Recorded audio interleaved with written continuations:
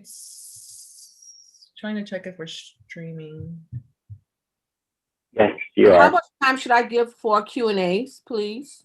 10 minutes. Okay. And so, Skylar, you're like the big deal moderator for the whole day. I don't know about big deal, but I am here. So when it's time to stop talking, you're going to be like, excuse me, we need to move on to the next one. Yes, I will be making sure we keep on track on this wonderful schedule that Deanna Okay. have curated for us. I did want to double check. Did you want me to read the whole bio of the moderators as well, or just a snippet from there? Just want to double check with that one. No, the entire. Okay, the entirety. What do you have for me? Because you don't need to say hardly anything. It's all about Nellie.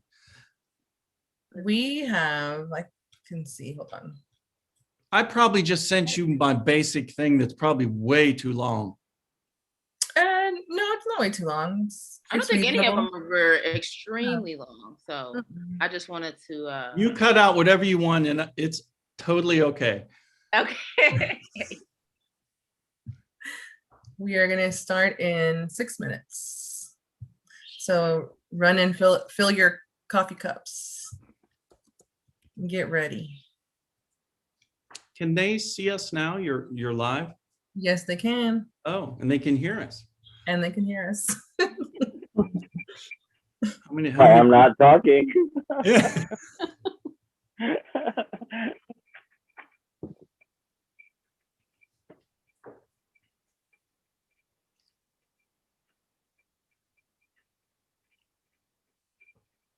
Everyone got all quiet now. Yeah. I know.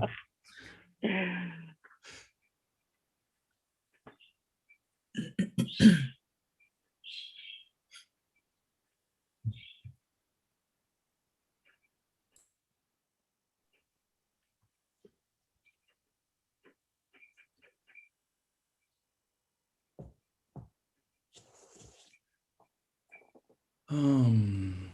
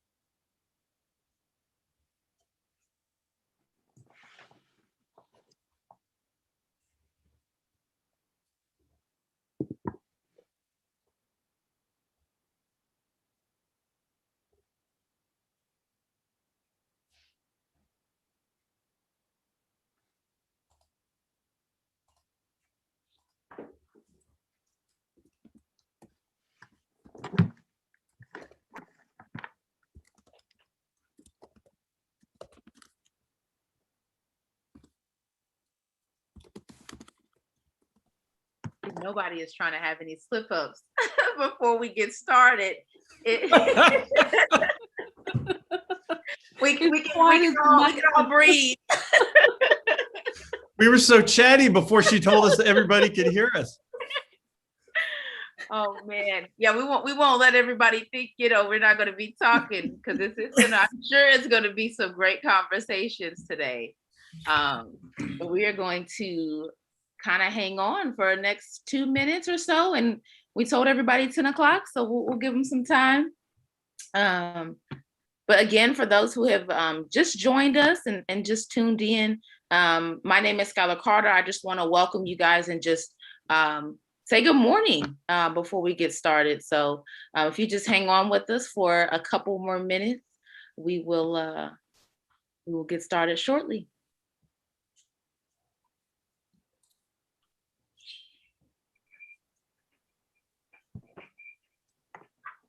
I guess perhaps since we're waiting for a minute, maybe people can go around and say where they're joining us from.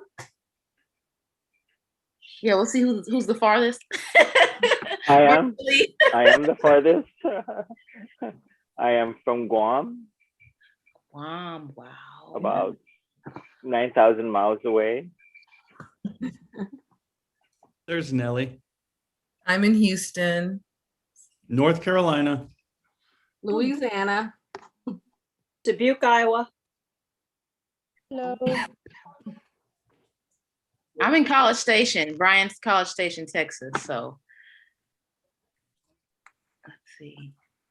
Yeah, Guam is definitely the farthest though. Yeah. Yes.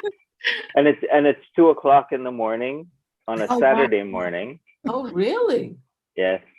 If there were prizes, you would get the prize. Yeah, Right. exactly. I always get the prize. Oh wow. Well, Well, you're a late nighter. Do you stay up late? No, I took maybe a 3-hour sleep and Mm-hmm. got up and made some coffee and I'm energized now. Yeah. Awesome. Well, I want to welcome everyone again for those who are here in the Zoom with us, and also those who are streaming this conversation in the symposium live. My name is Skylar Carter. I am a second-year doctoral student at Texas A&M University within the Department of Landscape Architecture and Urban Planning. I do a lot of research with archiving and sense of place with African-American communities and freedom colonies, Texas Freedom Colonies. And the founder of the organization that I work for, the Texas Freedom Colonies Project, is Dr. Andrea Roberts, who is also my mentor and advisor while here at Texas A&M. She will be giving our opening remarks, and I'm trying to see if she is here in the room with us yet. She will not be able to join us, so she sent me the video last night. Okay, perfect.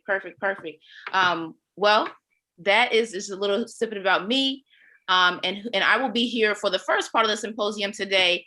And I just want to welcome everybody. I'm really excited to see the presentations and hear from everyone. So I hope you are buckled in and have your glass of coffee or juice or whatever your morning drink of choice. And we're gonna get started. Feel free to continue putting where you're from. If you're joining us via Zoom, feel free to put your hometown or where you're joining us from in the chat.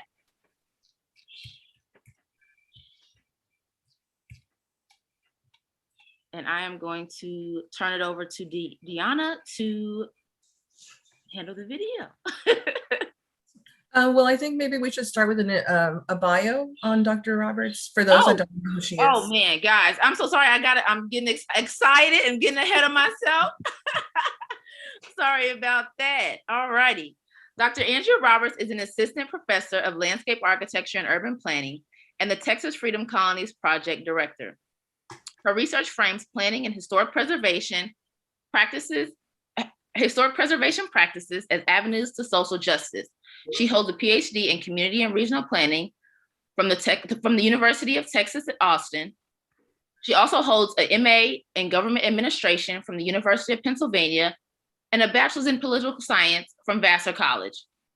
Her 14 years experience in community development and government administration inform her efforts to move disappearing African-American communities facing sprawl, gentrification, and resource extraction from the margin to the center of public discourse.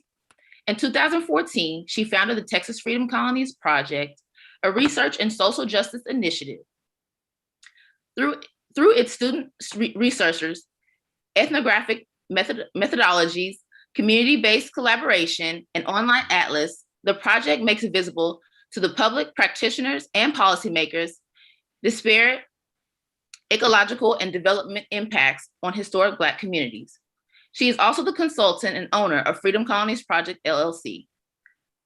Through this LLC, she provides civic art and landscape design project support, DEI program development for preservation organizations, public speaking, curriculum design, and research design.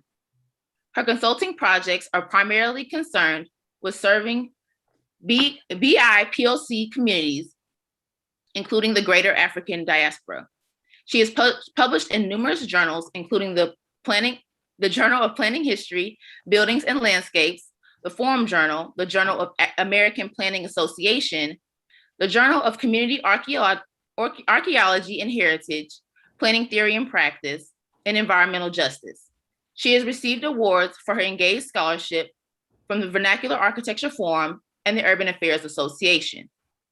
She is a member of Texas State Board of Review, which advises Texas SHPOs concerning National Register nominations and the Mellon Foundation's National Monument Audit Advisory Board. Dr. Roberts is a 2020-2021 Whiting Public Engagement Fellow and was a 2020 visiting scholar at Yale's Gilder Lehrman Center for the Study of Slavery, Resistance, and Abolition. She is currently writing a book about grassroots archives, Black historic preservation practice for the University of Texas Press. And that is Dr. Roberts. So now we will be viewing her video opening remarks.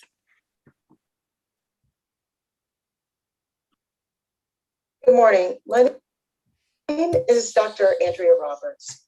I want to first thank Diana Hernandez for inviting me to be a part of this event, and of course acknowledge that I deliver these remarks from Bryan, Texas, on the land of the Tonkawa and Santa tribes, near areas in which some of my ancestors picked cotton.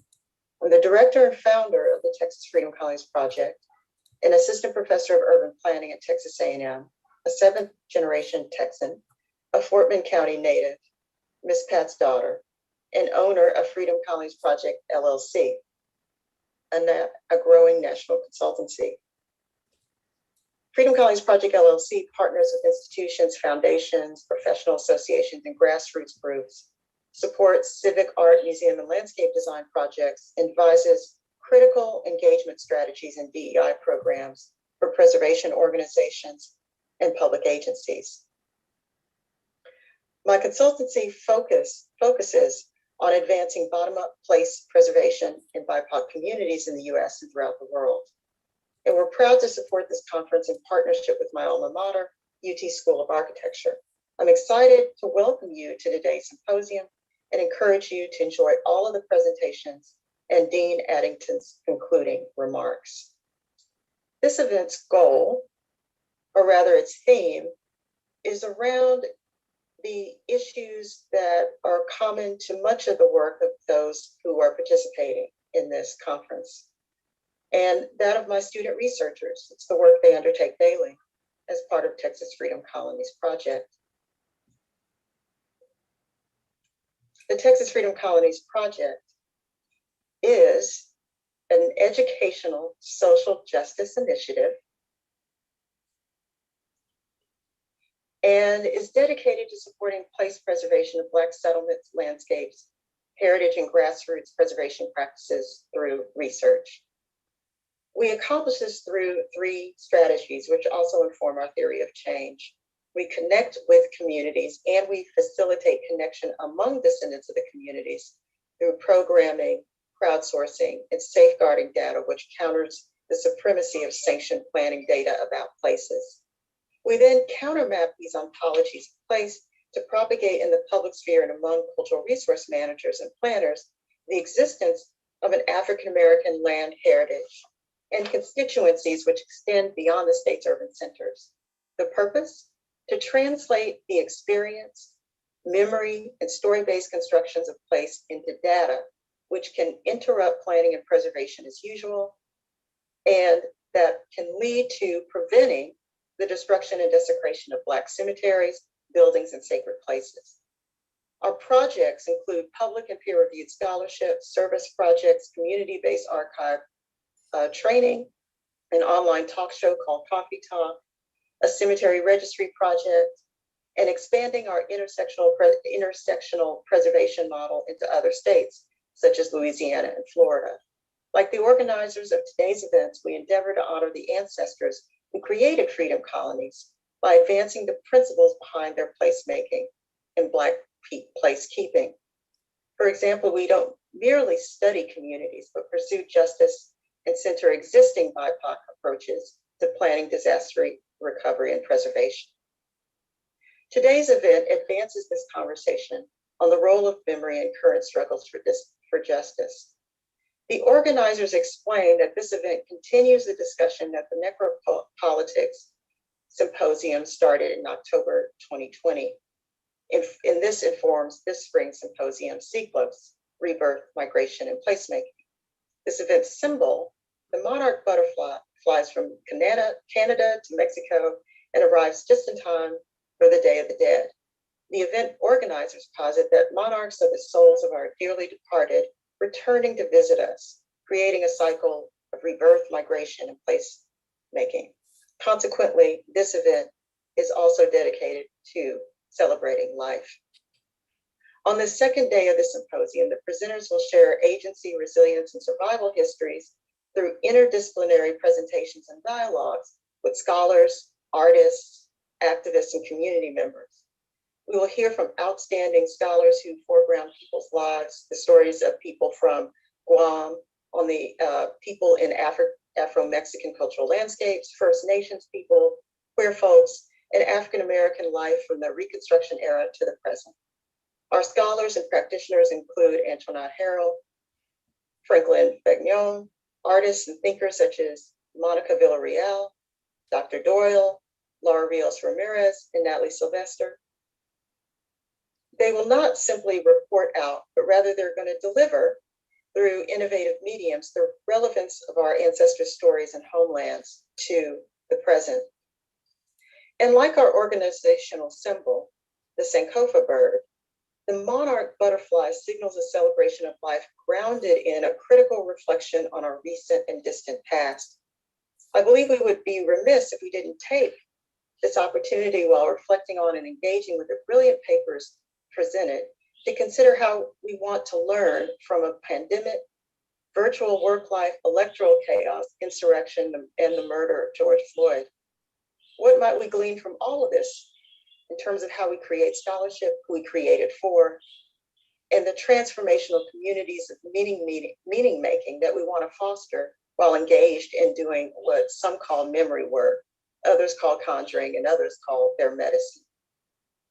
Like the event creators and planners, I think this is a time of unity informed by a very realistic look at what we have all faced in the last year and how the previous year's memories can transform us on more than an intellectual level if we allow it. For example, I remember where I was this time last year. I found myself in New Haven, Connecticut.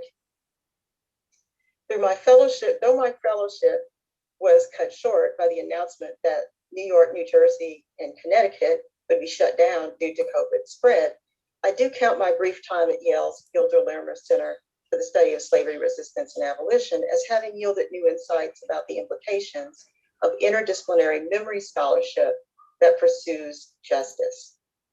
During this period, I created space to contemplate my work on African-American place founding heritage and memory anew, placing this work within our country's larger context, which is wrestling with its own national foundational story. This is not one story, but really the story of restarts, setbacks, and rebirths of our awkward lunge toward justice. I visited just an hour before it closed to the public, the Yale University Art Gallery. Once inside, I literally stumbled over Turnbull's grave. He is buried under the building.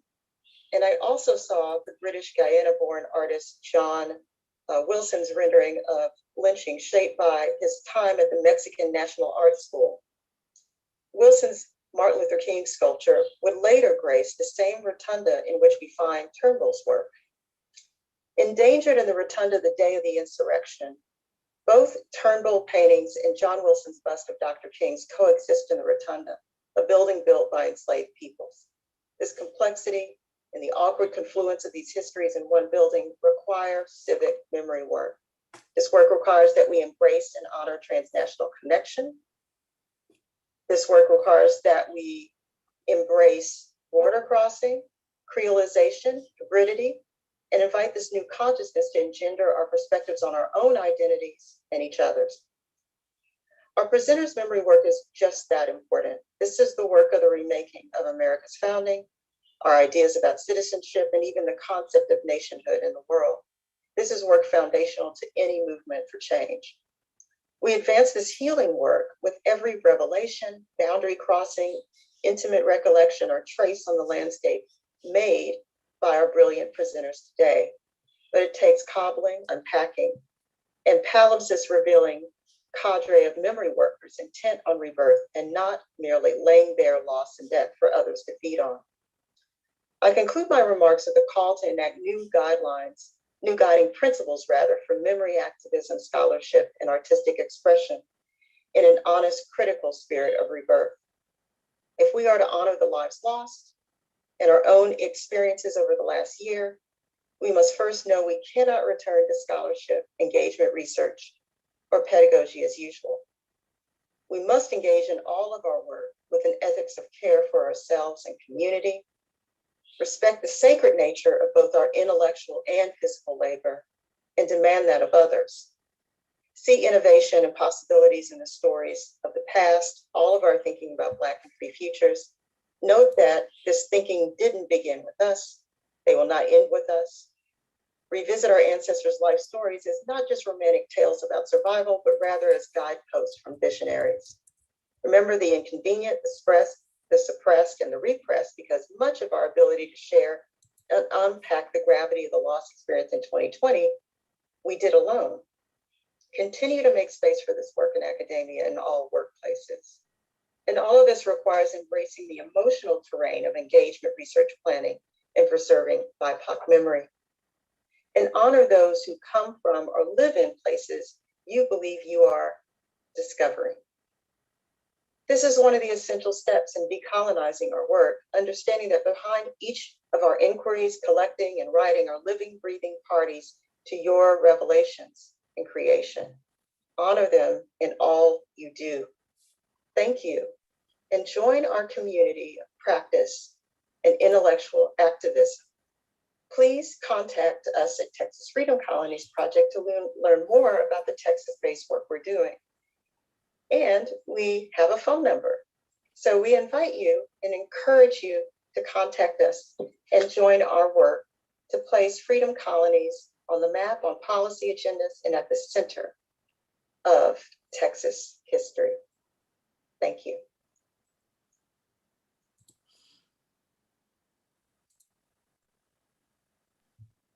Whoa, that was so wonderful. And I know that gives a lot of folks that that have not previously heard of the Texas Freedom Colonies Project, gives you an insight to the work that we do and the purpose for that work, and a lot of the work that the presenters here are going to represent today as well.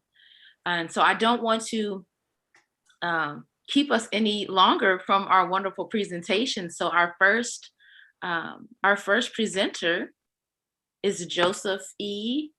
Quinata. Please let me know if I'm sure I'm pronouncing that wrong, but he can correct me. And I will give you a little bit about him.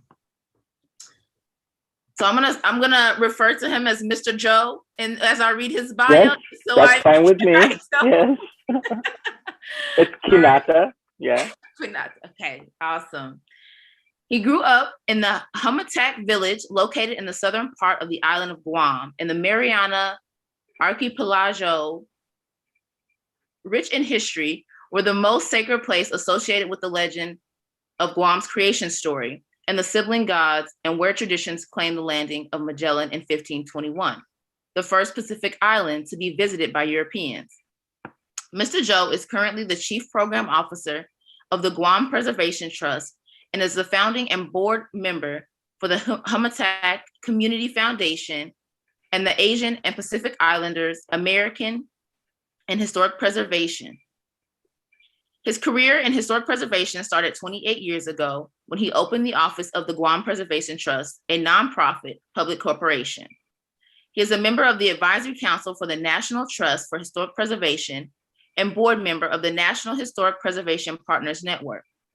His community contributions include pioneering many local and regional cultural events, member of historic and restoration commissions, writer and contributor to locally produced publications, and a mediator and board member of the Inafa Mayalek Mediation Center, a nonprofit conflict resolution group. Mr. Joe received the 2011 NTHP Trustees Award for Organizational Excellence for his administration of the Guam Preservation Trust. He was cited with an honorary architect from the American Institute of Architects, Guam and Micronesia chapter, and a recipient of the Pioneer in Preservation Award honored by the APIA HIP. The title of his talk today is focused on the story of the Shamaru people of Guam. And I'm going to read a little bit about the abstract for his presentation before I get into the bio for Kathleen Conti, who is going to be the moderator of his session. Today, our communities desire to know more about their history that represent themselves and have taken bold steps to write their history with their narrative. This presentation is a testament to the power of perspective, is a step towards the world knowing who Shamarus are from and Shamarus themselves. This presentation will showcase our journey, the story as we complete our narrative, and the story as we complete our narrative.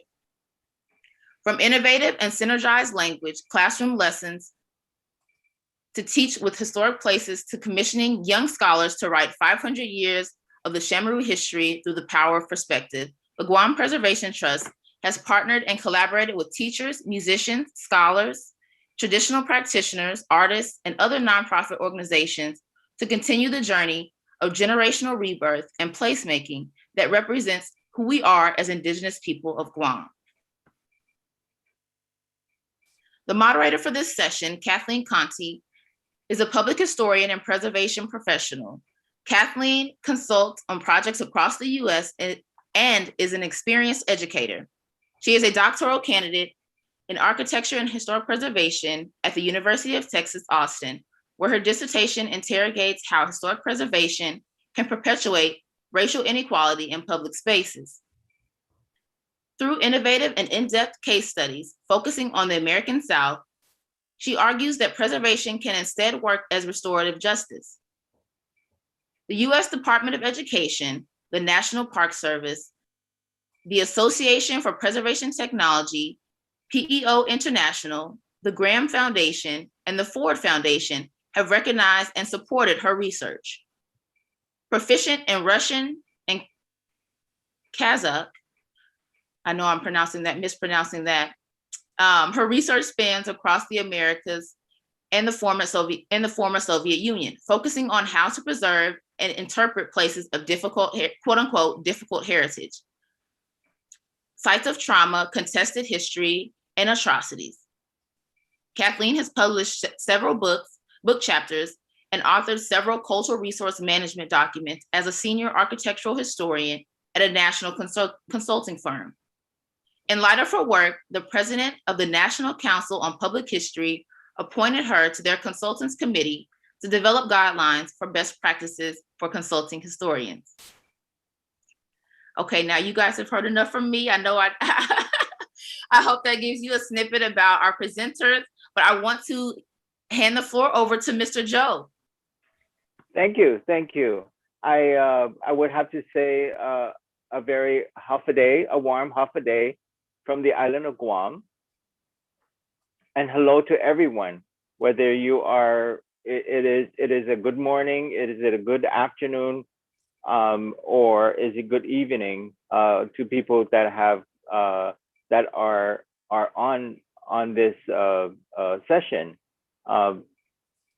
I wish I had the whole morning to sit and chat with you and tell you stories of Guam, but I'm only given 20 minutes to do that. And I will do it as well as I can. And I wanted to give you a brief of Guam's history. You know, every indigenous culture or every community always have this creation story in the beginning. Well, we do have our story on Guam, and I wanted to share with you that story in a video format, and then after that we can proceed with the rest of the presentation. It is 8 minutes. It is a very powerful video. It is in our Chamorro language with the subtitle, English subtitle, but the picture itself tells the story. So you don't really have to read everything in the bottom. The picture tells that story. It's a story, the creation story is about the sibling god, the brother and sister. Let's, if we can roll that video.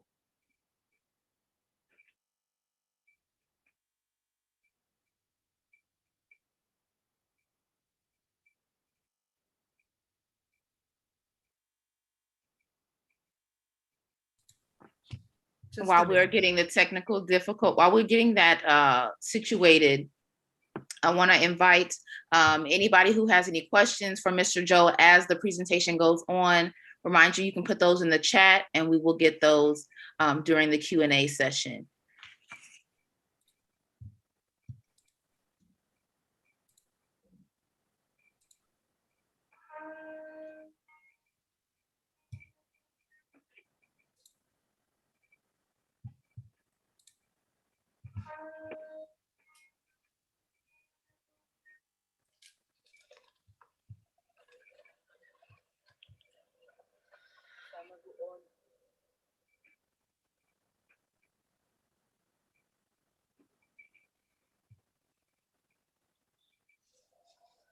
Famagoon who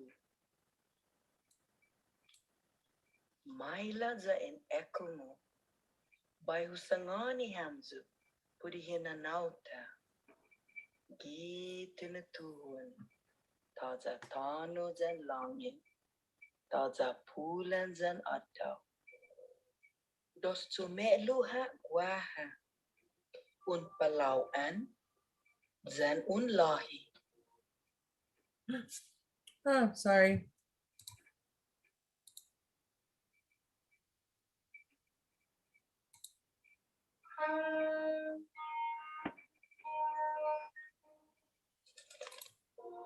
Iman mofo na namanyay nata. Si fo na Zen si puntan. Apman na siya haidos. Lomatungo na siyempre matui orania. Was maplanea todo kinatina siya. Was kula ni lemay ni popodong. Matulog ko si puntan. Ihaanin magutos ka aninya. Si Fona hatsuli itatawtawid sa lunya.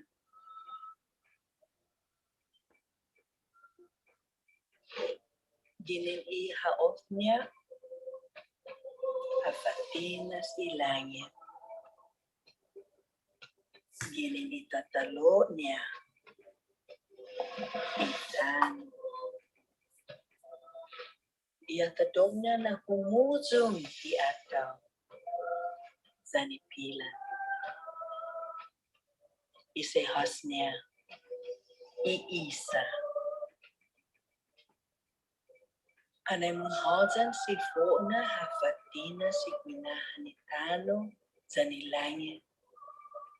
Mahalay nitselunya. Zagini nilagunya na humuzon isadu zanitasi. Ginin iantinia ano ilinala itanu zanitasi.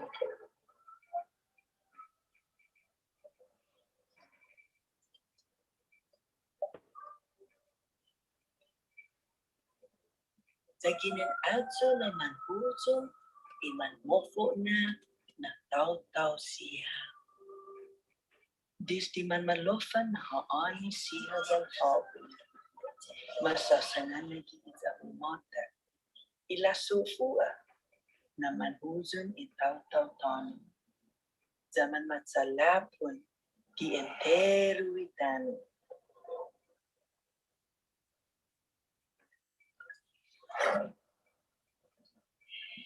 Kalanihagan, di ufan malefa gininamano siya.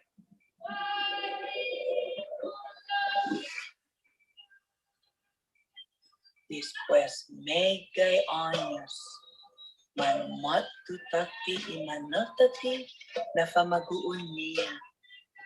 Ginin ihinanaw itasi, za makakad ka, di istoryan itinutubonta.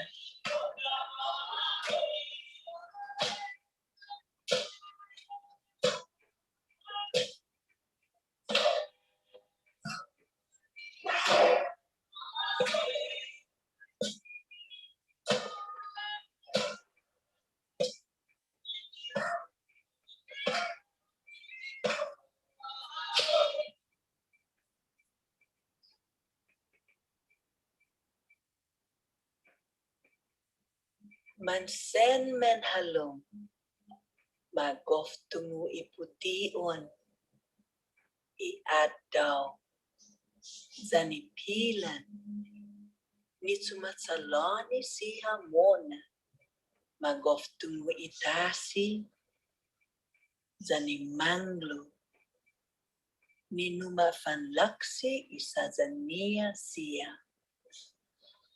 Matsuli tinanong siya kagwi itago.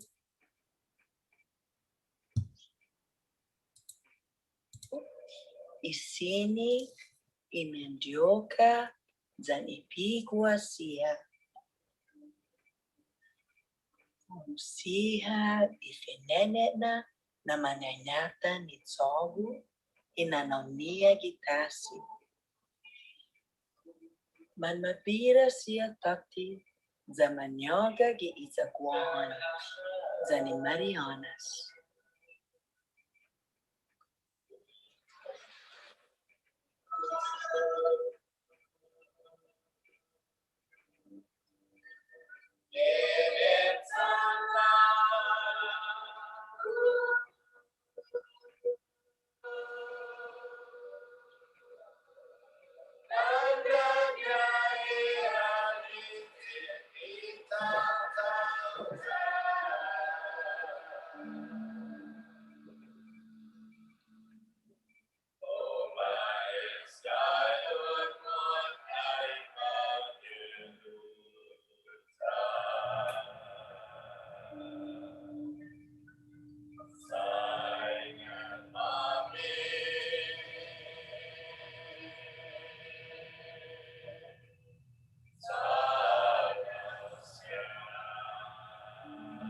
Ginini first kunhonom san minaulikitan. Mahotsa iminet good itinawtaw niya. 3,500 años después, minimanatati na famaguun niya. Manggagagiha na inana imo na istoryan mommy para hamzo. Pues maila famaguon po. za intingu I finaposta. Ta fanhita un piohi talu kihinanaw imanay nata. Ni manmopos sa ihinanaw niya hinanauta.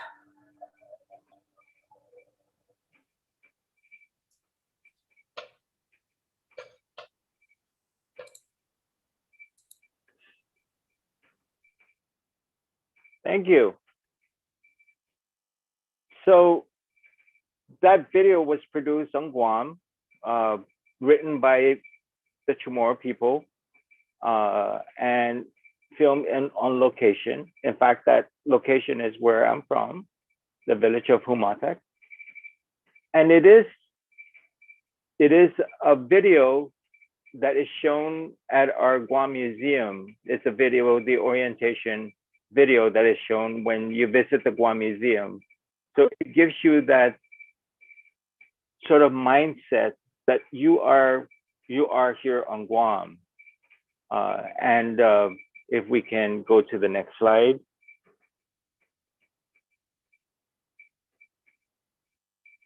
You know, just sort of a brief history of Guam. Guam has been colonized for 500 years, since 1521. In fact, Magellan's ship had just left Guam. Spain was tracing Magellan with their modern ship, and they came to Guam to trace Magellan's voyage, his circumnavigation around the world. And it's really interesting that for 500 years, since 500 years, we have not really we have not met with the government of Spain, the king of Spain, and he wished that he came to Guam, but he had sent his representatives to Guam, and we told them our story, and that story they're bringing over to the king about just about everything that had happened for that 250 years of Spanish rule. Now the United States of America is currently colonizing the island of Guam. We are a territory of the United States, and we continue to struggle. We continue to sort of look into decolonizing, ourselves here on Guam, and we do it. We for decades we realized that we've been reading our histories by other people that write about us. Like the saying goes, the victor writes the story. Well, we are much more educated, we're much more sophisticated, and we have taken over and started to write our story. And what we've done is we have taken academia, people that wrote about us for the canon of it. We've taken our traditions and our oral histories, and we've woven that in. And then we've flipped the story so that we become the characters. Because we've always been the bystander, the passive bystander at history books that we read ourselves in. But at this day and age, we're a lot more educated than we used to be before, as far as writing our own histories. And so now we do that. And I like to share with you a couple of projects that we're currently doing that perhaps maybe other folks can it's a model for other communities to do. One project, and we can put that the next slide. One project is called Ekungok y Historiata. Listen to our stories. So what we've done is we've taken our local heritage teachers in our schools. we've taken them and taking them to these historic sites. We discuss how can we teach with these sites. What they've done is they've taken it and they've written their narrative, but not in English, but in the Chamorro language.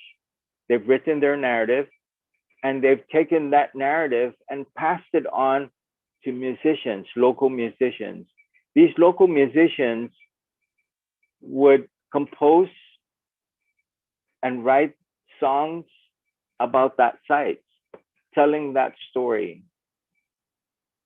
Now you have the local musicians that produce the lyrics and compose the melodies.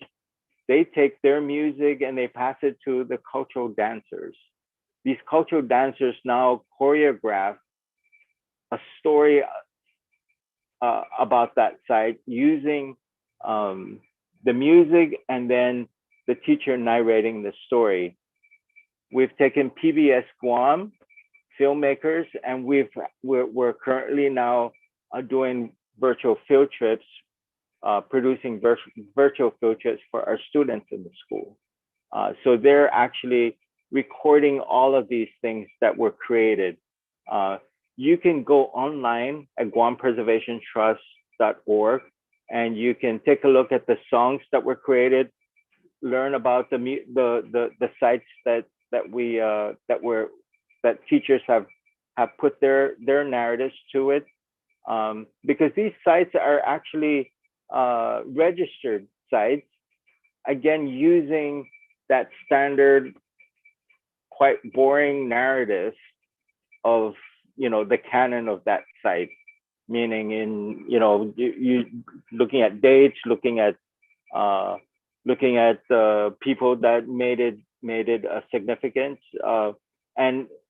and we realized that most of the sites, most of the structures that were registered under architectural significance, but we have much more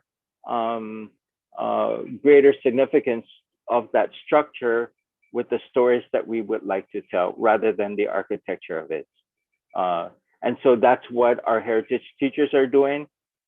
They're writing lesson plans about that site and how they want to be able to teach the stories behind that historic sites and put it into the classroom.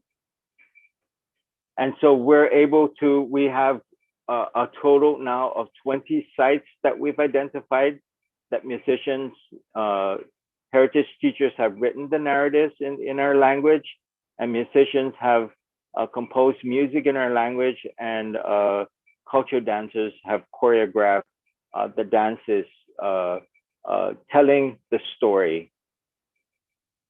There's another project that we're currently doing, and if you can put it to the next slide, and it's called Hinanauta, Our Journey. So we commissioned 4 young scholars, and we commissioned them to write our history with our narrative.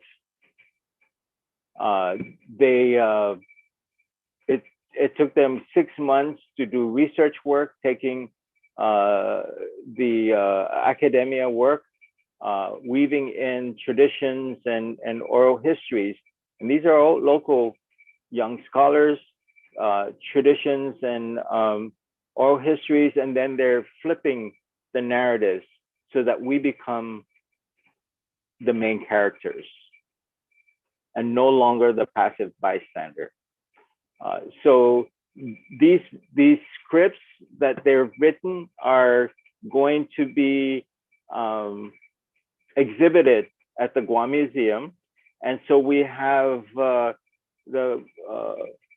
artifacts that are going to supplement the story that they're going to be telling. We have seafarers that are going to bring in their big canoes to the museum to supplement the stories about the people of the sea. There's about 10 panels of scripted stories that will tell about the story using our narratives. And so we have these two projects. We have a lot other more projects that we've completed. You can go online, but these are the two current projects that are just really awesome that I feel that everyone should know about and how we're doing it here on Guam.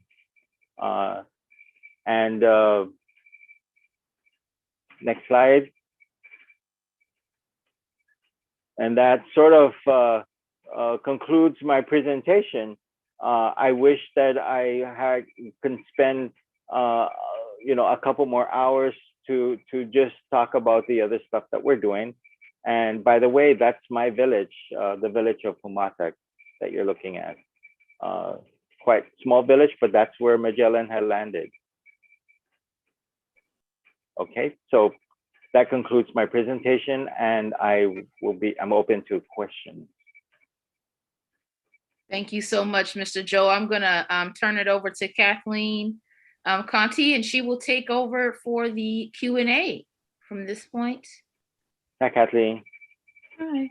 Well, first of all, I just want to say thank you for your wonderful presentation and being up in the middle of the night to give it to us. I wish if we were in person that we could all sit around over lunch and hear more stories from you. But I think your presentation makes it very clear that so much of preservation, we want to say that we're working with minority communities, but a lot of it is that what are the barriers that are preventing those communities from getting to do it themselves, right? And so is it the structures that the federal government has put in place, right? Is it, who gets to go to grad school and different things like that. So I think it's really important to amplify the voices of the community rather than thinking we can come in and tell the histories for other people. So I think your presentation made that so beautifully clear of how important it is to do that.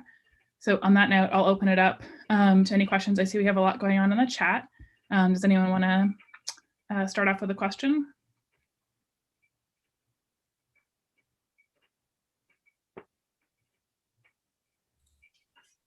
Okay, I have a question. Is there a way that you're measuring the impact of this approach on students? So the government of Guam had instituted a law that requires students to learn.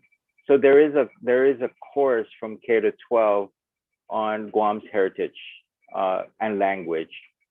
And so you have their measurements on their knowledge on that end as far as the impact of us teaching that. Now it really is up to the community, like the Guam Preservation Trust and other organizations, to come up with products so that teachers can be able to better teach the students in the classroom. We do have organizations in the community, like the Humatak Community Foundation, that we've started at our village. Every Tuesday and Thursday night, kids come to our center and we tell stories. These kids actually would go to these sites that they feel that is significant to them, and they learn about it. They talk to the elders about it. And then we do have, once a year, we have a cultural heritage and history and cultural heritage day. And for 2 weekends, visitors, not only residents, but also tourists, they come down to our village. The kids become docents to these sites. So there's this walking heritage tour that people would take, and our own kids tell the story. What it does is the first thing it does is it gives them that confidence that they know their history. So the saying about, if you know your history, you know yourself. And that starts that confidence building, that self-esteem for them to be able to take on everything else because they know who they are. And so that's one impact that it's done with at least that one village that I'm working with. We're getting the other villages to follow suit with their kids, and instead of their kids, just hanging out. They have this place to go to learn about who they are, to learn about their history, and to share it with other people, maybe on weekends or on a special day that their village would have, for visitors to come and visit their village. But there are measurements that we can look at and see if this exactly is a good practice. But we feel that we want to encourage a lot of especially our college student, our local college students, to start to produce publications, whether it be in our language or whether it be in English, but that their narratives are now making us as the main characters. That our kids are now going to read about themselves by their own people, written by their own people, and so it's snowballing as we speak, and we've seen a lot of publications come in. The Guam Preservation Trust provides grants for local people who want to start writing about Guam's history. So we give them funds, research monies. We try to stay away from being publishers. We have the University of Guam Press that does the publishing, and then we give them grants to do the research part, whether it be research at the university's archives or doing interviews in the villages with the elders, and whatnot. But yes, that's what's happening here on Guam.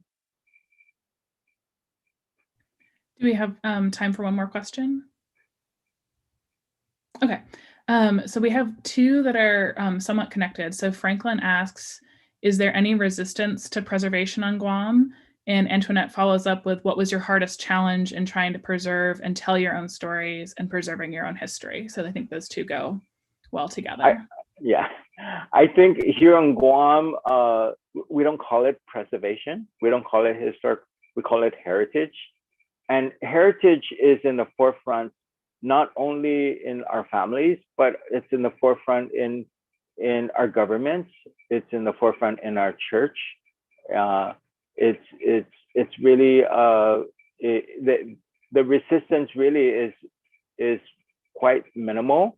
A lot of the resistance really mainly come from academia, which I'm not surprised about. Questioning a lot of the traditions and oral history, comparing to their canon of history. My most challenging part in this is trying to preserve and protect the sacred sites from, so the military owns about a third of Guam's property. And there is a buildup happening because the Marines are being transferred from Japan to Guam. So they need to build a new base for the Marines. We already have a Navy base, we have an Air Force base, and now they're building up for a base for the Marines. And that's acres and acres of property that they are developing, of which a lot of, I would have to say, the whole Guam is a sacred site. And so 10 years ago, we had to take, the Guam Preservation Trust had to take the Department of Defense to court because they wanted to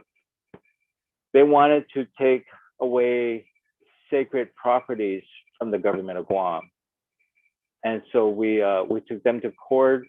They violated three laws, the NEPA law, the Historic Preservation Law, and the Coastal Management Law. And the courts had ruled in favor of us. And they they had to move into their own footprint rather than, if they had taken this property from the government of Guam, they would have owned half of the island. Now our island is very small. Our island is only 35 miles long and 18 miles wide. It's only about over 200 square miles. And so if they had taken that property, they would have owned half of Guam. And now they're into their footprint. They're still resistant. I sit closely with them now to look at to sort of monitor what they're doing so that we can protect a lot of these sites that need protecting. Great, thank you so much. You're welcome. Any other questions, or if not, I really like to thank Diana for her insistence of me coming in and presenting, and you know, I'm really excited to do this. I want to be able to maybe have a good 2-hour-long session just discussing a lot of the things that we do here on Guam, and perhaps maybe we learn from each other a lot of the stuff you do in Texas. And before I forget, Texas A&M owns acres of property here on Guam. It was donated to them. So think about it. Maybe you want to be able to have a satellite here and help Guam out. But yes, almost 100 acres of property is owned by Texas A&M. It was donated by one of their alumni. So. Thank you so much, Mr. Joe, for that presentation, and the guests and audience for those questions. We will go ahead and keep it moving to our next presentation. Miss Nelly Aboud. Again, correct me on pronunciation. My name is spelled a little differently, so I try to make sure that I pronounce everyone's name correctly. But Nelly? Yes, Aboud. Aboud. Okay. Correct. I'm going to give a little bit of background about you and your presentation. To our guest, Nelly Aboud is a Lebanese archaeologist specializing in museum education in Lebanon. Her experience includes 15 years at several museums as a public and visitor service manager, designing and implementing interactive tours and workshops. She is the founder of an NGO called Museo Lab that promotes Lebanese cultural heritage through hands-on interactive experiences. Her research focuses primarily on cultural heritage, public archaeology, and museum education in Lebanon. Welcome again to you, Nelly. Thank you so much. The title of her talk is Beirut's Rebirth, Heritage, Remembrance, and Amnesia.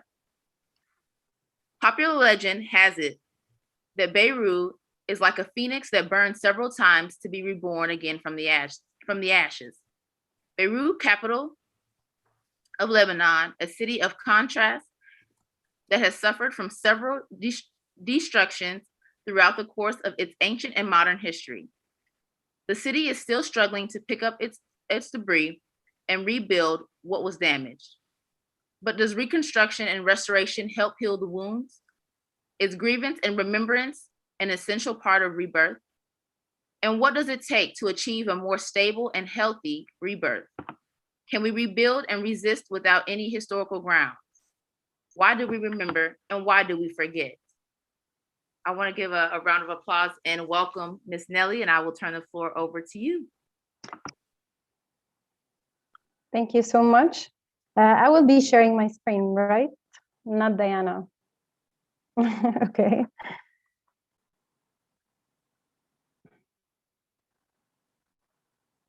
So can you see my screen? Okay. Thank you so much for having me. I am so honored and grateful for being here with you today. Thank you, Diana, for organizing this, and thank you, University of Texas, for inviting me. I'm also grateful and pleased that Franklin Bagnoni will be moderating also my session. So as you mentioned, I will be talking about Beirut rebirths.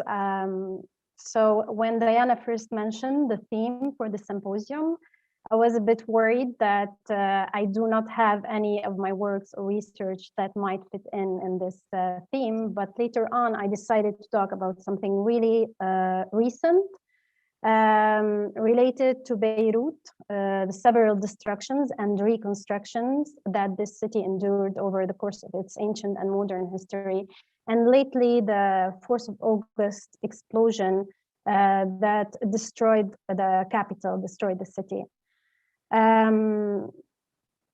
So as you already also mentioned in the abstract of for this talk, the popular legend always compares Beirut to a phoenix. This mythical creature, inspired from the Greek folklore, it burns several times to be reborn again from the ashes. So in ancient Greek folklore, a phoenix is a long-lived bird that regenerates. Associated with the sun, the phoenix obtains new life by arising from the ashes of its predecessor. Some legends say it dies in a show of flames and combustion, and others say it simply dies and decomposes before being born again. Well, indeed, the city of Beirut suffered from several destructions, natural or human-made destructions throughout the course of its ancient and also modern history. In the 60s, the era of the golden ages of Lebanon, before the 1975 war, Beirut was known as the bride of the Middle East or the pearl of the Mediterranean, due to its vibrant, flourishing financial, artistic, and touristic life. Sorry. I'm trying to monitor 2 screens, so I do follow up with you. But that didn't last for long. In 1975, the war started and lasted for 15 years, destroying not only Beirut, but the entire country. Over 100,000 killed and even more injured. Almost 1 million Lebanese fled the country in search of a safer ground. And a decade after the war has ended, there are approximately 70,000 to 80,000 people who are still displaced. But even after the cannon sounds shot, the destruction didn't stop. And the war, unfortunately, didn't end, but it took a whole different form, a form of reconstruction, restoration.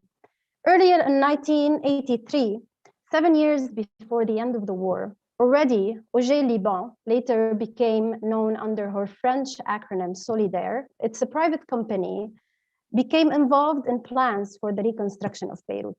When the war ended, Rafiq al-Hariri, who later became Lebanon prime minister, returned to Lebanon and began to reshape the city. Notably, this involved large-scale demolition of damaged buildings, including many which had been intact. Scholars estimate that as many as 85% of the buildings destroyed in the central district of Beirut were demolished after the war. So here you can see a video of the destruction, one of the destructions that happened in 1994 when Solidaire or Auger Liban started working in downtown Beirut. I'm not sure if the video is working. So they used dynamite and they used also heavy equipments to destroy, as I said before, almost intact buildings. So in 1992, Hariri became prime minister and solidified the capture of public institutions by private ones and continued its operation. And also Auger Liban or Solidaire became closer to the Lebanese government, which granted retroactive legislation of the company's remit. By this point, the business and institutional framework, which became Solidaire in 1994, was already in place. The reconstruction, or I can say the construction, turned out to be a real destruction of the capital Beirut, wiping out on its way a considerable number of archaeological sites, historical buildings, and completely changing the face of the capital of what used to be the busiest popular center of Lebanon, the heart and the soul of the city. The rebuilt or restored buildings today do not resemble the Beirutis. Here on the right, you can see one of these restored or constructed buildings. So these buildings do not resemble the Beirutis who had to relocate from the city, taking nothing with them but their shattered memories. The downtown is home today to overly fancy shops that sell overly expensive brands and home to empty offices and apartments that no one can afford to rent. No Lebanese, at least.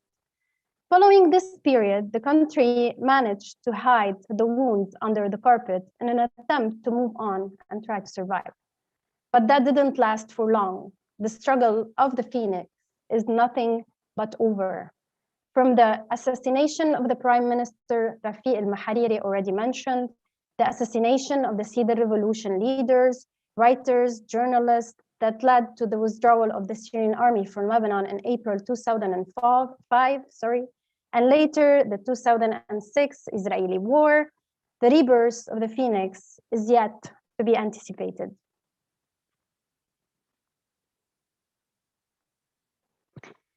And last but not least, my main focus today is going to be on the last disaster that hit the capital, Beirut. 7 months ago, Beirut harbor was hit by a massive double explosion. The double explosion traveled a 10-kilometer radius east of Beirut, killing more than 200 people, injuring 7,000 people, damaging more than 8,000 buildings. It was equivalent to a 4.5 magnitude earthquakes on the Richter scale, and is considered one of the most powerful non-nuclear explosion in history. The echo of the enormous blast was felt as far away as Cyprus, about 200 kilometers from Beirut. So I will try to play the video just to show you how strong and massive the explosion was. Is it working? Because on my screen, it's just looping. No, it's not working. No, Nelly, it's not. But I think a lot of us have seen it. Yeah, thank God, because I don't think I can rewatch it or even hear the sound of the explosion again. So when the explosion hit,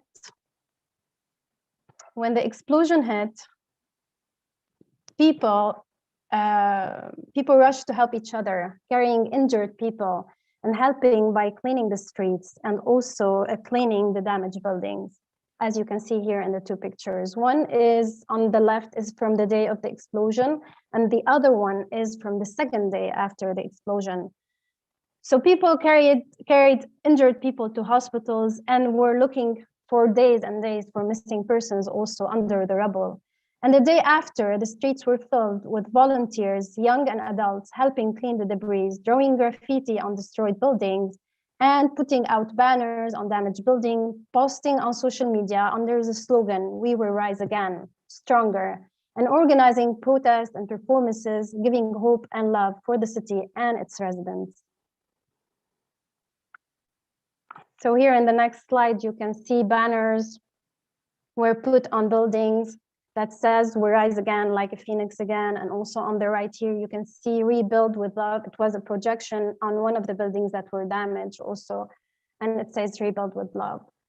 And also the campaign on social media platforms, on Twitter, Facebook, also "We shall rise again." Other also shops and restaurants who were destroyed also during the explosion posted on Facebook, "We will rise again stronger." So the silos at the site of the explosion, it's also the picture of my background here that I'm using in the Zoom. So the silos at the site of the explosion that absorbed part of the blast wave stood there, marking a tragic moment in the history of the country. And it quickly became the site where people would go, remember, take a picture, pray, and mourn. So the site of the explosion quickly became a site of remembrance and for remembrance. And in the wake of the disaster, A government-commissioned study reported that the 50-year-old silos could collapse at any moment and should be demolished, sparking an emotional debate among the city's residents over how to preserve the memory of the tragedy. Campaigns on social media platforms were launched, some demanding the preservation of the silos of Beirut Harbor as a memory of this disaster and to keep it as a witness of what corruption, negligence, terrorism, and hatred can do, and others demanded the entire demolition so no ugliness or destruction is left. The campaign grew bigger with many reports made about it, and even the Minister of Culture sent a letter to the government demanding the preservation of the silos as a historical witness for future generations. Carlos Mbarak, a Lebanese architect, has even designed a memorial park for the site and submitted a proposal to the government, to the Lebanese government, and he is now searching for funding to fund his project. And in his proposal, he has the silos as a focal point, a remembrance ring at the crater, a museum, and a green space. The aim, he said, is to honor the victims and survivors while also capturing the spirit of solidarity among the Lebanese in the wake of the explosion. He goes on and says, there is something very, very powerful about the silos, he said. They are now part of the people's collective memory. And here you can see his proposal, and inside he has put pictures of all the victims that perished under the silos, under the rubble. Sarah Jafar, another Lebanese architect, believes the government wants to obliterate the silos and move on as if nothing happened. She says, it is a reminder of what they did. And Jafar, she is an architect whose apartment overlooking the silos was destroyed in the explosion. She goes on also and says, I never want to lose the anger that I have. Jafar said, pushback against demolishing the silos stems from fear that a similar scenario based on a concept of amnesia, if you don't see it, it didn't happen, is being engineered for the August 4 blast by the government, by Lebanese government. Then came another proposal by Fadi Aboud. He's a former tourism minister to turn the port and silos into a tourist attraction, a site that would rival the Roman ruins in Baalbek. Families of the victims protested, called it a heartless commercialization of the site where so many died. In their dreams, vowed Gilbert Karahan, whose 27-year-old fiancé, firefighter medic Sarah Faris, died battling the fire that broke out just before the explosion. And he said, they will not profit of the martyrs. Aboud's proposal was backed by former Minister of Foreign Affairs, Gibran Bassil. These proposals are not an accident and aim at belittling the tragedy of what happened. But in the middle of it all, one voice should be given the place to resonate. Families lost loved ones who were trapped in the eye of the explosion, and their bodies were found later on, days after, in pieces dispatched all over the explosion site. Ghassan Hasrouti spent most of his life working at the silos in Beirut's port, unloading grain shipments to feed the country, even as fighting raged around him during the 1975-1990s war.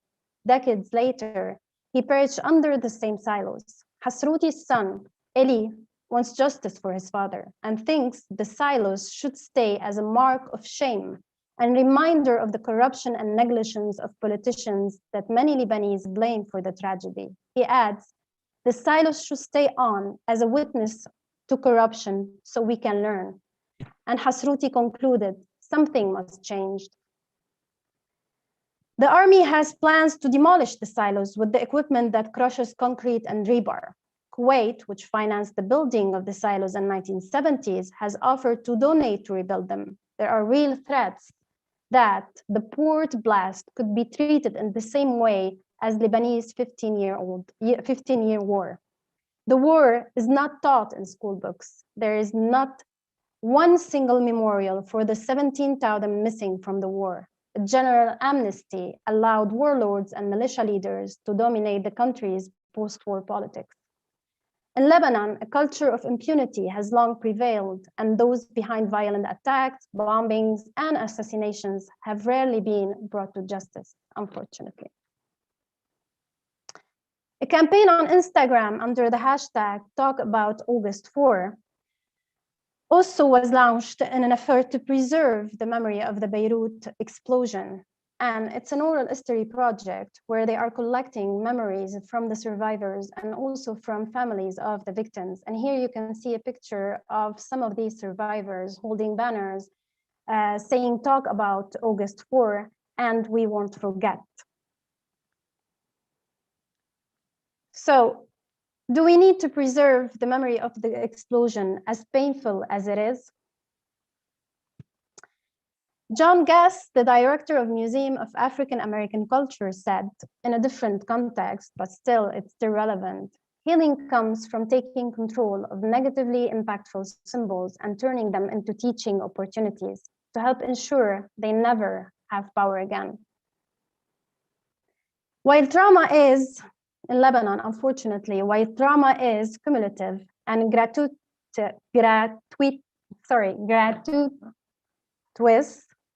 unfortunately, healing in Lebanon is still forbidden.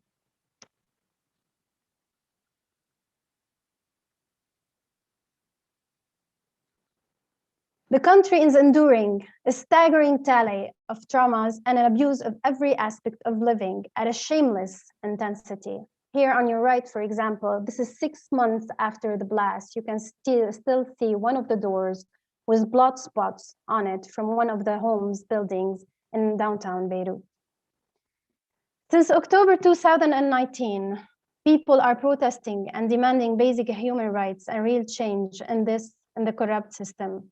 And the explosion is nothing but a reflection of how corrupt, criminal, and incompetent the Lebanese mafiocracy is. We actually do need a place that retells the story. This would help achieve a clear memorial duty. After the war, we, I mean as Lebanese, just went from general amnesty to general amnesia. In fact, the country has been diagnosed by scholars, activists, and artists as suffering from social amnesia, hypomnesia, or hypermnesia.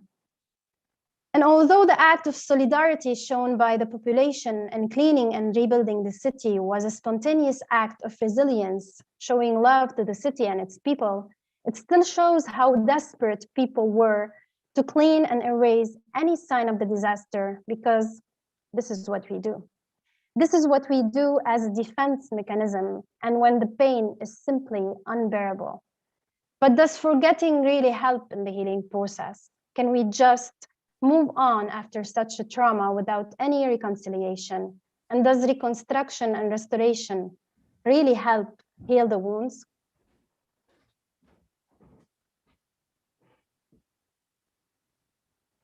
I do believe that so far we didn't manage to grieve. We didn't manage to mourn and remember so we can be reborn stronger.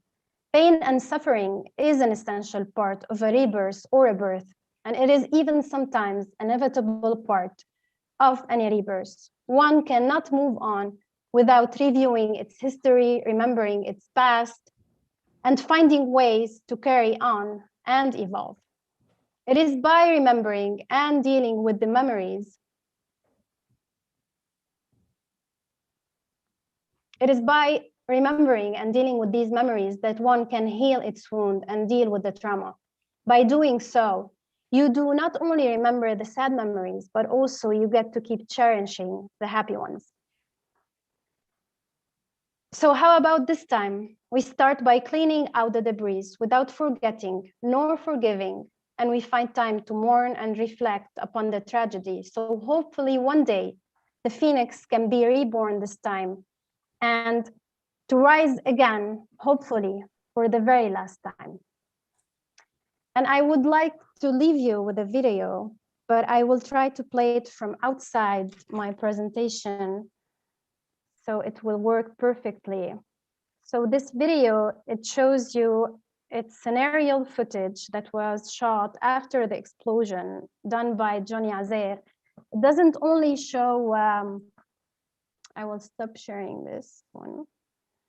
So it doesn't only show the destruction after the explosion, but also it shows, you can hear voices from inside these apartments, voices of the city, recorded maybe before the explosion, and how was life before the explosion in downtown Beirut inside these destroyed buildings.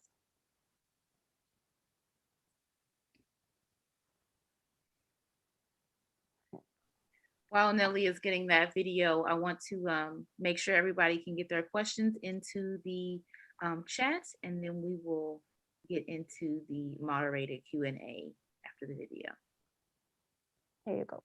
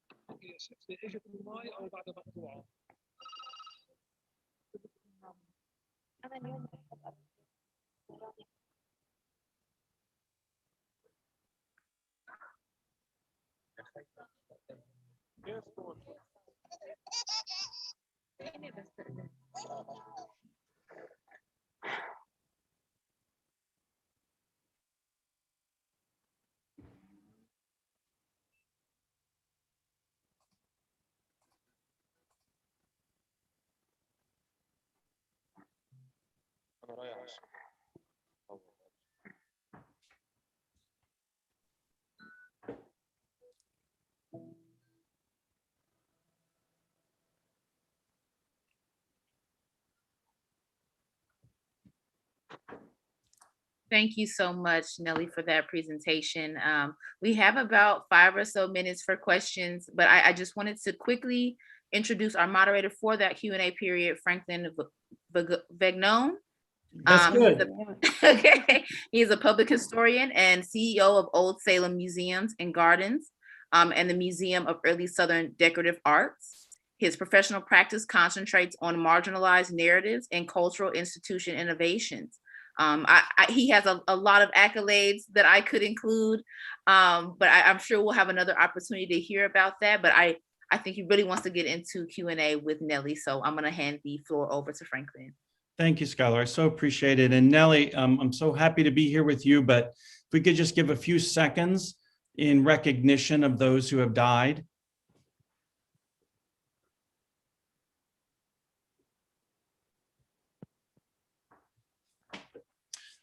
So Nelly, I'd like to jump in and ask you a question about how do we consider heritage, intangible, tangible, contested, during a time period in Lebanon where having a roof over your head or food on your table or water to drink or money in the bank or access to money in the bank, how all of that, you know, just the struggles of surviving are really the priority at the moment. How do you manage to separate those two, or do you not separate those two?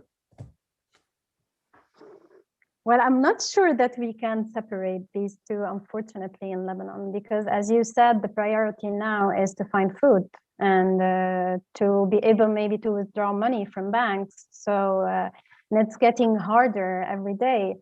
But I guess also we have a duty to try at least and maybe record some of these like memories. And I love, for example, the campaign they are doing, Talk About August 4, because also people get to like, talk about it. And maybe they cannot afford to go maybe and see a psychiatrist now, for example. So it's good that they are, building this community where people can go and talk about it. And so yeah, I guess we have a duty to try and separate and try also all the time and document everything. And this is what I was trying to do. And I was also hesitant, like, to participate today and talk about that, because like the wound is still fresh. Yeah. And I cannot like talk without breathing all the time. Yeah. And, so I hesitated, but also I said that someone should talk about it too. Because in the middle of all this chaos, we tend to forget easily. This is our way of coping with the pain. So we tend to forget and try not to remember because the pain is simply unbearable, as I said in my presentation. So, so I'm trying to do this, my homework here. So, but it's interesting though. Well, you and I are friends, and so and I understand the pain because you've explained it to me, and I've watched the videos, and it's for me, it's an amazing thing for me to watch you present to the world in some way this pain in a way that can be translated and understood.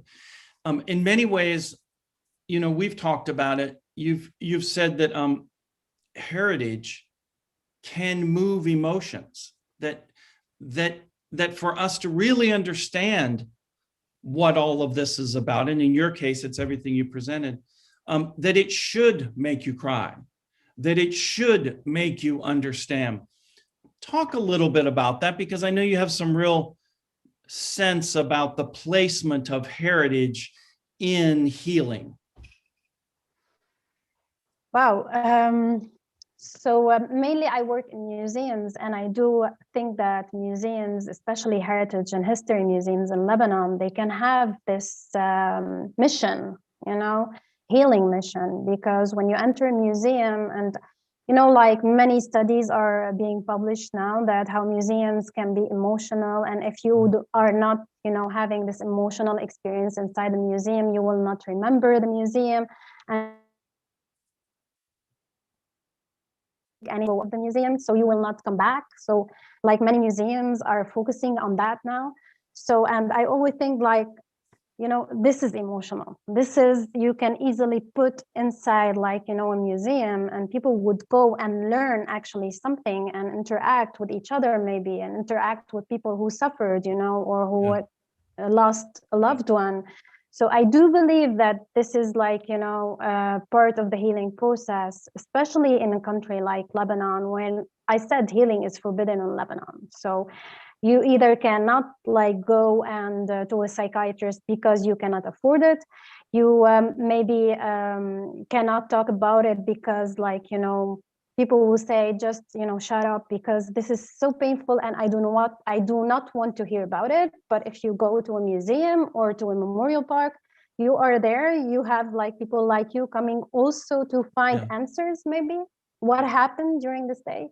So you can find people like you, so they can, you can feel some empathy, maybe you will feel comfortable, you will build a community with these people. So I guess, yeah, that can like, can be a healing and liberating. I do know that the healing is much needed, like, like a collective healing, not like something, an individual healing. And this can be done through like a memorial park or a museum or any heritage, site. There's one building in particular that I know was very sad for you, and I don't remember the name, I apologize. It's where all the beautiful stained glass after 15 years had been fully restored and was blown out in the last explosion.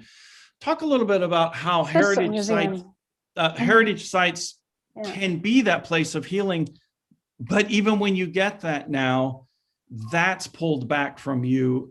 And what does that leave What does that leave a culture with when something that you tied to healing is now wounded again? Wow. Well, we are still under shock, I guess. Even people working in these places, inside these museums are still like picking up themselves first and then trying and rebuild the buildings. But it's not only about the building, I must say, it's also about the collections. The collections are still there, and like the Surstok Museum you mentioned is doing an effort to stay online, and to communicate with its audience. And like he's always saying, we will be open soon, even if we did not finish the restoration works, you can come back.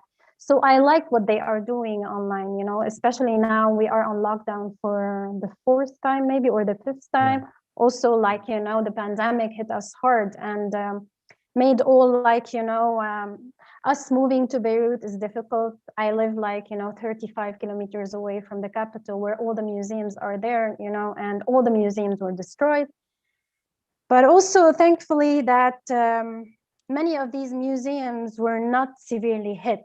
Surstok Museum only was severely hit. The others were, they had some of their doors broken, some glasses also, glass windows. But most of their collections are still intact, are still there. So Skylar, I'm dreaming of the day to go back and visit. And Skylar, do we have room for one more question or do we have to go? I believe we have to wrap it up to get to our next session, but I want to encourage, because I know we just had a question put into the chat, to take advantage of Nellie's email that she has placed on the screen right now. So if you have another question and something pops up, I'm gonna say feel free to email. I don't know if I can say that on your behalf. No, I'm sharing the screen on purpose. Just Okay, perfect. So any other questions, please send them to her email directly. Thank you, Franklin. I do apologize for us getting cut short. Thank you, Nellie. We have enough time. Thank you so much. Awesome. So our final presentation before lunch is from Miss Monica Villarreal. I think I said that correctly. Monica is an interdisciplinary artist and native to Houston. Her art explores ethnic identity, gender roles, migrant and environmental issues. She is a recipient of multiple awards in photography and filmmaking and has participated in installation and performing art productions organized by Voices Breaking Boundaries, Project Row Houses, Houston Arts Alliance, Multicultural Education and Counseling Through the Arts, Santa Fe Arts Institute, and Alabama Song. Monica studied typography under Maines Gutenberg Award winner Mahendra Patel and is currently learning printmaking from master printer Armando Rodriguez. Monica has a BA in entrepreneurship from the University of Houston and a master's in digital media studies from the University of Houston, CL. She has over a decade of experience organizing with local grassroots and nonprofit organizations. Her talk today will be a serigraphic representation of migration and the Black market. This presentation will be centered around the serigraphed print of a Black butterfly that was inspired by Mexican textile. In the same way that Mexican textiles tell a story of lively animals and colors, this print tells a very different narrative of the corruption between the US and Mexico economical Black market. This underground Black market thrives on sex, drugs, guns, money, and human trafficking. As we know, migration can be beautiful and natural when we think of butterflies accomplishing the long migration journey from South Texas to Oaxaca, Mexico, and back. Or we think of hummingbirds flying nonstop from Florida to Mexico through the Gulf of Mexico. These are phenomena that we consider great accomplishments, but when considering human migration, it becomes a story of laws, crime, politics, money, and abuse. This has become the state of human migration in the 21st century. This Black butterfly tells the unfortunate cycle caused by laws and policies placed by both the US and Mexican governments that feeds the ecosystem of crime along our borders. This corrupt system is something that affects every one of us in one way or another, and keeps us away from making this world a more human place for everyone to live in, no matter where you're from. I want to welcome Ms. Monica Villarreal, and I will introduce the moderator of her Q&A session following her presentation, Ms. Anna Laurel. I'm going to hand the floor over to Monica. Hi, everybody. Good afternoon, or it's still morning. It's been a long morning for me. I'm going to try and go ahead and start my presentation because I feel like I have a lot to say, and I do want to have time for questions. And I'll just, that was a lovely introduction. Thank you. So, let's see, get my presentation up. Sorry, my son's here. He's about to go outside. So if you hear him, it's just going to be briefly.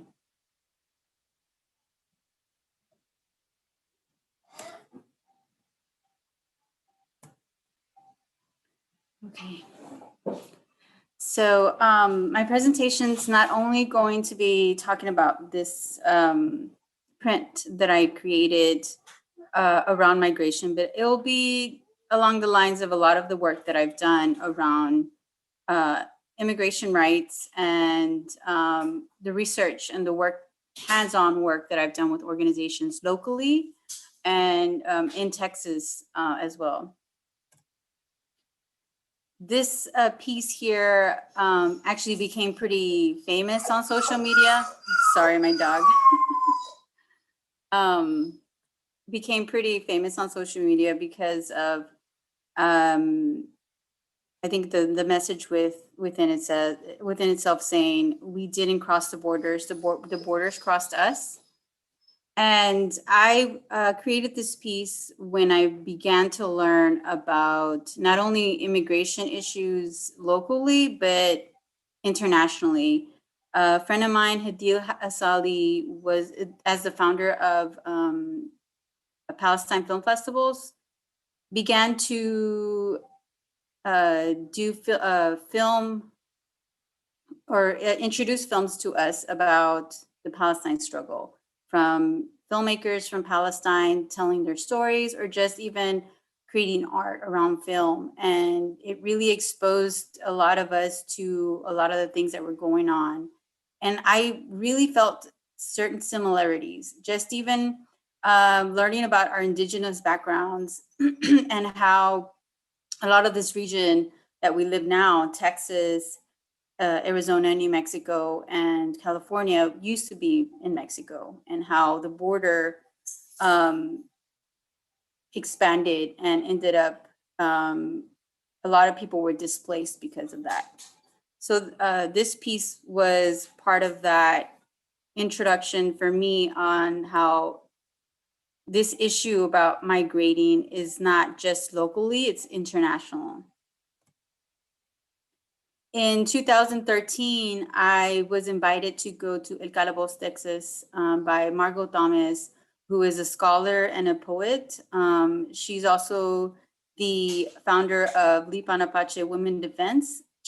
I learned about her because of a lawsuit that she put in the UN around the borders affecting her rights to conduct ceremonies.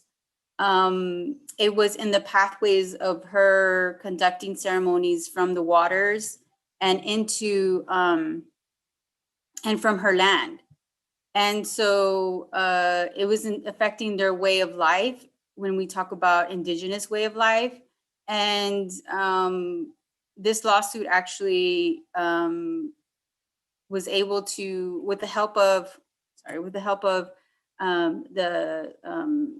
the University of Texas Law Center there, helped out to actually communicate that this was inhumane and also caused effect to Lipan Apache women ceremonies. And from this visit, we actually stayed overnight, and the impact of me being close to the border, close to the border land or the border wall, really kind of affected me. It affected me more than I actually thought. Whenever we stayed overnight, I remember feeling this sense of like not feeling safe, this sense of like, is someone gonna like knock down our door and start searching for people?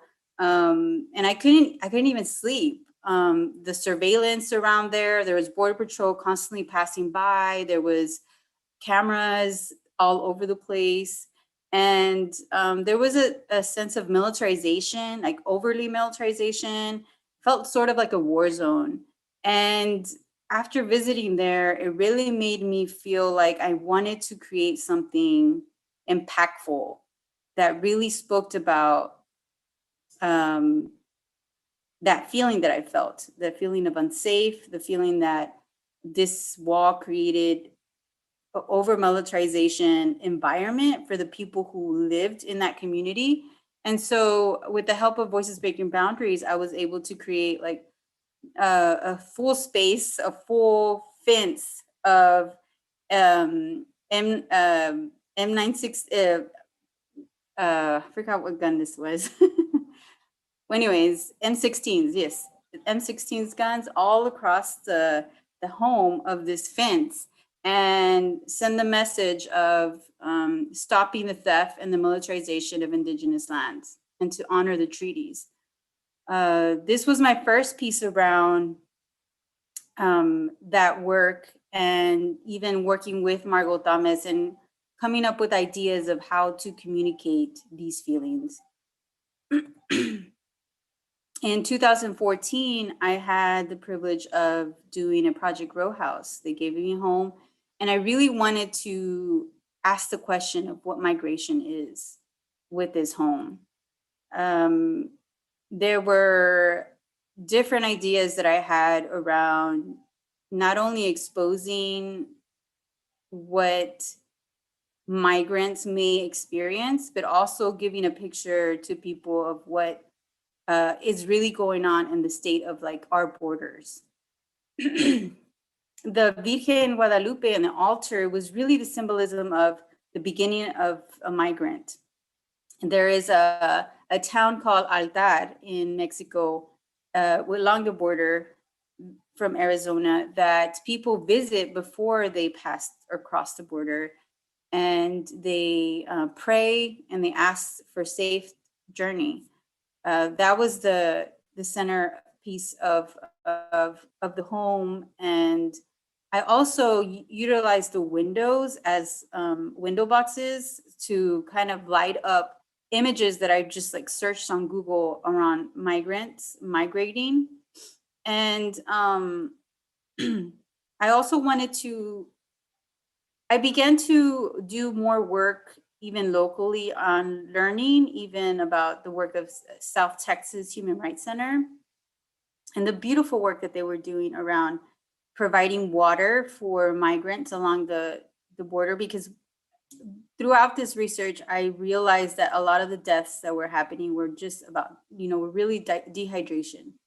There were plenty of deaths, and I'll go deeper on like how my research began and where I found research around the deaths that were happening on the border. And a lot of them were dehydration, but many of them were just very random, different ones, like stab wounds, or even people who had, damaged skulls. And, there's a lot of certain violence that possibly we don't know, and we can talk about it. You could either be, Border Patrol or coyotes, or just, something going wrong throughout their journey, because we know that migrants aren't coming over here by themselves. There is some sort of assistance happening, whether it be corrupt, or it be illegal, or even sometimes it be the Border Patrol being part of that as well. So with the finding out the work of South Texas Human Rights Center, I not only knew that they were providing water along the border, but they were also working towards finding finding out where these bodies that we're finding along the border, who their families were, joining them with their families and making sure that there was some closure.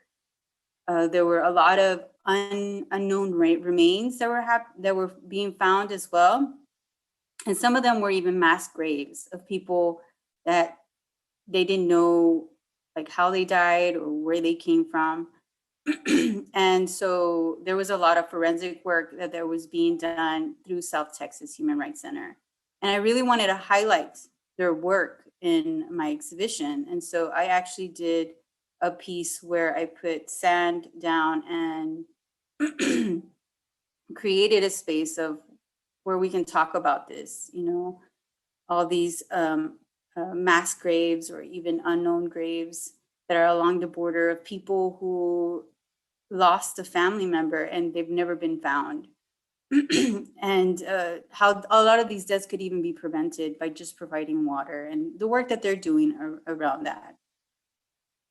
And so this is a little bit a closer piece of the work that I did. I actually, one of the people who does work with the organization, her name is Hope, she helped me actually create some of these crosses, and it was like really awesome to have her be part of this. And I actually asked a few people to help me be part of this. And if you, as you see through some of these images, you can see some writing on the walls.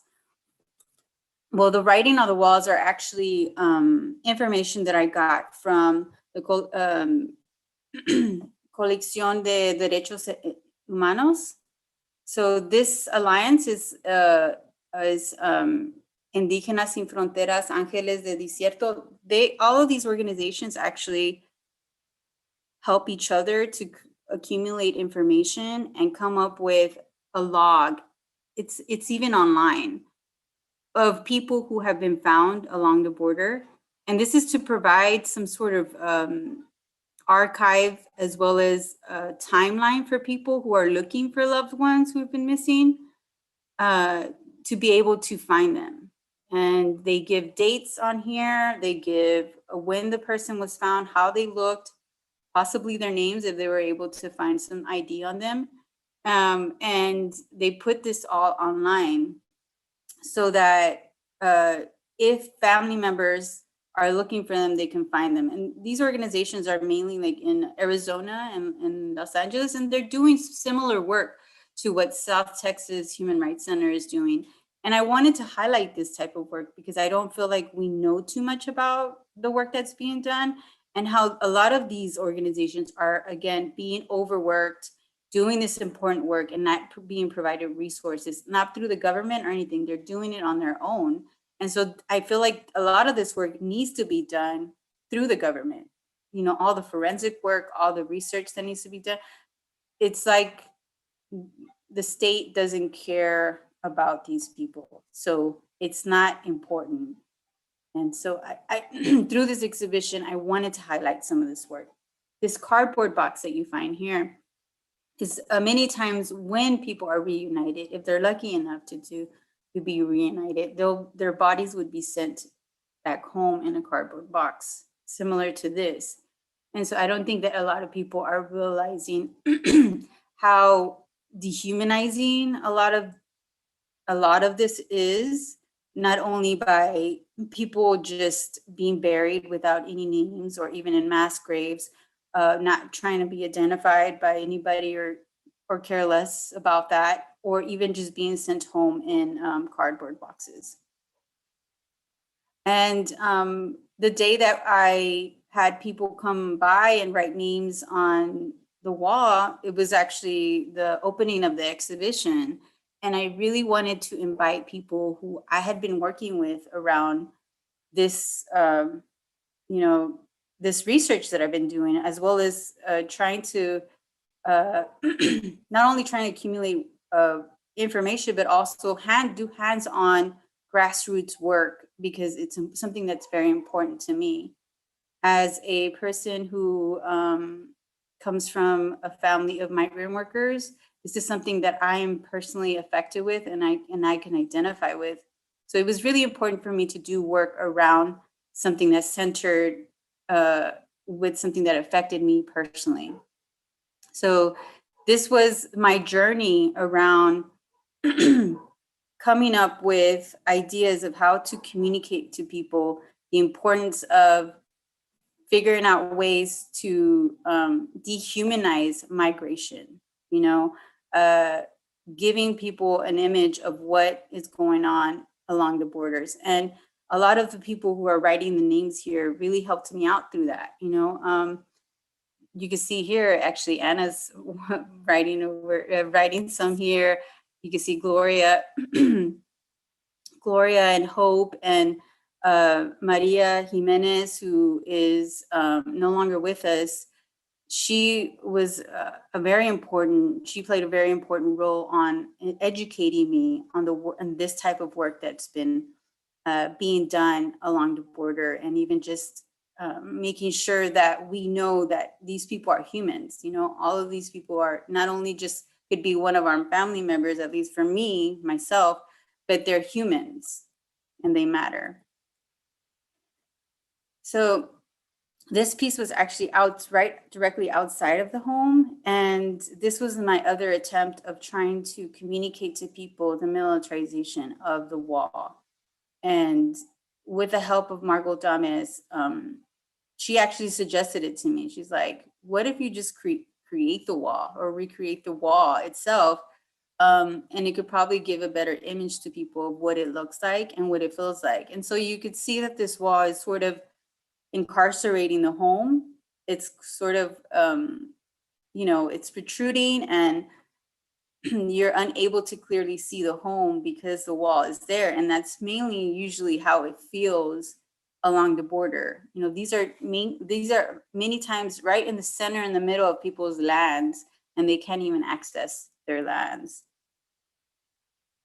Along with what I did within the exhibition, I also wanted to do programming, and with the help of Nick Gaitan and Roberto Rodriguez, they helped me.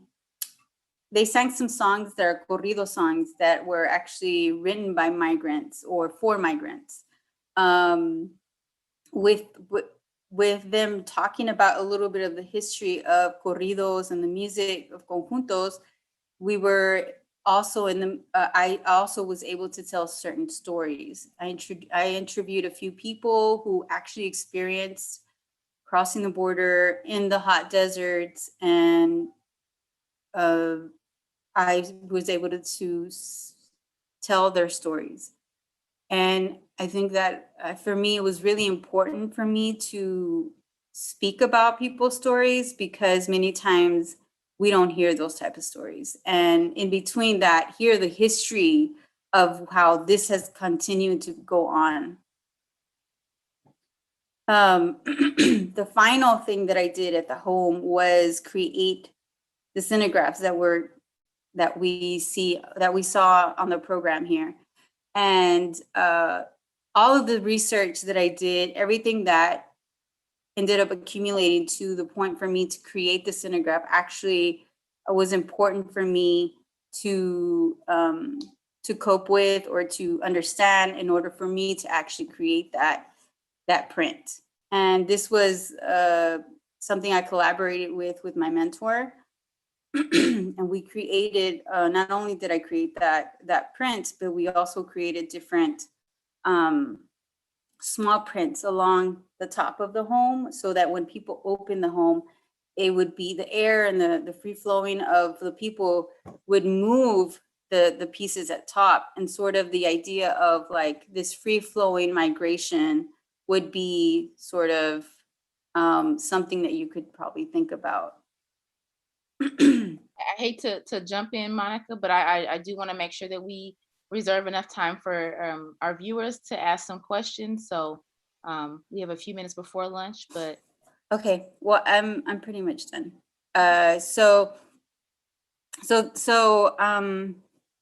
As I mentioned, a lot of the work that I did do within the house and even before then with organizations that I really wanted to highlight really helped me come to this was pretty much the butterfly was pretty much what had transpired or came about from all of that work. And as you see here, I mean, we go down and talk about what migration looks like within this butterfly. We see sex trafficking, we see human trafficking, drug trafficking, and money. And a lot of that centers around money. So I don't want to, I guess I would like to open up, I would like for Anna to be introduced and to open up questions before I go any further. Perfect. Thank you so much for that presentation. First off, let me say, and I do just want to hop on here and just give a little bit about Anna, and I will turn the floor over to her. She is a Rio Grande Valley-based staff attorney at Texas Rio Grande Legal Aid Incorporated, where she works on disaster recovery, housing, and cases related to drainage and repeat flooding in the Rio Grande Valley. Anna recently completed an Equal Justice Works Disaster Recovery Legal Corps Fellowship, and she holds a JD from the Sandra Day O'Connor College of Law at Arizona State University, where she earned her Indian Legal Certificate and worked at TRLA as an EJW Rural Summer League Corps Fellow. And I will turn the floor over to Anna for Q&A. Thank you so much. Thanks to everyone for being here. Thanks to Diana for organizing this and Skylar for introducing us. I do want to say I have known Monica for a long time. I met her, as she mentioned, through Voices Breaking Boundaries when I was the managing director there. It's a small arts nonprofit in Houston. And I have been a big fan of her work. I even put up one of my prints that she gave me a while back behind me for this presentation. I do have it in my living room every day though. And so I will open up the floor for questions if anyone has any, but until then, I have a few that I've wanted to know from Monica. So while I ask that one, maybe other folks can kind of put questions in the chat box. I think one of the things that we spoke about the other night when we were speaking about this presentation was we were talking about placemaking, and not like creative placemaking trademark used for grant proposals, but placemaking, and how a person's culture and identity are rooted in the land that they live on. And there's this internal violence that they experience when they migrate, but they're unable to return back to their homelands, right? You know, like we talk about, the butterfly comes, but it's able to return home when it gets what it needs. And so there's this internal violence that they experience in their identity. And so I think the question is really two parts, and I can say the second part after, but what do you think the artist's role is in exploring those losses? I mean, you showed us how you explored it, but I guess I want to know more about the artist's role in exploring those losses and being able to show it to people. Well, it's really difficult for me to speak about any other artists, but for me, I would imagine that it would have to be someone who can understand it and therefore possibly experienced it, not only personally, but maybe through a family member or a friend, and see how much that affects people. I mean, even if we think about the sense of how I consider myself a Chicana, and the term even derives from getting away from Mexico, like M-E, if you take away the M-E from Mexico, it's Chico, so Chicana, and how like growing up, it didn't feel like whenever I would go to Mexico, I didn't feel like I was from Mexico. And when I was from here, I was prejudiced from speaking Spanish, or even sometimes the way I looked. So it's this idea of like not knowing where you belong, or this feeling of displacement.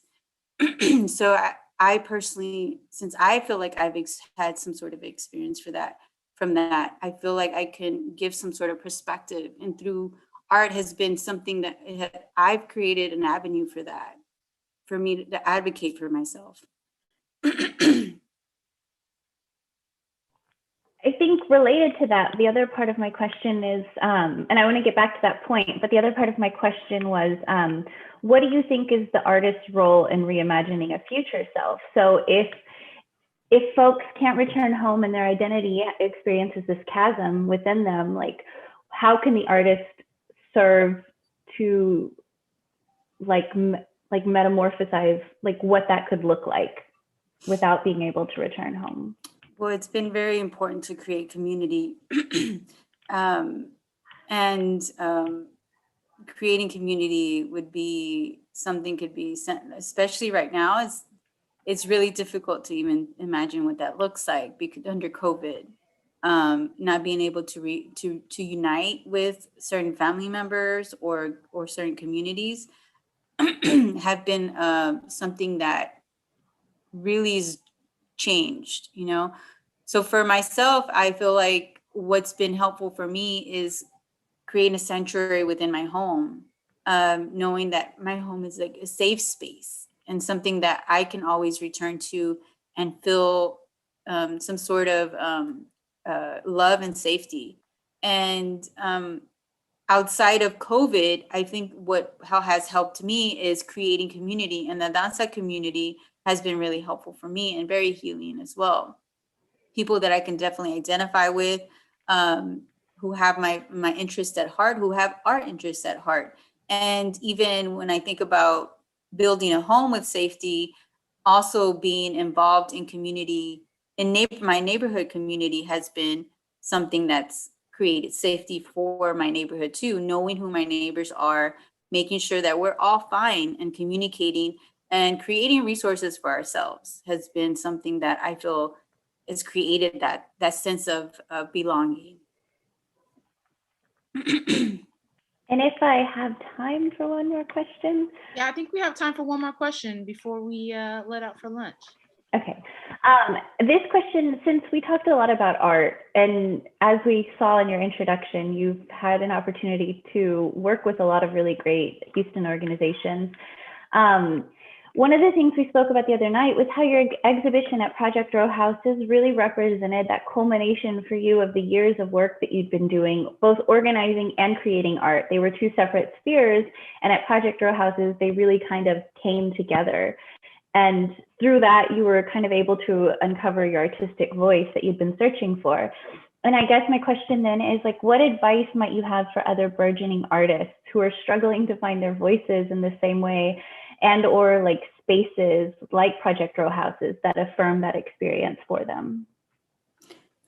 Well, for me, I feel like what I started looking at artists that I really admired. I mean, we can think about Frida Kahlo, Diego Rivera, or even like pop artists like Andy Warhol or, you know, Shepard Fairey, and just how like their work even popped. And a lot of what made sense to me from their work is that they created work that they were able to identify with. And that's why it felt all so united. And you could tell what their work, who the artist is when you see their work. And for me, it was important to create something like that, something that I can identify with and something that I'm passionate with. And when we talk about spaces, I feel like it's really important to create spaces for ourselves. One of the organizations that I was a part of is Creative Women Unite. And there was a need for that organization at the time because there was not a space where I felt like a lot of women were being, a lot of women's work were being shown. And that through that organization, we're able to provide a space, a safe space for women to express themselves freely through any kind of art. You know, it could be vending art, even like selling their art, or exhibition art, visual performance, and installation art. So creating your own spaces is also something that's really important and needed in communities whenever those voids are there. Thank you so much. Thank you so much, guys. I think that will wrap up this session. I know it's such a beautiful conversation because I definitely, I'm speaking for myself, of course, but I definitely enjoyed the healing aspect of your presentation, and, you know, bringing that to light and bringing that notion to We have to acknowledge this trauma in order to build these communities back up, which can cross African American, Mexican American, all different cultures. So I want to thank everyone for joining us for the first half of this session for the symposium. I want to invite you all to just take a step back, go get you some lunch, and we will meet back here at 12:30. Is that correct, Deanna? I just want to double check. Okay, 12:30. You can click back on this link. You can just put your screen on, on photo or whatever you would like. But 12:30 is when we will join back and finish up the second half of today's symposium. Any questions before we let out? If not, all righty, we'll see you back in a little bit.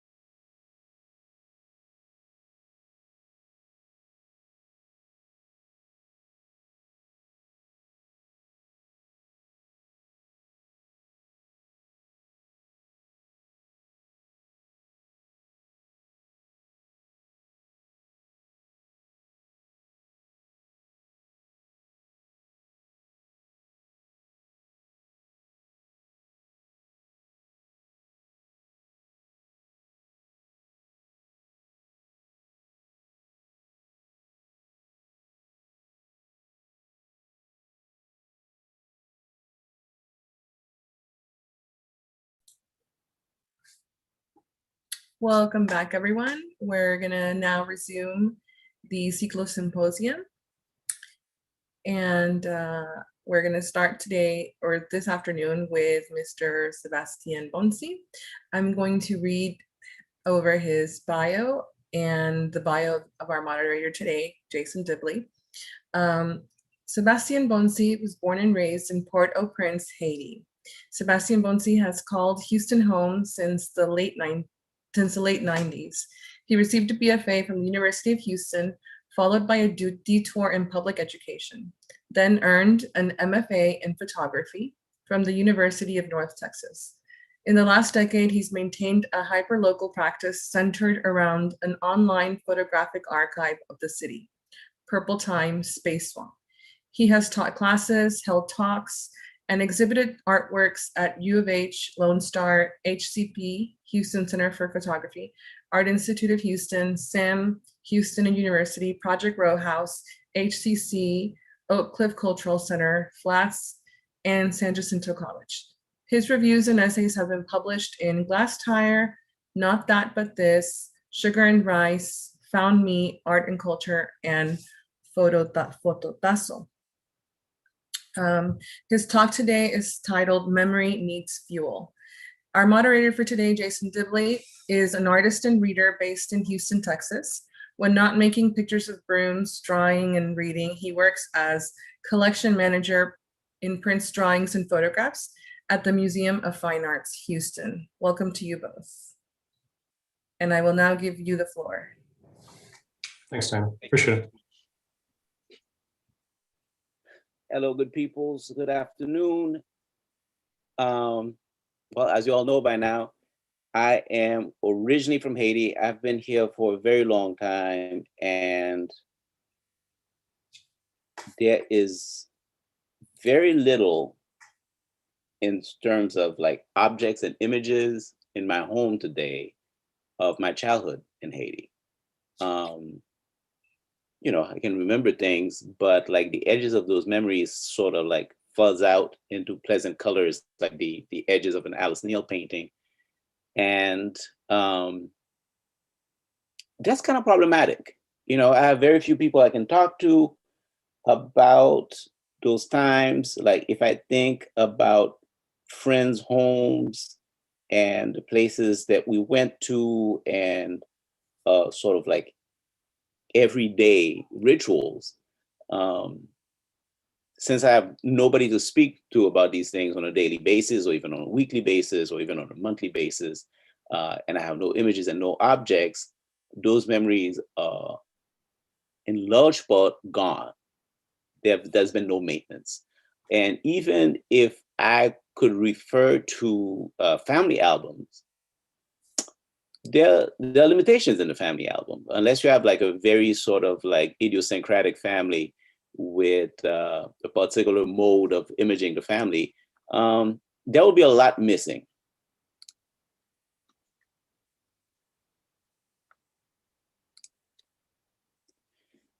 So I want to show you today possibly like the only picture of this style that I have at home. And this is a true image of family. So it's a weird one, right? We ran out of rice, and if you are Caribbean, you know that that's a bad sign if you run out of rice before the meal is done. And so we ran out of rice before my grandmother came back from work. And when she came back from work, like the rice dish was empty, and she was like aghast, and I was amused. I was amused mostly because I didn't have the best relationship with my grandmother. I had a pretty awful relationship with my grandmother.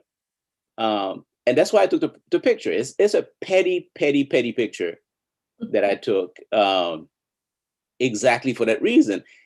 And I'm so happy I have it because it's the only visual depiction of that pettiness, of that weird relationship between me and my grandmother that I have. And there's a lot of like extra little things. There's her bell, her ostentatious, like, ringing the staff bell,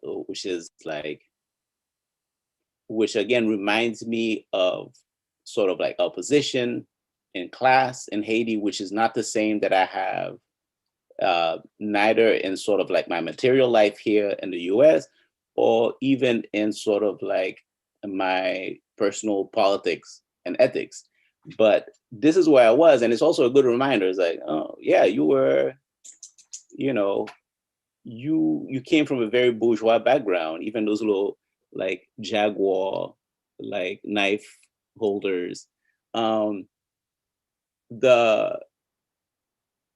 little flower detail is not something that sticks in my memory. It's something that is almost renewed every time I look at the pictures, like, because I have no sort of like specific memory of that that covering for the table. And it's a real sort of pleasure to come back to it. So these images of true family dynamic are few and far between. And I don't think they're just consigned to the family. I think it's sort of like a more general thing in terms of what we have left of our lives when we look back in terms of objects, in terms of images. So I came to Houston in 1996. So we're going on 25 years now. And if you have been to Houston in the 90s, you know that Houston in a lot of ways is gone. Last night, even I was talking to a younger friend, younger by about like 12, 15 years. And she was already talking about taking a little ride to see somebody, which is like one of her rare outings during these COVID times, and seeing so many things missing already, because she had to go to a side of town that was, that she hadn't been to in a while. And so this is a picture of downtown that I took, and totally a formal exercise in terms of, it's like a young man learning photography, thinking nothing of it. But that's a whole world that is gone. Downtown Houston is not what it used to be. And I don't mean that in a sort of like, gray curmudgeon-y, like, it ain't as good as it once was. It's just like a completely different, completely alien place to that specific experience. These spaces, these type of spaces do not exist. These sort of like liminal little bits of business that were pretty much, that's mostly what downtown was. It was a collection of, just very sturdy places where business happened. And then these weird little sort of like liminal spaces that used to be something, but were not a thing anymore. And now real estate is just way too expensive and valuable to have these spaces. So when I look back at my images from 90s Houston, again, it's a very strange, very gone place. It's buried under layers of successes and failures that we as a larger community have gone through and has remade us.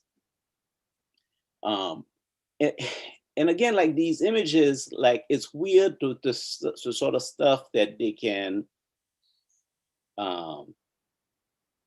do for us,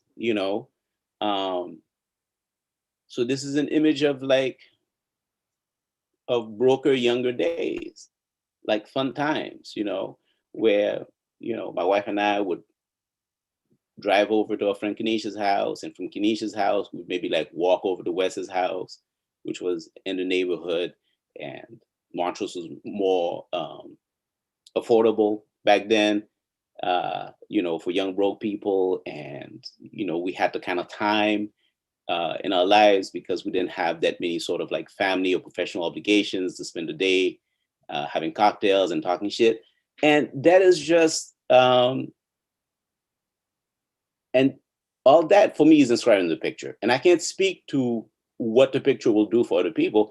I can't even speak to what the picture will do for Julie, Kenesha, and Wes, but it does all that for me. So like having these images is sort of like a a very useful tether to like somebody that I used to be that I no longer am. And even down to like the very cheap materials in effect, like this was shot with like one of those little $10 cameras you could get at Walgreens back in the day. And as long as you got your film developed at Walgreens, they reloaded it for you. It was called a loyalty camera, very cheap plastic thing, cheap construction all over, even the lens. And you can still see some of the artifacts of the sort of like cheapness and quickness in the processing on the image itself. So lately, and by lately, I mean like the last decade or so, I've been building this city archive. And it's a weird sort of archive, right?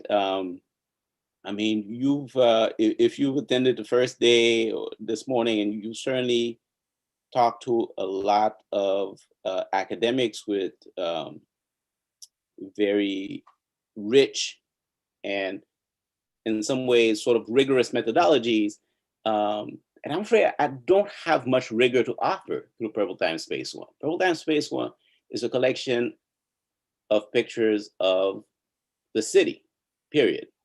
I wander through the city and I take pictures, and I try to take good pictures, and we'll loop back around to what a good picture might be, and then post them up. As it stands, the archive is about 3,500 images, and it's images of,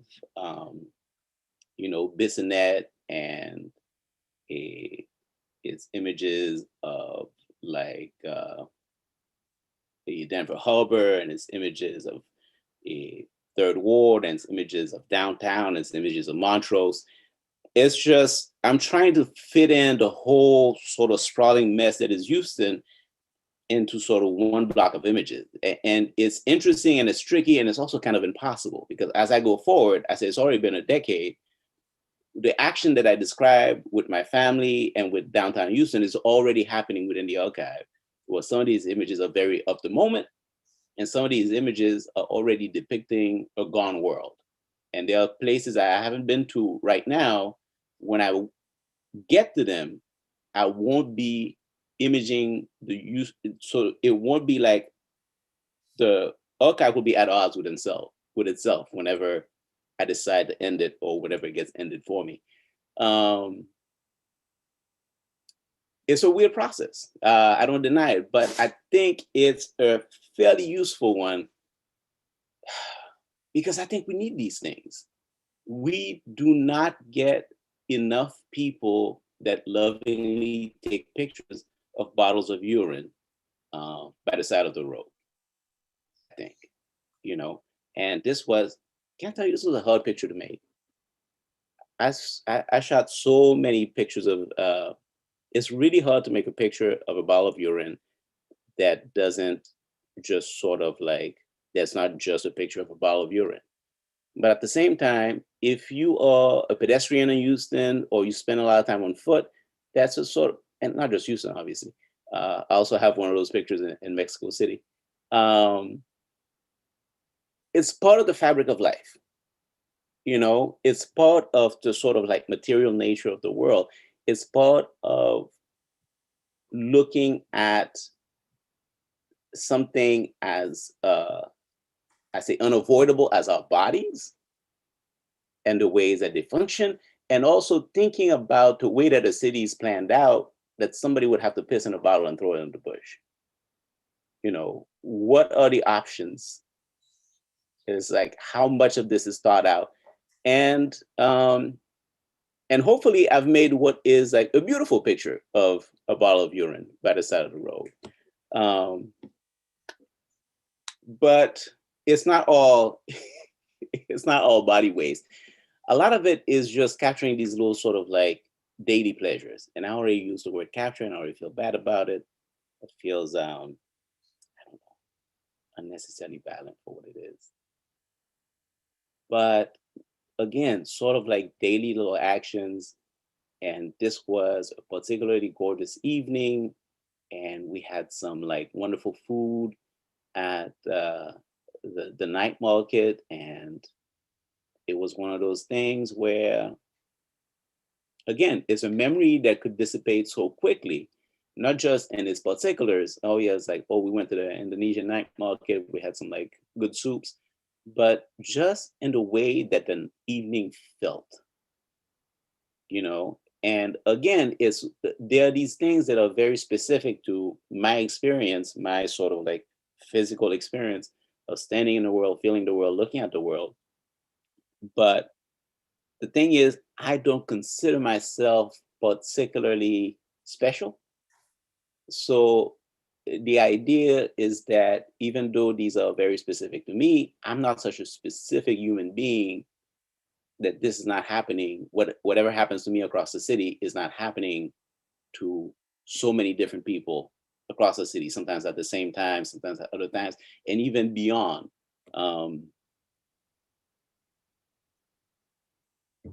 There's a particular fascination in the archive, and this one might be a bit more idiosyncratic, some of the rest with voids. There's a lot of holes in the city, you know, and different cities, I think, deal with holes in different ways. The holes in Houston, how would I characterize them? They're very handsome holes, you know, they're very sort of like what is missing almost feels sculptural. It almost feels like a form of folk art. And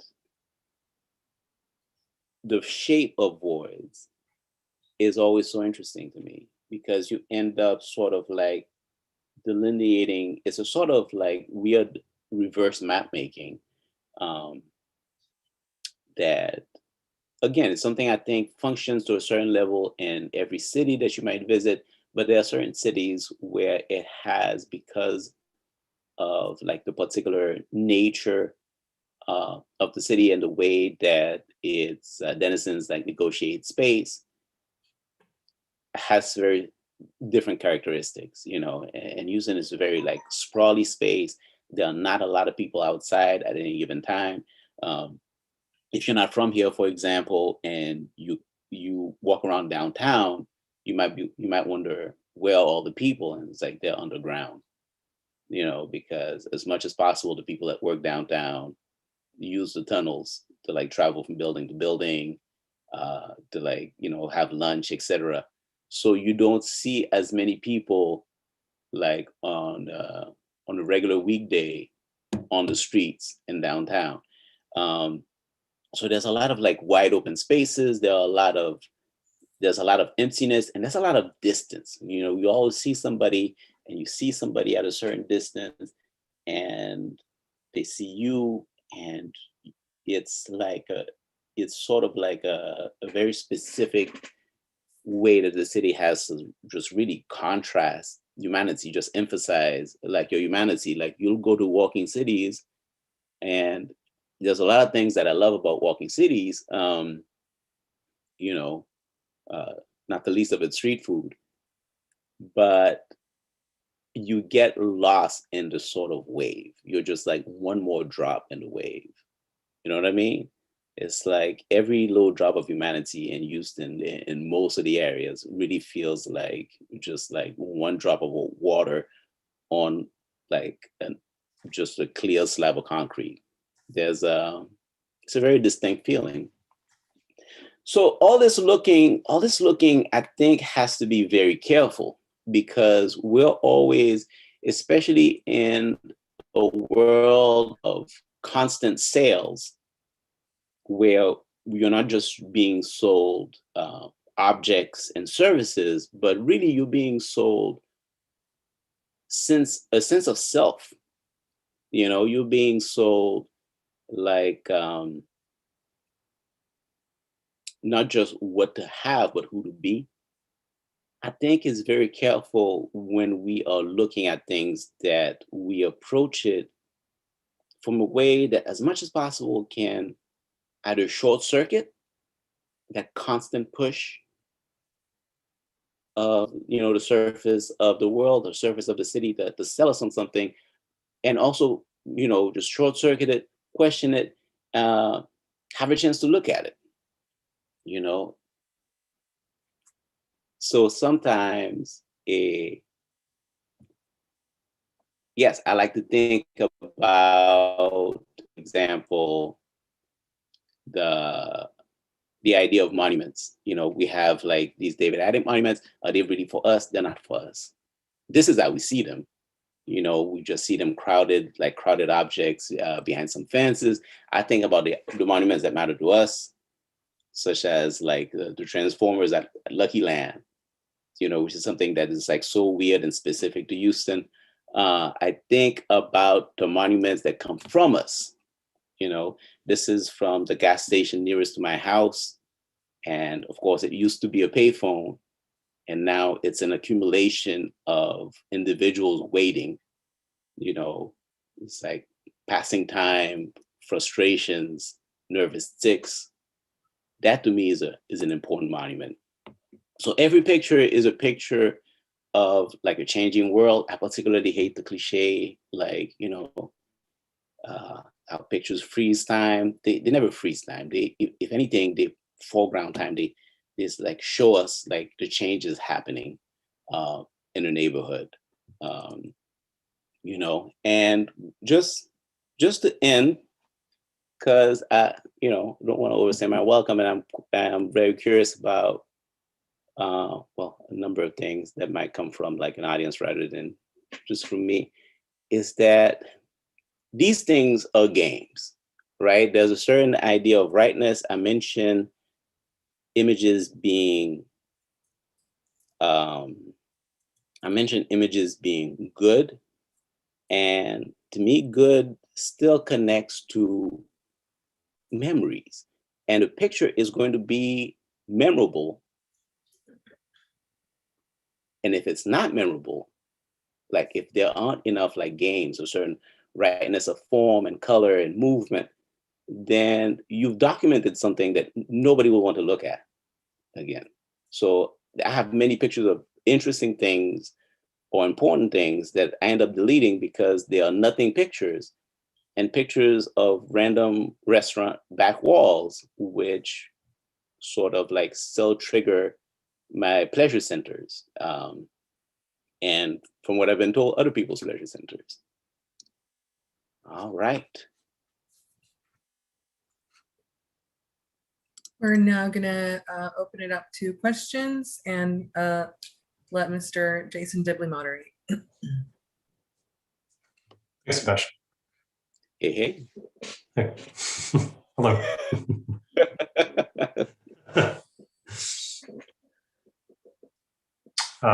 Yeah, if anyone has questions, feel free to put them in the chat, as I just put in the chat. I have like a handful of questions I had sort of written out before, and then a couple of things that I guess had come up while you were speaking and talking and going through images and things. And I feel like that there's a certain, I guess there's a,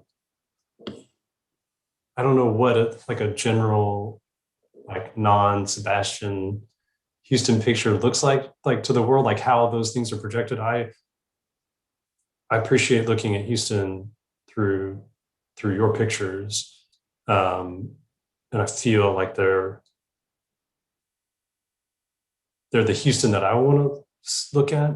And I wonder how like people dismiss Houston a lot, and I wonder how what those images, what images they're looking at, or what lens they're looking through that makes them do that, or what what do you think is going on there? I mean, I don't know. Like, you know, I think about what you're talking about as like fuel, and these images being some type of fuel. Like, what's the fuel that these other people are getting? You know, I don't think, since I was like, learning how to make photographs in Houston, and I had an interest in like, and well, I had a group of interests that kind of put me in this position to begin with. I think it was a weird place to be that helped form that kind of stuff. Whereas other people, if they are not coming at it through necessity or through like a sort of serendipitous cluster of interest, it's difficult because we've not had that fuel, not just build memory, but to sort of push people into making more images. You know, so I spoke to a photographer a few years ago, and he talked about how hard it was for him to make street photographs of Houston. But once he went to a layover in Paris, he knew exactly what to do in 3 hours. And I'm like, of course you know what to do in 3 hours. You have Versailles showing you what to do. You have Cartier-Bresson showing you what to do. You have Douaneau showing you what to do. But Houston, most of my favorite photographers in Houston are studio based, you know? Like they're interesting artists, but they're not taking pictures of the city. Right. So we don't have that body, unfortunately. And I would love to see more of it. I know some people are out there working. I can name a couple of people, but not enough to sort of have a tradition, I would say. Right. Yeah, it's interesting. I think about the pictures that I really am drawn to of Early Hudnalls, who's a Houston-based photographer, you know, are the images of Fourth Ward and things where he's shooting really wide, and they're not these portraits where people are the focus. You know, and I love how he approaches photographing Houston, and you know, and there's something really shocking about looking at those pictures now, for sure, because I mean, there's not a scrap of anything that's in those pictures left. I bet. There's absolutely nothing. Like, you get a little glimpse of downtown, and that's still there, but it's different too. And I don't know. I mean, that's a really, really sort of obvious example. And I appreciate those pictures for what they are. I think more than I appreciate them as a document of that sort of, that was then, this is now. And I think I appreciate your pictures too, because they feel, I mean, there are things that I recognize and things that I don't. And the way that they end up being organized is not by, you know, an area or something like that. And I appreciate that sort of not focused, not like under a particular banner of a neighborhood or something like that. And I guess to that, and how do you think about going out and making pictures, or how do you approach that when you're thinking about neighborhoods or areas or something that you haven't been to in a while, or something that's newish, I guess, to you, or something you feel like that there is a hole in what you're making that area like fills? It's, you know, it's it depends. Like, a lot of these pictures are made throughout the course of my day. You know, I'm mostly a freelance guy. I do a lot of adjuncting, so it means I go all over the city. I'm a very you know, I like food, and I go all over the city for that too. And while I'm doing my sort of like day-to-day things, seeing friends, etc., I'm making pictures. But every once in a while, I have to recognize that it's like I've had no business here or there, so I got to make the time to take myself here or there to make some pictures. And those things come up. Even then, they're sort of like tied in, because it'll deal with like having a conversation. You know, like the other day, I was like talking about Sunnyside in a professional setting. And I'm like, yeah, Sunnyside is a place that I haven't been to in forever. And when I have been there, I'm not really taking photographs. So I know that the spring break, for example, if I find a few hours to myself, I'm going to be driving over to Sunnyside and making some pictures.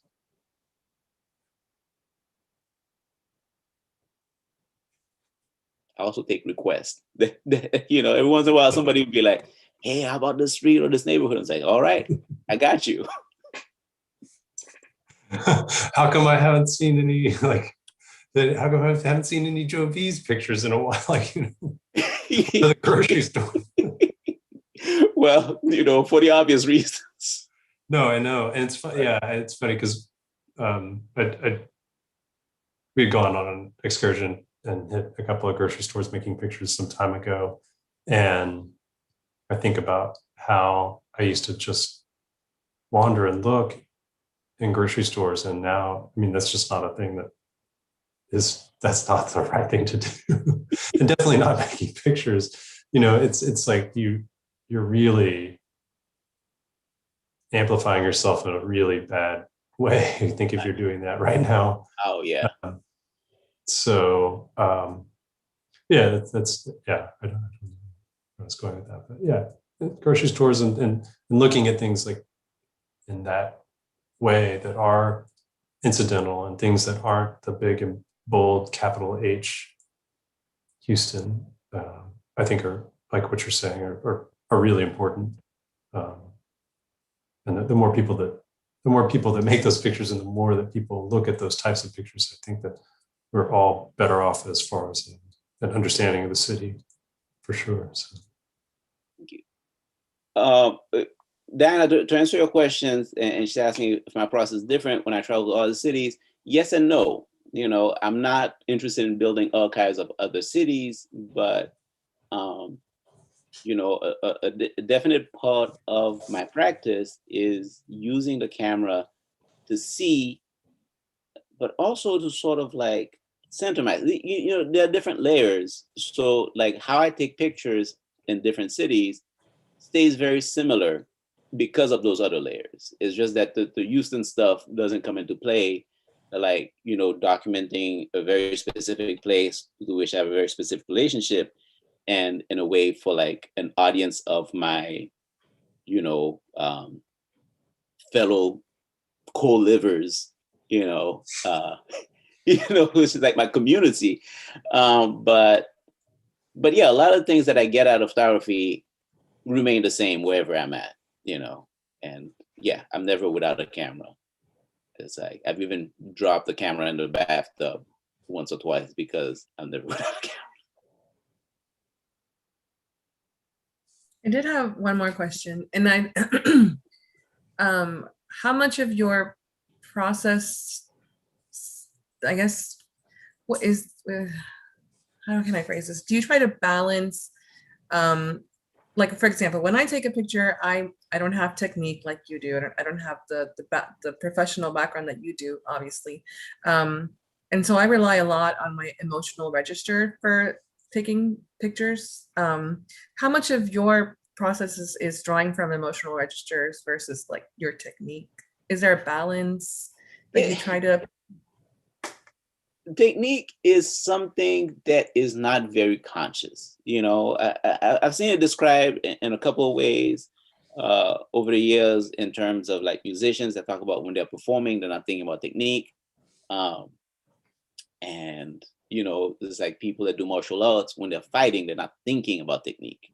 They've absorbed they've practiced. So I'm thinking about technique when I'm editing pictures, when I'm going through, when I'm culling, I'm thinking about technique.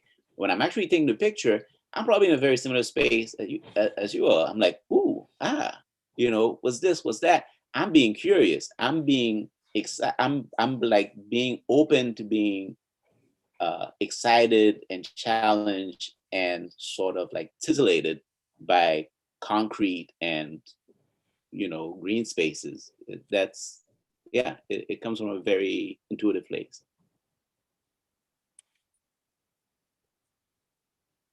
And we have time for one more question.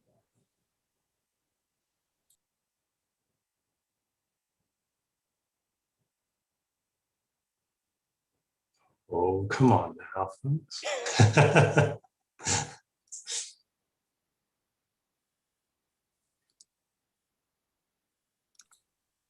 Was it Arella?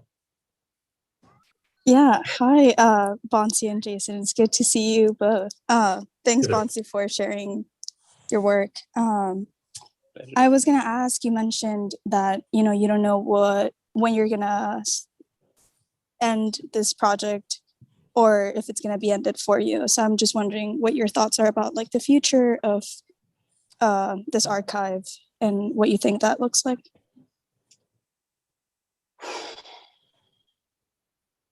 I don't know. That's something I'm thinking a little bit about these days.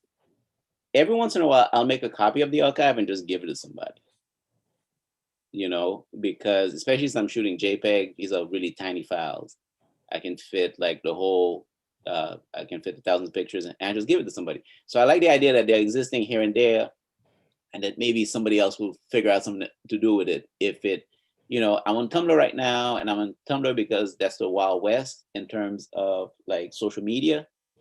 And that's where most of the pictures are. I do exhibitions and publications with some of it.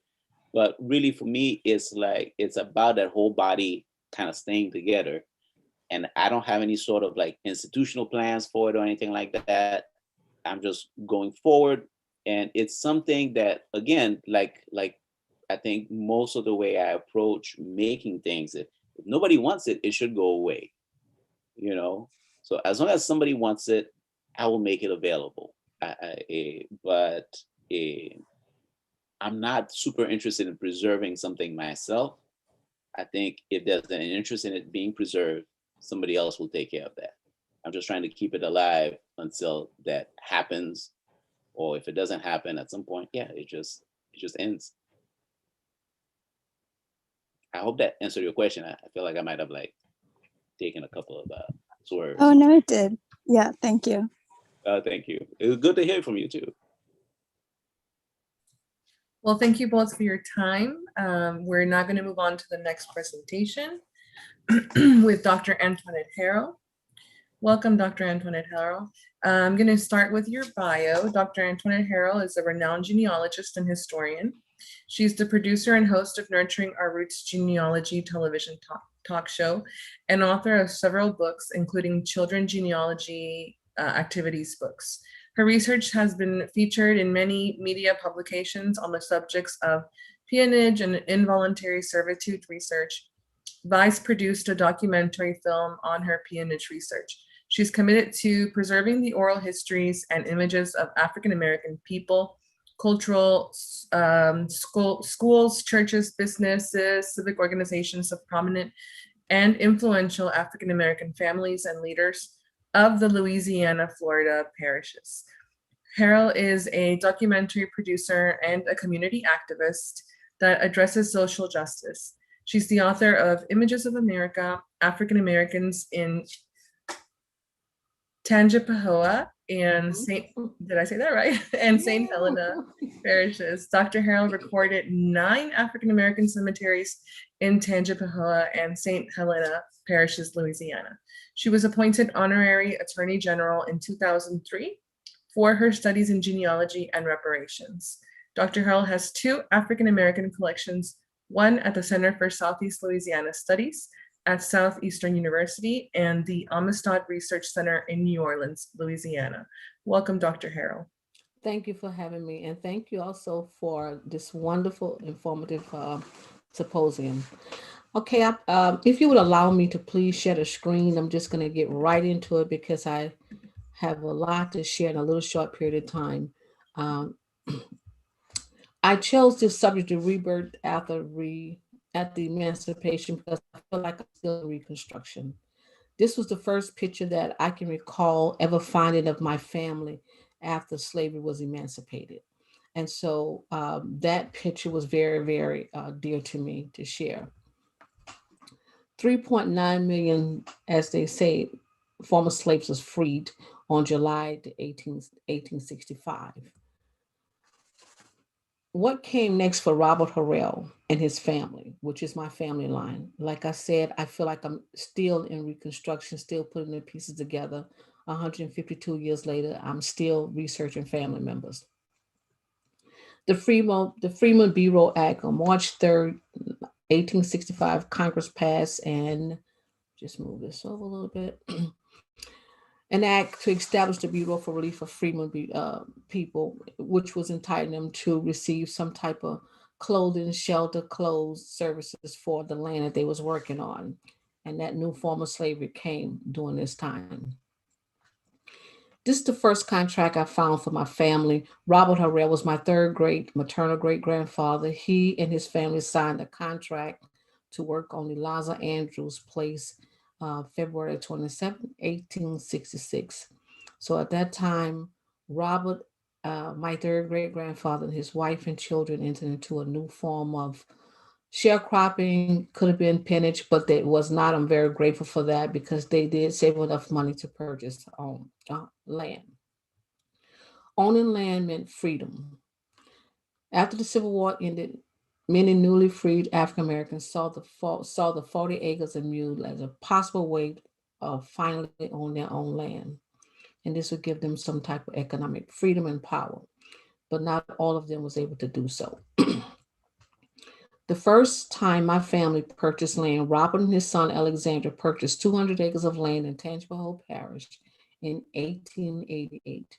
Both men making only their mark. Modern day slavery, peonage, involuntary servitude, slavery. That's what it was. And I learned of this subject researching my own family history because I realized I thought that everybody had gained their freedom by 1865. I soon found out that was not so. The rebirth of slavery, sharecropping, involuntary servitude, peonage, the 13th Amendment. Peonage cases and voluntary servitude, I found cases was filed in 16 states: Louisiana, Texas, Mississippi, North Carolina, South Carolina, New York, Florida, Tennessee, Illinois, Missouri, Alabama, Virginia, Arizona, Oklahoma, Arkansas, Kentucky, Georgia, and Indiana. I found several ethnic groups of people. For the most part, 90% of them was African Americans. I found Choctaw Indians, Mexicans, Jews, Latinos, Hungarians, Polish, and Italians also was held in this form of bondage. Peonage cases. Now, I chose this particular case here from the NAACP in 1927.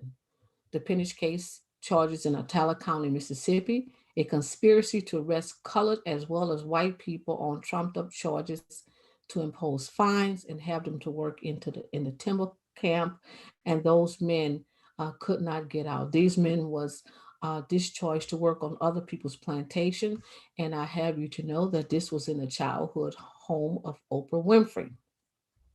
So at that particular time, I went to look for Sheriff Dorrell's records in the attic in the courthouse, and I did find lots of books in that attic and still in that attic. But this particular document here came from the National Archives in DC. This letter here is one that really, really was very difficult for me because this is a letter from the Department of Justice, 1912, Mississippi. The Wares have been stealing and selling Negro boys and selling them over to the Mississippi Delta. One of the young Wares was a doctor and he was disposing of the boys. Did not say how they was disposing of the boys. An old Negro man named Allen Ward held in bondage for several years after Allen left his master. They went and got him and returned him back by gunpoint to Burns' house in 1912. Now let's just remember, everybody just assumed that slavery was abolished. Here is a record that shows the Civil Rights Division in Mississippi, and this was 1960. And if you will look at it, the Civil Rights Involuntary Unknown Subjects, these men was at the hospital in Gulfport, Mississippi, and it was a group of veterans from said hospital alleging they had been working us like slaves and don't want to let us go home. Some of us have been there for many years. Some boys have died from beatings. Now, mind you, this was veterans, and they were still being treated as slaves. And if you look at the document, it says February 29, 1960. That's the year that I was born. I'm like, wow, it was still existing. Another letter that I wanted to share with you was Department of Justice, United States Attorney, 1940, Oklahoma City. A doctor was selling babies for $300. And he was taking these poor girls and taking their children. And it is not known today where some of those children went to, but this record is dated 1940. So I have many cases in my possessions that I'm working on right now, separating these cases to provide them, to donate them to the Amistad, their voices. What you're going to see now, this was one of the most saddest stories I ever came across in my life. Emma Marie Clark was born in Clayroot in 1904. She lived as a slave, her life as a slave up until 1930. And she just thought everybody was enslaved. But the one thing that really was very hard for me with this particular story is that Emma had 2 sons by the white woman that held as a slave. And Emma's youngest son had to live outside with the dogs. And she would throw him a biscuit and he would really respond to her like a dog, because that's the only person, he could not bring the child in the house. That was the lady who owned her. That was her son's daughter. Arthur Wall's story is the one that we talked about with Vice. Arthur and his family was held as modern day slaves on a plantation in Gillsburg, Mississippi. They escaped slavery in 1961. It gave me a better view as to what slavery meant. None of us are free until all are free, till we all are free. For more contact information, you can visit my website at pennishdetective.com, my email, pennishdetective@gmail.com, and here's my phone number for other information. And I would just like to just briefly talk about how difficult it was sometimes going into these files, because I had to be very careful. I couldn't trust anyone when I was out there because I just didn't know what could happen. Sometime I went out, I didn't even realize, I didn't think I would return home sometime. I just didn't know. But when I left my home that morning to go into these areas, I was willing to face whatever I had to face, because sometimes it took me almost a year to get on one plantation, just to gather some information. I would like to just pull up something just to share with you, very little, very, just a little bit about this guy, Donald. I know 5 people, I've been to 5 active plantations, and people still are living on a plantation. This particular video that I'm gonna give you a brief viewing of, this person never left the plantation. So what I'm gonna do is just share just a little with you.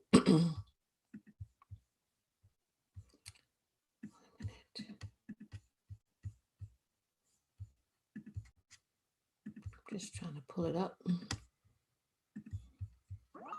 But I was like, what am I gonna do? Stay home in my mother's house? Like, hell nah. Like, I got one life to live, and so it's like, Let's just add an N, it's an ad. Okay, here it comes now.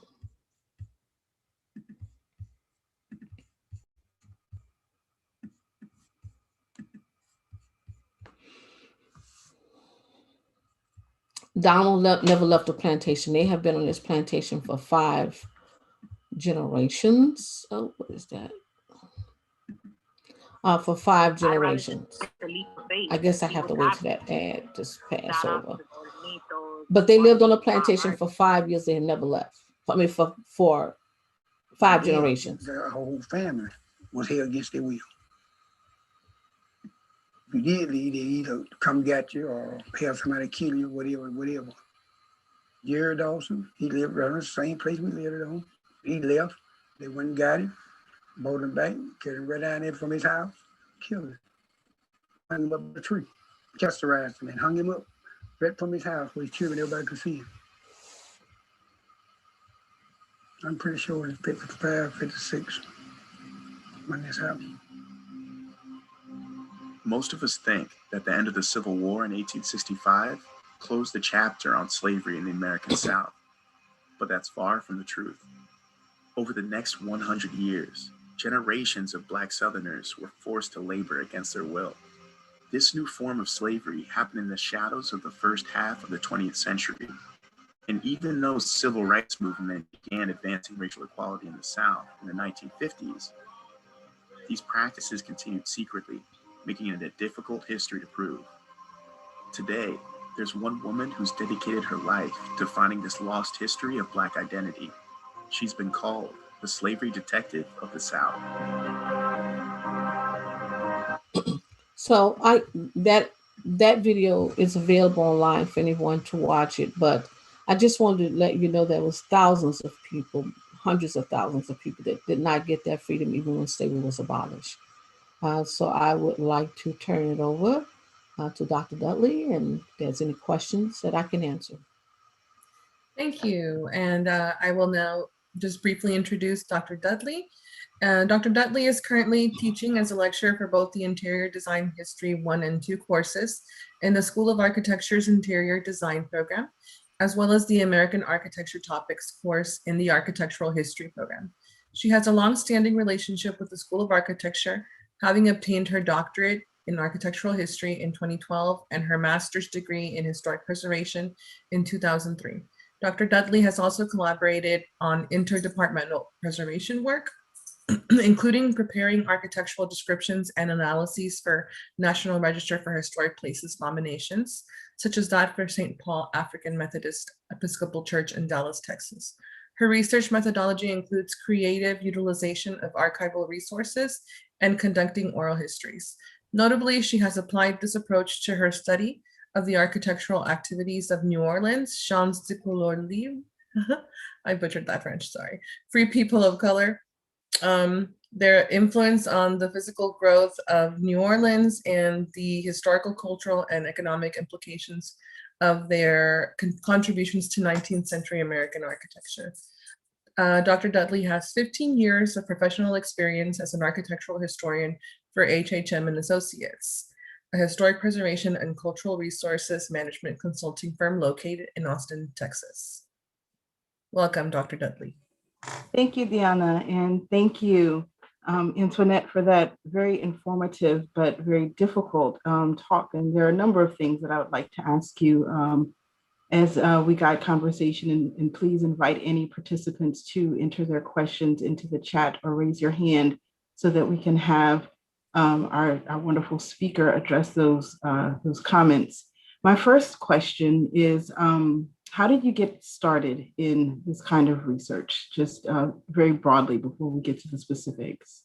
I started with my own research. It was my mother that kept trying to give me the keys to my history. And at first I really wasn't for it, but I just realized that my mom was trying to give me something, and I'm glad I did accept that because she passed last year. And as they say that in every cemetery, there's a library of stories. So it was my mother that got me to take that journey.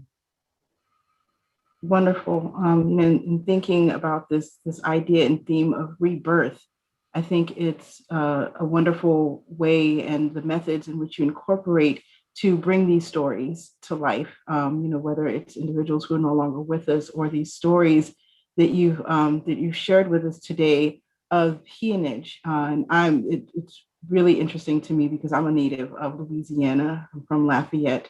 So very good, Deanna, in the pronunciation of Tangipahoa. That was very wonderful. And Louisiana is a bit different because we have parishes as opposed to counties, and we're the only state that does.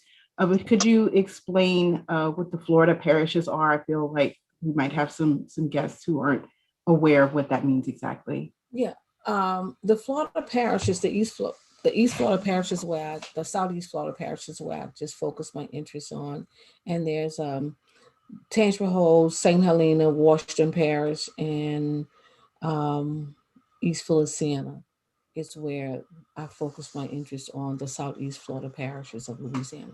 Very good. And the Florida parishes are the parishes that are adjacent to the Florida Panhandle. And are they the same parishes that used to be part of Spanish Florida? Yes. Okay. Yes. So we know that history, but there are some that may not. And so I wanted to make sure that was aware. Your research in this specific geographic area in Louisiana how is it similar, or how have you been able to extend that to research that you conduct in other parts of the state or the country? Well, it's an undocumented area, so I feel that for the most part, looking at Louisiana was formed in 1869, and it branches off from, well, I'm sorry, Tangipahoa Parish was formed in 1869, and it branches off from Washington, St. Tammany, and Livingston Parish, but there's so little history that was documented on the African American experiences in all of these parishes. 2021, and we're still documenting the history of the people who basically built, helped to create these parishes. And so moving here to this area helped me to look at different subjects that I want to document: the civil rights movement, the slavery era, the Choctaw Indians, women in history. So there's still yet so many undocumented subjects as it relates to people of color in these parishes. And I can commiserate to the difficulty of finding archival material when talking about marginalized communities, specifically Black people or people of the African diaspora in the United States. And it's difficult for me even to research on the gens de couleur libre in some cases, even with wonderful resources like the Notarial Archives in New Orleans, or some of the information and collections at places like the New Orleans Public Library or the Historic New Orleans Collection have. So I can't imagine how creative you have to be in your research methodology. So I applaud you for that, and wonder if you might just share with us some of the challenges of that kind of research in locating source material. You shared with us, being afraid for your life. And so if you could just talk about some of those challenges of your research as you explore these stories and these individuals. Yeah, some of the challenges that I had in those areas, like especially Mississippi, where some of the Caucasian people did not want me looking in records in some of these places. I hadn't experienced anything like that in any of the parishes in Louisiana. It was very open and receptive about, looking in the records. But I found it very challenging to get people to share what was inside their homes, because a lot of the records I need to see was inside somebody's home that hadn't yet been turned over to a library, the state archives, or any other research facility. But I am now beginning to encourage other people of color to donate their collections to Southeastern, to the Amistad, the library, so that future historians, researchers would have new records to look at, outside of what they provided for just in the census. And so that was the challenging part, and it still is the challenging part, because a lot of people of color still do not trust these institutions, and they really don't want to turn over their information. And some of the Caucasian people who family members was involved in the ugly side of the civil rights movement, slavery, they hold on to those records very closely because they don't want to turn them over to make them public.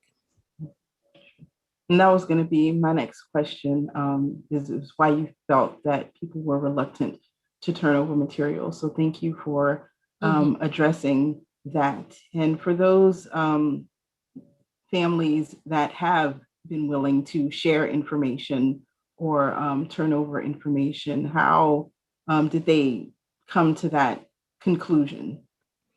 It took years. It took years of being persistent with disseminating different types of workshops, seminars, discussions with the family. Sometimes I had to meet with them.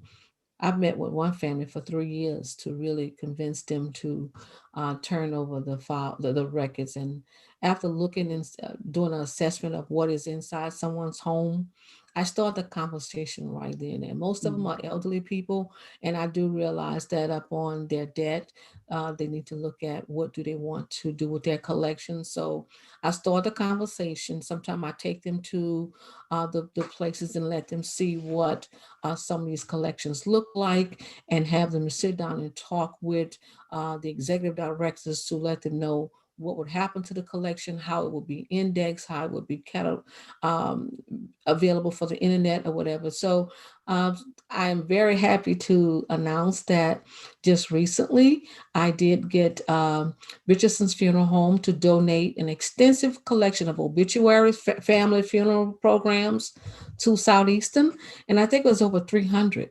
Wow. And each funeral program tells a story of someone's life. Absolutely. That's wonderful. I applaud you for that achievement. Thank you. Just because in my own research, in hitting a wall and then you find an obituary and it gives you family members and dates and, in some cases, extended family members. And it can help with a lot of things in presenting information that is not there, or to clarify something that is missing that you might have from a death certificate or a census record, or something of that nature. So that's wonderful. Congratulations. Well, and it is the third collection at Southeastern. Is the third African-American collection to be received at Southeastern University. So I'm still working on others at this point. Very good. And what of your own family materials? Where have you housed those? I have housed those at Southeastern University and some at the Amistad for the Life in New Orleans, the Amistad. But for the most part, I try to keep what I collect in the Florida parish, the Southeast Florida parishes in Tangipahoa Whole Parish, because it's easier for people to access it. And they can go online and look at the collection, look at what's in the collection, and organize before they even go to the university to look at the collection. Very good. So that's what I really makes it easy. So there are finding aids. Yes. Yeah. That's fantastic. And speaking specifically to your family, how is it that you think the Heralds were able to have the agency to save money and purchase their own land as opposed to being entrapped in the peonage system? I have not found anything to indicate their life from 1866 to 1888 when they first purchased the land. But I would like to say that the family worked collectively together, saving all of their pennies and dimes to purchase that land, those 200 acres of land, the land that they purchased for $200, of course. And so I know from 1866 to 1888, I haven't found them on any other place. So I'm still searching to see if they stayed on that one place, on Eliza Andrew Place, all those years until they was able to get what they called their freedom. Yes. And so were the Andrews their enslavers in the No, there antebellum was era? not. No. Okay. Levi Harrell was the enslavers. Okay. They came down from South Carolina in 1803, and they end up in Amite County, Mississippi, over into East Feliciana. So I was able to backtrack them from South Carolina to East Feliciana, Louisiana. Very good. And then I want to turn for a moment to, of course, the thousands of African-American families who were less fortunate. And so would you say that the early 1960s are the latest cases of people entrapped in that peonage system, or did you find even situations later than that? Even further, when I went to the National Archives and I looked at the finding aids and the index, it told me that they had cases that was filed as late as 1970. So I've only come in contact with people that was held to maybe it was like 1965, because on Whitney Plantation over in St. John Parish, I found several cases there where people was there in the 60s, 1965. I have interviewed over 200 people in that area, but they was afraid to talk. And a lot of times I run into that. People are still afraid to talk about what happened to them, especially if they live in that area and still employed by some of the family members, the younger descendants. And not only that, you have to look at the police department as well as the political settings. So a lot of people are still afraid. So when I find people like Arthur Walls, May, and other people that want to talk. It is such a treasure for all of us to learn from them. And what do you think some of the circumstances are that influence those individuals to talk, especially for those who came out, so to speak, in the 1960s? Is it the broader civil rights movement that was happening that encouraged them to speak more freely? Oh, absolutely not, because they didn't speak to years after the civil rights movement. I found that a lot of them that talked about it, it was well over 35 years after the civil rights movement, and it was just tired. I don't, a lot of them had health issues and felt like they was near leaving this world as we know it to be, and they just wanted to leave something with us. They was just tired of carrying the burden, and they just wanted to talk about it. And so when those individuals spoke with you, were they still working for the families? Yes, some of them. That Donald still worked for the family on Ball Ground Plantation. So if they look at the Vice documentary in full, they will see that he's still on the plantation. He have never left the plantation 5 generations. So when I find families like that and people who will talk about it on both sides, I have to be very, very careful and listen to them because sometimes they feel like there's a type of family relationship there. And so I don't want to go in there to do anything else but to listen, because that is that person's home. That's where they live at. When I leave, I still leave them on that plantation, and I'm not there to cause any problems for that individual or those individuals collectively. Are there individuals who have left those circumstances as a result of speaking with you or others? Yeah, but they'll return. Sometimes people will leave, but they will return, because it's a very, it's a fine line between, at least I know I can go to somebody if I need a loaf of bread. But if I step out into a big world that I'm just unfamiliar with, I don't have that survival technique to face that place and that time. You've got to keep in mind that a lot of people may not even know how to read, and so they depend upon a system. So one place the young people was working for $6 a day, and this had to be about 10 years ago.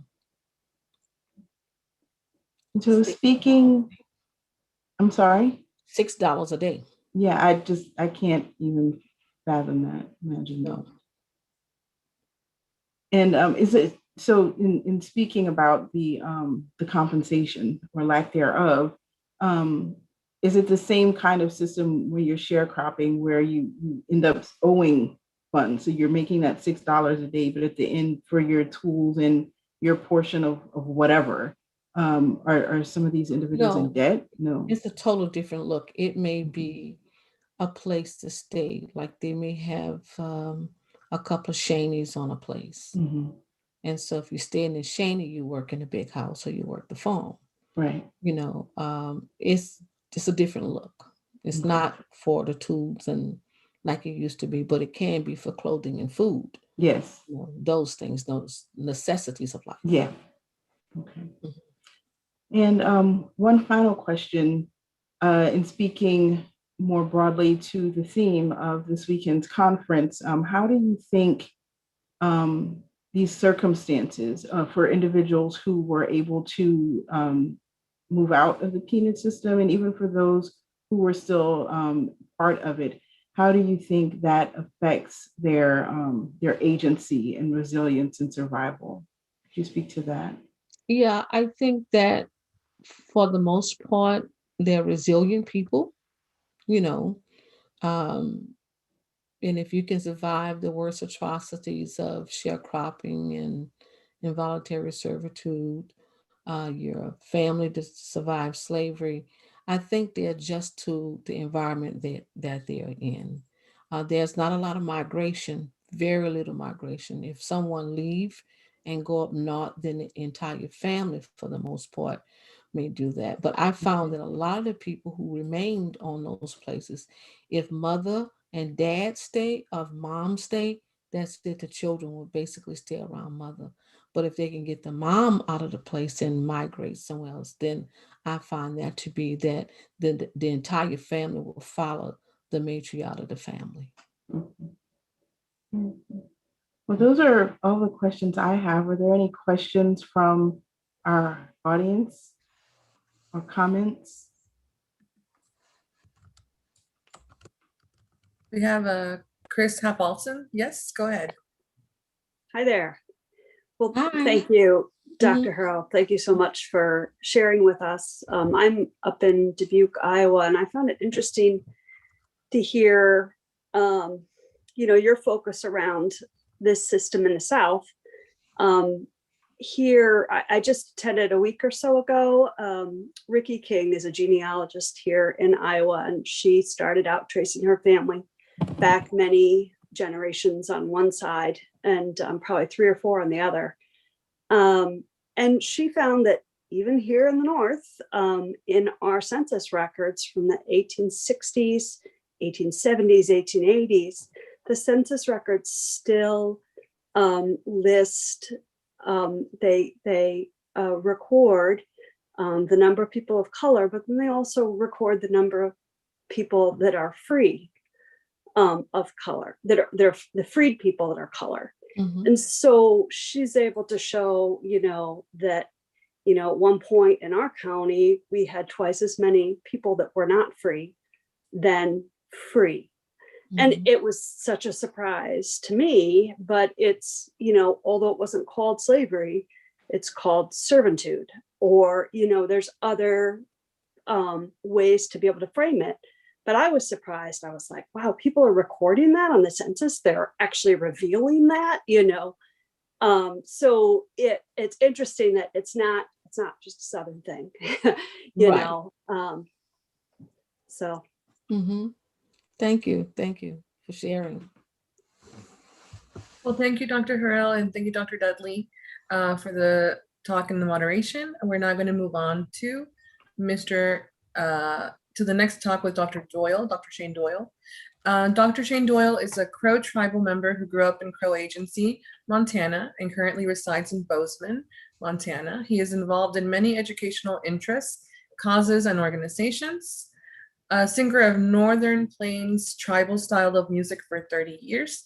Shane holds a doctorate in curriculum and instruction from Montana State University, Bozeman, and completed a postdoctoral appointment in genetics with the University of Copenhagen in Denmark in 2016. With 20 years of teaching experience, Dr. Doyle is a full-time educational and cultural consultant, designing American Indian curriculum for many entities, including Montana Public Schools, the National Park Service, and the Museum of the Rockies. He is also currently serving on the board of directors for the Bozeman-based Extreme History Project, Hopa Mountain, and the Archaeological Conservancy, as well as serving on the Montana Arts Council Culture and Aesthetics Committee, the advisor team with the Montana Wilderness School, and the Governor's Parks and Focus Committee. He and his wife, Meghian, are blessed with 5 children, and his talk today is titled Messages from Medicine Wheel Country. And after his presentation, I'll introduce our moderator, Sean Evans. Welcome. The floor is now yours. Thank you so much, Diana. What a great honor to be joining everyone today. And, I just can't say enough about all the great work that you're doing. And thank you, Sean. And Sean, I apologize for not sending my presentation earlier. I just kind of put the final few touches on it here, but I think hopefully we'll all enjoy it, and we can learn a lot of new stuff from it. So let me see here. I'm going to share my screen.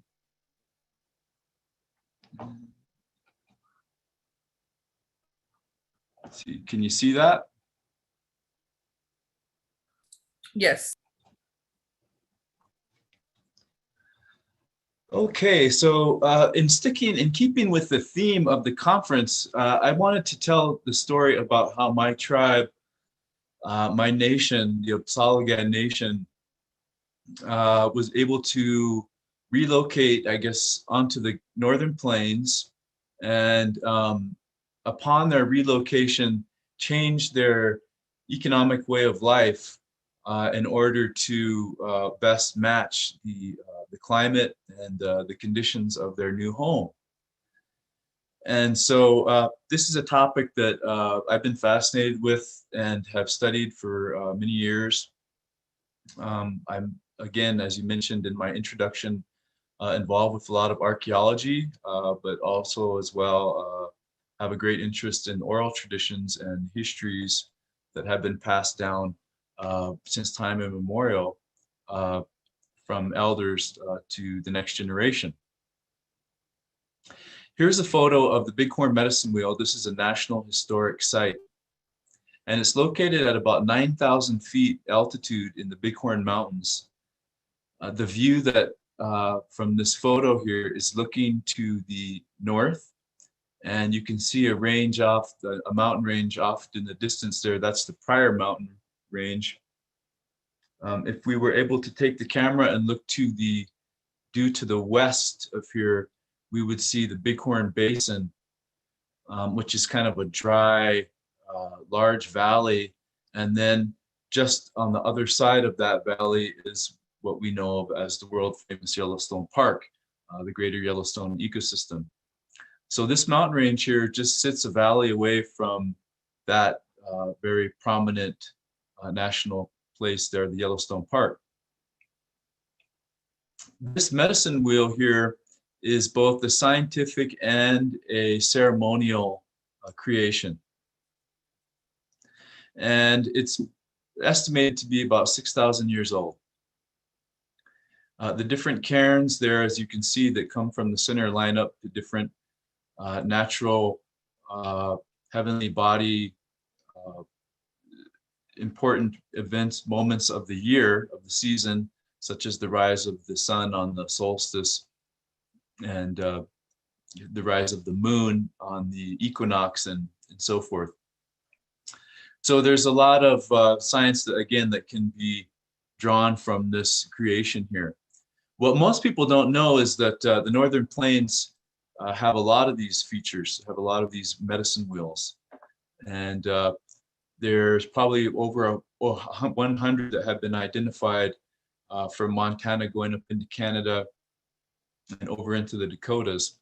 And everywhere where we see these, where we find these medicine wheels, we find a particular culture that reflects and embodies the wheel. And one of the ceremonies that's most famously based on the wheel is the Sundance.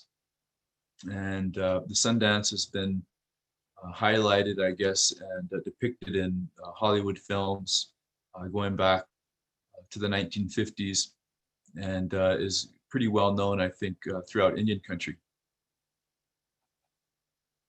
And that's, again, where the place where my tribe came. And this is another example of a wheel and some of the philosophies that are associated with it. This is kind of obviously more of a simplistic version of the wheel, and we see this utilized a lot by contemporary Native people. You know, the circle, it brings it all together, recognizes the web of life, helps us to celebrate our lives, honor our traditions, and keep looking forward. And so the balance that is embodied with the wheel is a form of medicine for all Native people. And I think we recognize that, especially on the Great Plains. My tribe, although we became hunter-gatherer traders on the Northern Plains, we can trace our lineage back to Cahokia. The Cahokia culture was one of the largest cities. It was at its time, at the height of its powers, it was the largest city in the world.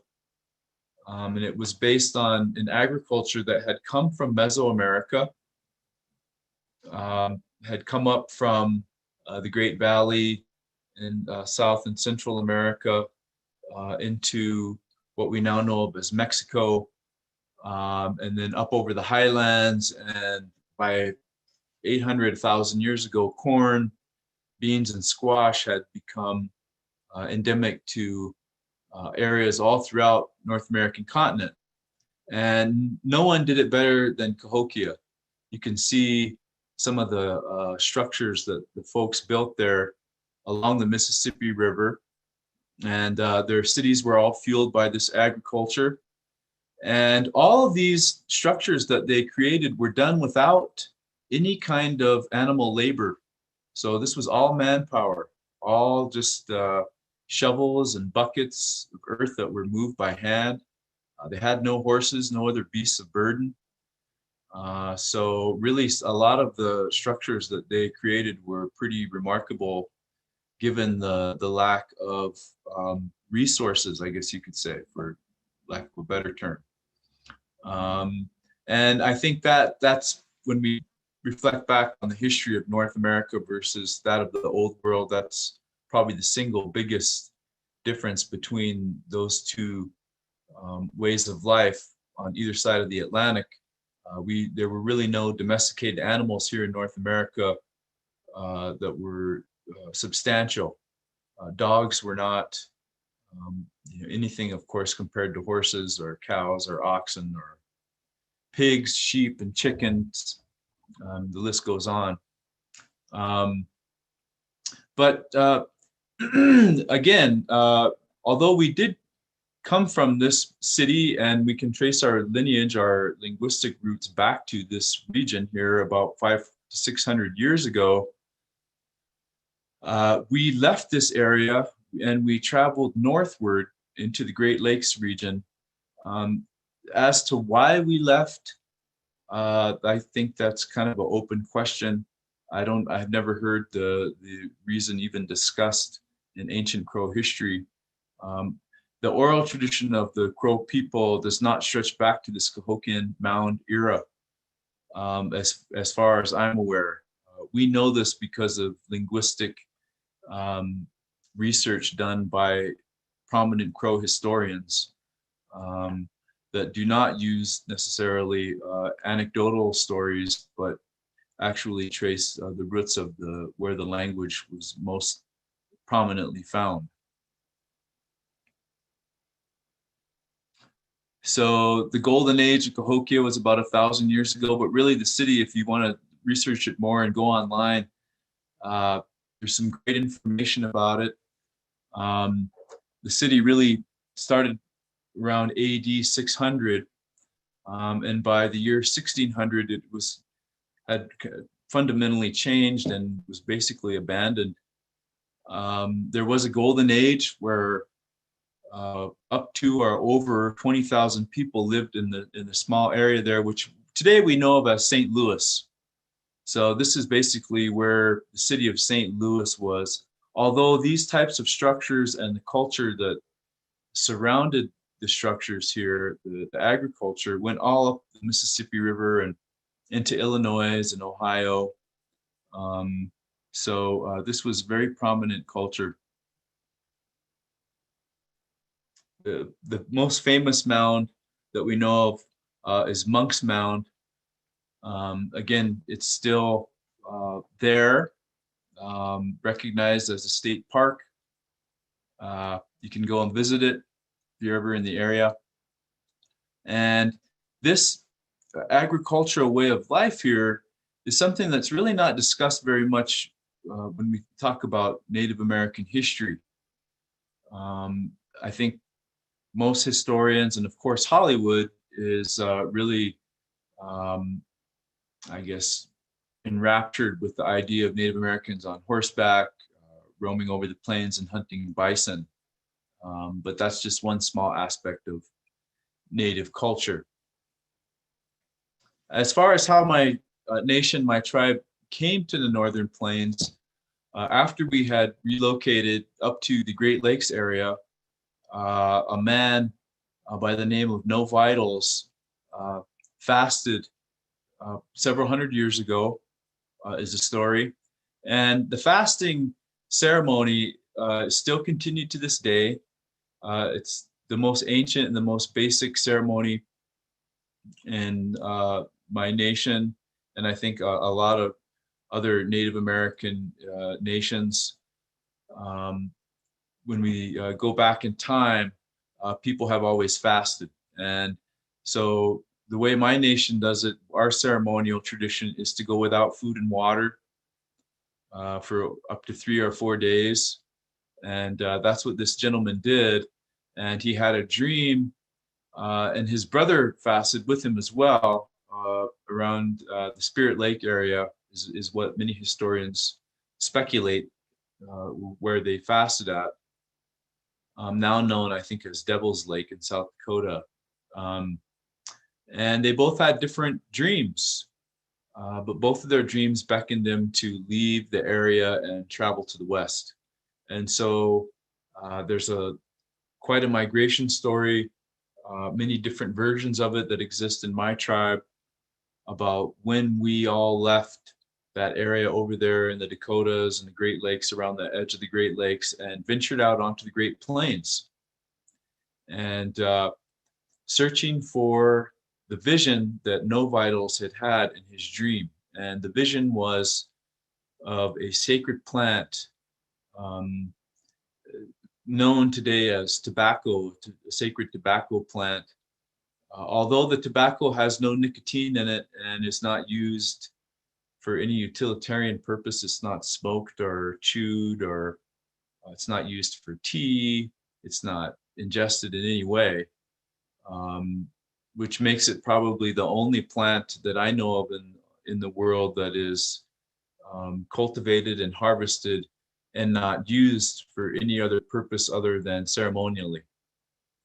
And so that's the Crow tobacco ceremony, and that ceremony ties the Crow people to the Bighorn Mountains, to the Northern Plains area, where we've called our homeland for the past at least 400 to 500 years.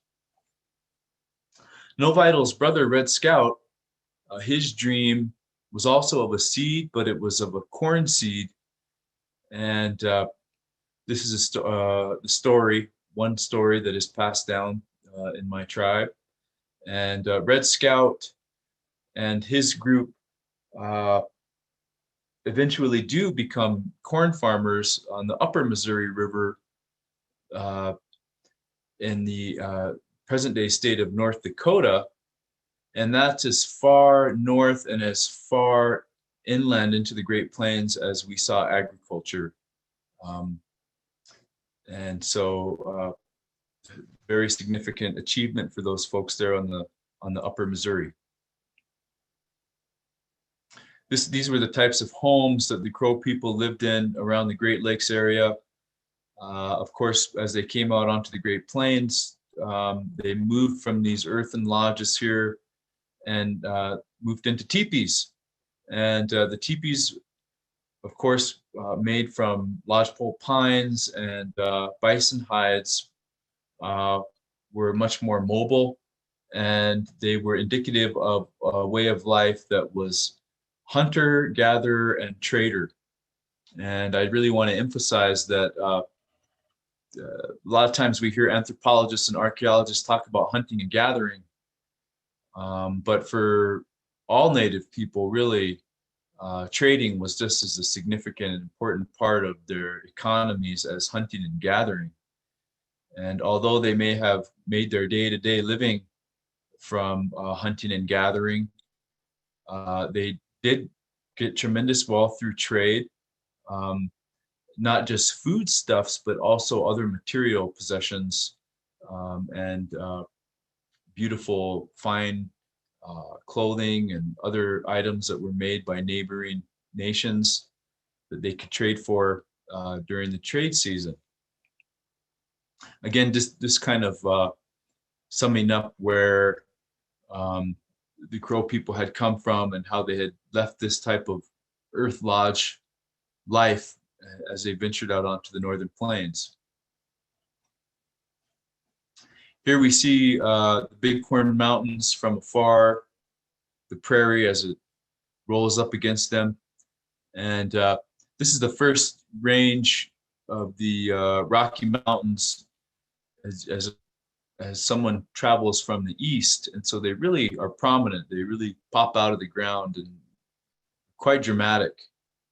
And the name that was given to them by the Crow people when they first arrived was the Mountain of the Future. extended mountain.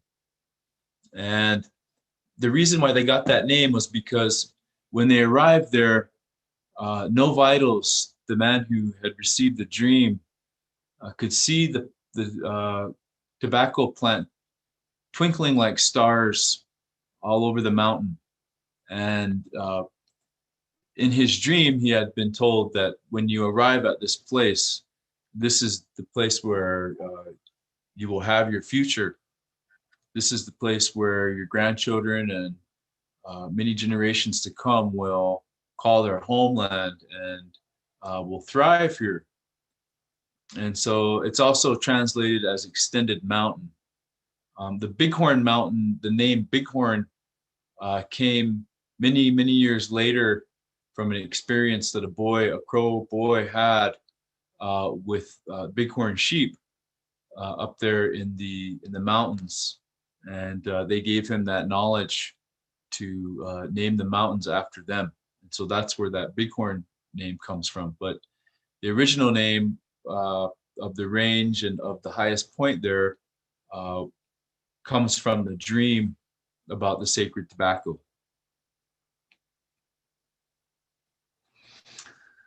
So as the Crow people arrived along the upper Missouri and into the Bighorn Mountain Range, they still tried to plant corn. They refused to give up on it. And there's a site over far eastern Montana known as the Hagen site at the present day town of Glendive, where archaeologists have found huge evidence from a very large corn growing group of Crow Indians who lived there several hundred years ago. And we know from place names and from stories that the Apsaalgad, the Crow people, attempted to revive that agricultural way of life here on the northern plains by growing corn as their brethren did up on the upper Missouri. They discovered, unfortunately, that the climate, the soils, and a multitude of other factors made it very difficult, if not impossible, to be successful agriculturalists in the upper Missouri, the upper Yellowstone Valley. Here we see a photograph from a place along the Yellowstone River with the Crazy Mountains in the background to the west. In the Crow language, this place is known as where the corn died. Today, as you drive past along Interstate 90, it's a little town site by the name of Springdale. And there at Springdale, there are no services, no gas stations, no restaurants, just a few ranch houses. Up across the river there, up on the hill a little bit further out of view from this photograph, is a natural hot springs, artesian hot springs that comes up out of the ground. And it comes out of the ground at 165 degrees. So, so hot that it would badly scald you if you touched it. And this hot spring was mixed with the river water for hundreds of years to use as a place for refreshing mineral soak.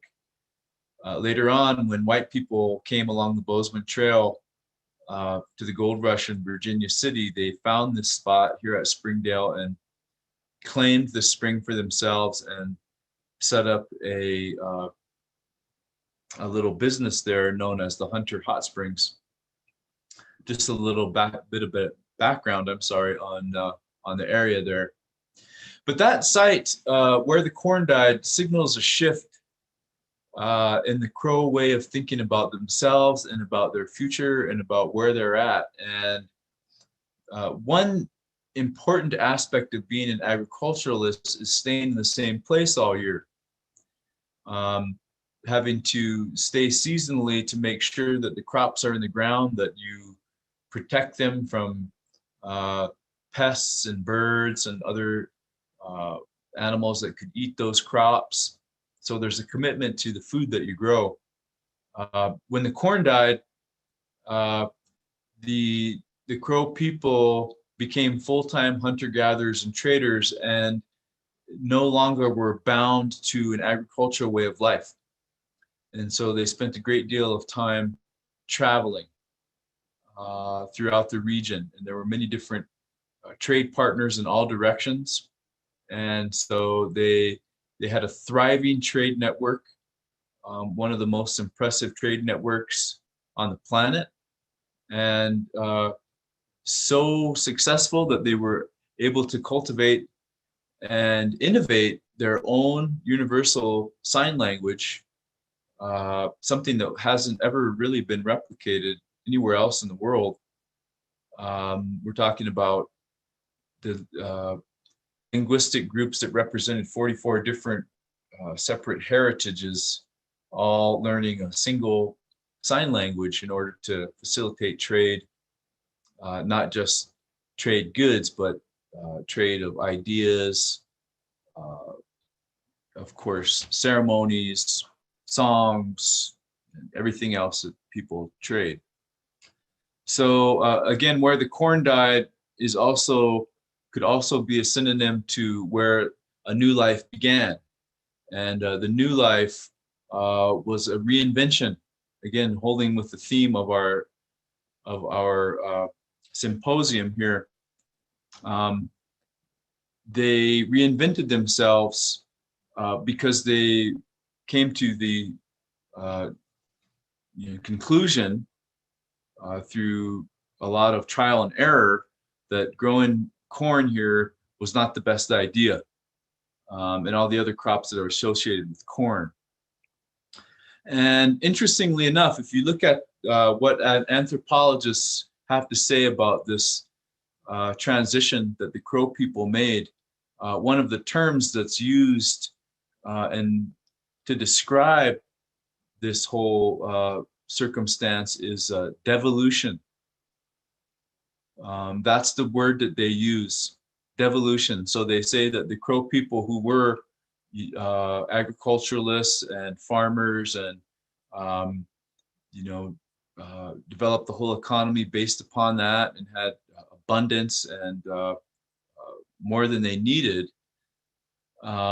devolved when they stopped practicing that way of life, that they actually went backward on the human scale of maturity, I guess you could say. That reverting back to becoming full-time hunters and gatherers was a step in the wrong direction. And I think that that's open to interpretation. I think that that's something that we can see from many different perspectives, and not necessarily from a point of devolution. And I think that that is something that we need to remind ourselves of when we seek for new solutions to old problems, and trying to fix our problems by reinventing ourselves and our society and the way we do things is actually quite ancient, and really critical and integral to what it means to be a part of a human society, and understanding our place and time on the planet. So here again is a satellite image of the Medicine Wheel country. Here's where my mouse is, where the cursor is at. This is the Bighorn Mountain Range, and this is the famous range where the Novidal saw the plant twinkling like stars. And so this whole area here was known as the homeland for the Apsaligat people. Here's the Yellowstone Park here, Yellowstone Lake, the Yellowstone River flowing through here. And all the folks who lived here in this area followed the same way of life. They had to hunker down by the rivers, by the different areas here where they could find fresh water and shelter from the wind during the winter. And then when the winter was over and the waterways began to flood, they would travel elsewhere to harvest different plants in different areas and different animals, and again, engage with their trade partners in all different kinds of activities, including ceremonial. One of the things you'll notice about Montana, the landscape, as you look out onto the prairie here, is that it's dotted with what we call island mountain ranges. They're little mountain ranges that sit like little islands out on the prairie. And those little ranges there are what make Montana such a special topography for Plains Indians, because these are the areas where lodgepole pines can be harvested to make teepees, for one thing. These are also areas where we can find winter campsites so that you can find good areas to spend what could be very cold and dangerous winters. As you move further south down onto the Great Plains, you don't see the same kind of mountains that pop out onto the prairie. And so it's harder to live that way of life that these folks lived here in any other geographical context. And that's what made Montana really the mecca for Plains Indians, and part of the reason why we see such a diversity of Plains people in the region.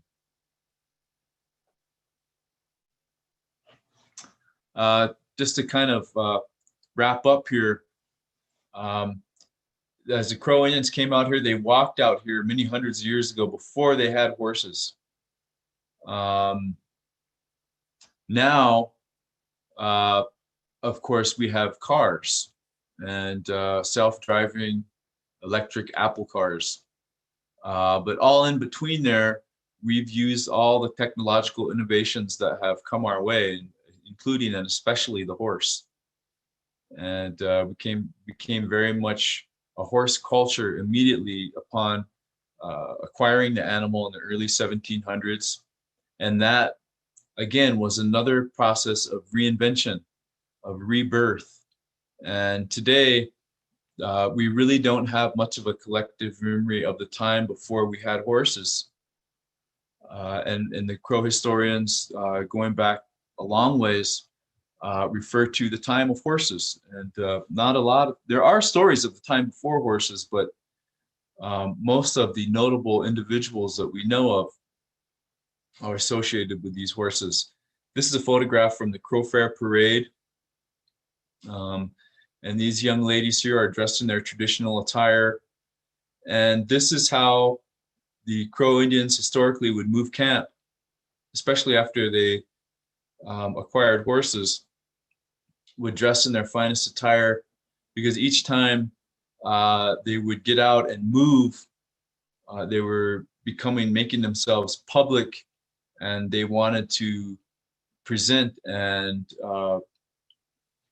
provide for everyone who was going to be observing them, a picture of poise and pride and excellence. And so I also wanted to give a shout to all the other nations here in Montana. And here's on the bar over on the right-hand side here, I have when some of the major events are in Montana, for the medicine wheel country here. And a lot of the people, the nations, the native nations that we see in Montana came out to the Great Plains. Some of them, a lot of them actually, during the era of colonization, because they were being pushed from their homelands by settlers coming from the east. And so I think the Crows are not the only group of people who had to reinvent themselves. Our story is a little bit different and unique in terms of how we did it and when we did it, but I think just about everyone who comes to live out here on the Great Plains has to change the way they do things. And that's not just Native people, that's white people, that's anyone who comes out here who has to live through the winter in Montana or survive a brutally hot summer, you know, you might have done it someplace else a certain way, but when you get here, it's going to be different. So that's really all I have for right now. I'll take some questions, Sean, or if there's any from the group.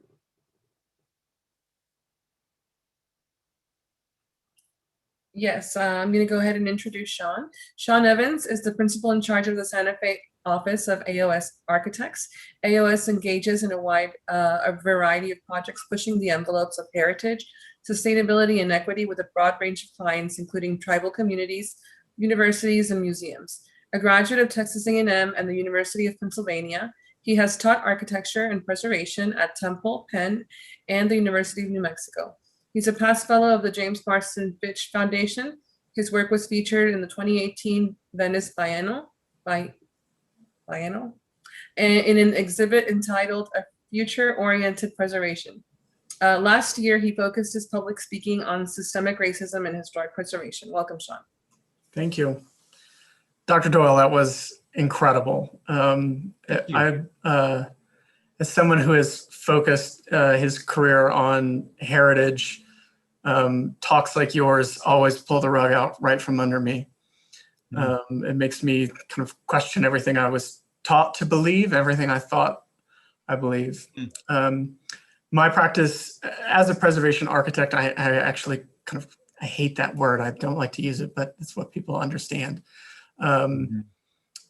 Was really turned inside out working with Pueblo communities here in New Mexico, primarily the Tewa tribe of Okewinge.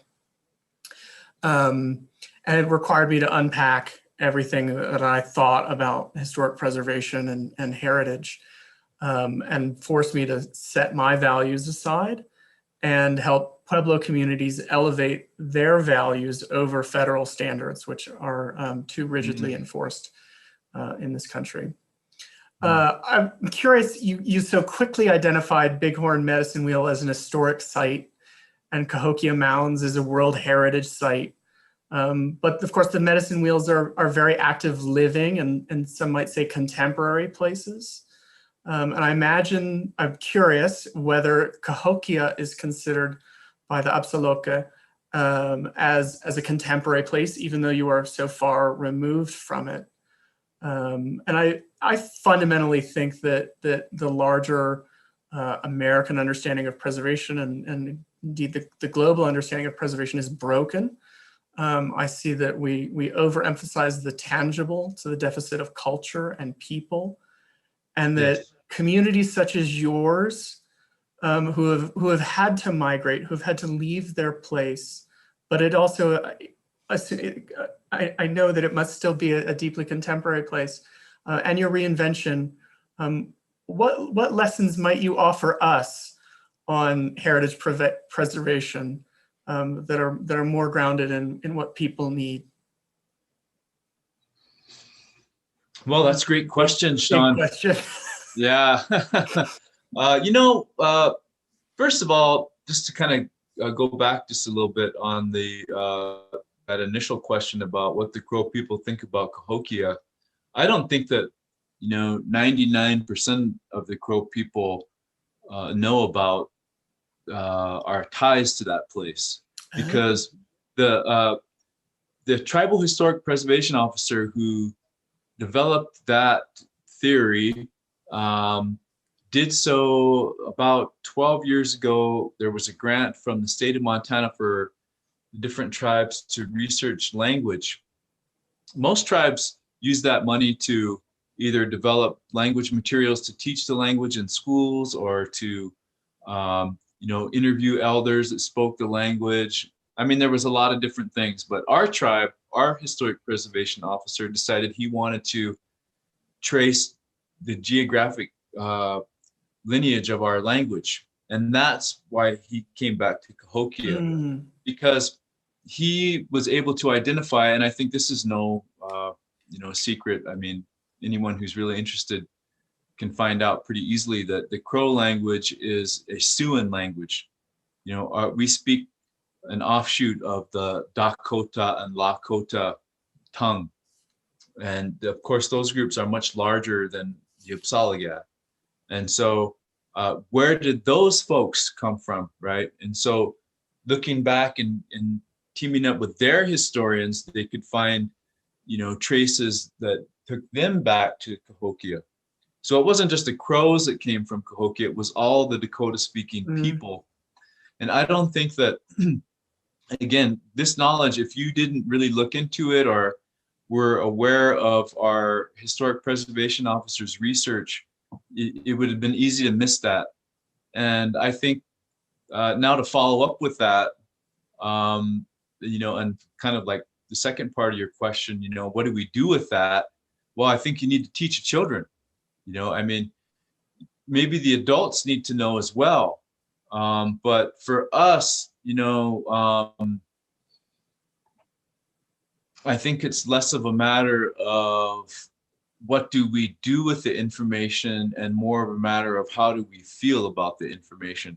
When you're a kid and your whole generation is getting this information, now you have an opportunity collectively to decide going forward as you mature, as your society and as you generationally mature, what you're going to do about it, how you're going to honor it, how you're going to make sure that it's not forgotten, how you're going to integrate it into our educational experiences.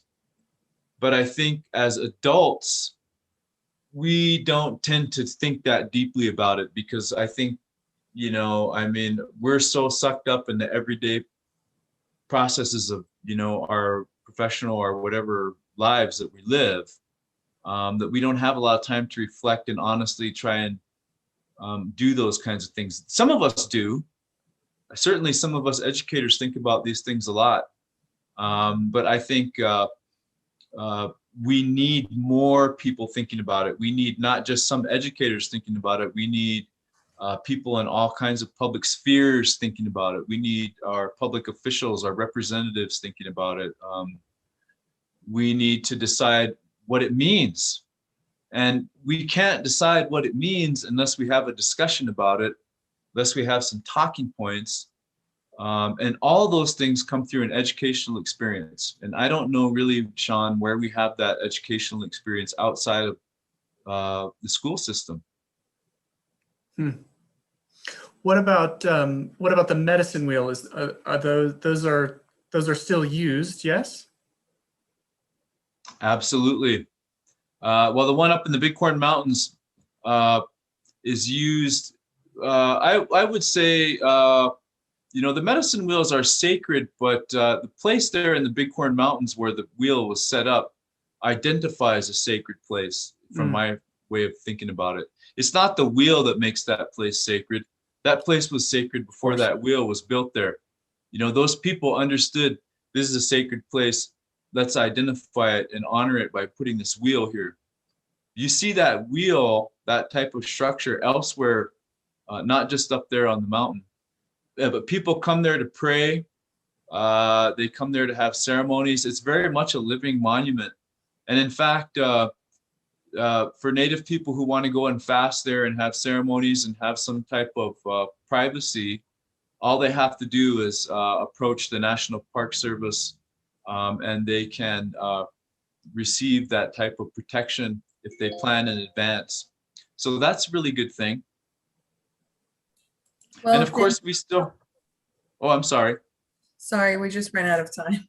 Oh. But I was going to say, if you could please put your contact information in the chat in case people would like to contact you. You bet. Thank you so much, Dr. Doyle. Thanks, everybody. Thank you. Thank you all.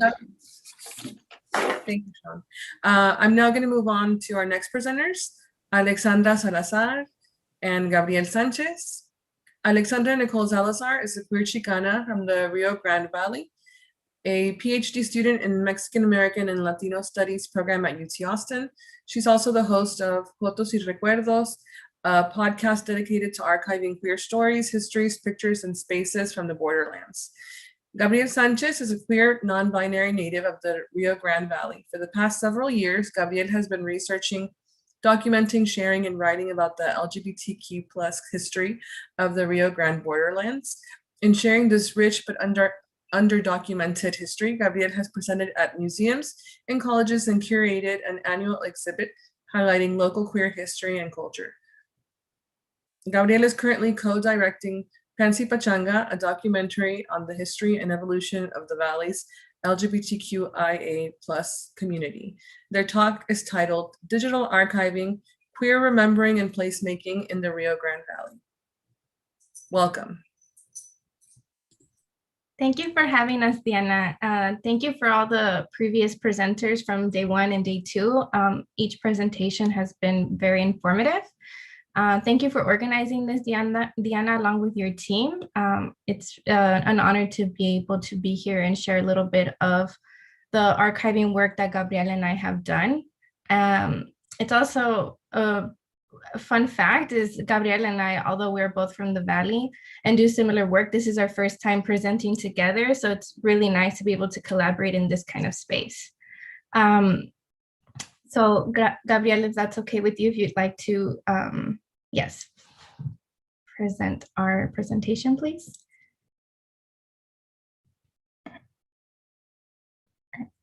Okay. Can everybody see that? Okay, awesome. And yeah, my name is Gabriel Sanchez. I'm also from the Rio Grande Valley, and I'm very honored to be here. Alexandra and I are good friends and share a lot of similar interests and passions that overlap in a lot of ways. And so I was really excited at the opportunity to be able to present together and to talk about a subject that occupies a lot of our conversations as well as our daily life and the work that we do. And yeah, and I know Zoom is always kind of funny. There's more challenges, right, than just like doing it in person. So thank you everybody for your patience. And like Zoom filters kind of do what they want to do. And I think I look a little orange today, but that's like what. But yeah. Okay. Thank you for being here. Okay. So if you would like to switch to the next slide, please, Gabriel. And everybody can see? Yes. Okay, perfect. Okay. So before we begin talking about our presentation a little bit more thoroughly, we wanted to place where we are coming from, which is the Rio Grande Valley, which is, it's funny because it's not actually a valley, it's actually a delta. And the history behind that is that when the colonizers came and colonized the land, they also romanticized it to bring other colonizers. And so they named it a valley to make it appear as this illustrious valley with orange groves and etc. But that's not to say that the Rio Grande Valley, the term itself, we haven't empowered it and found our own connection to it. So I just wanted to name that. But Gabriel can give a little bit more of a synopsis about the Rio Grande Valley. Yeah, so I think one of the interesting challenges of talking about the Valley, and can everybody see Alexandra and I, or did I accidentally make it so that no one can see us? I can see. Okay, perfect.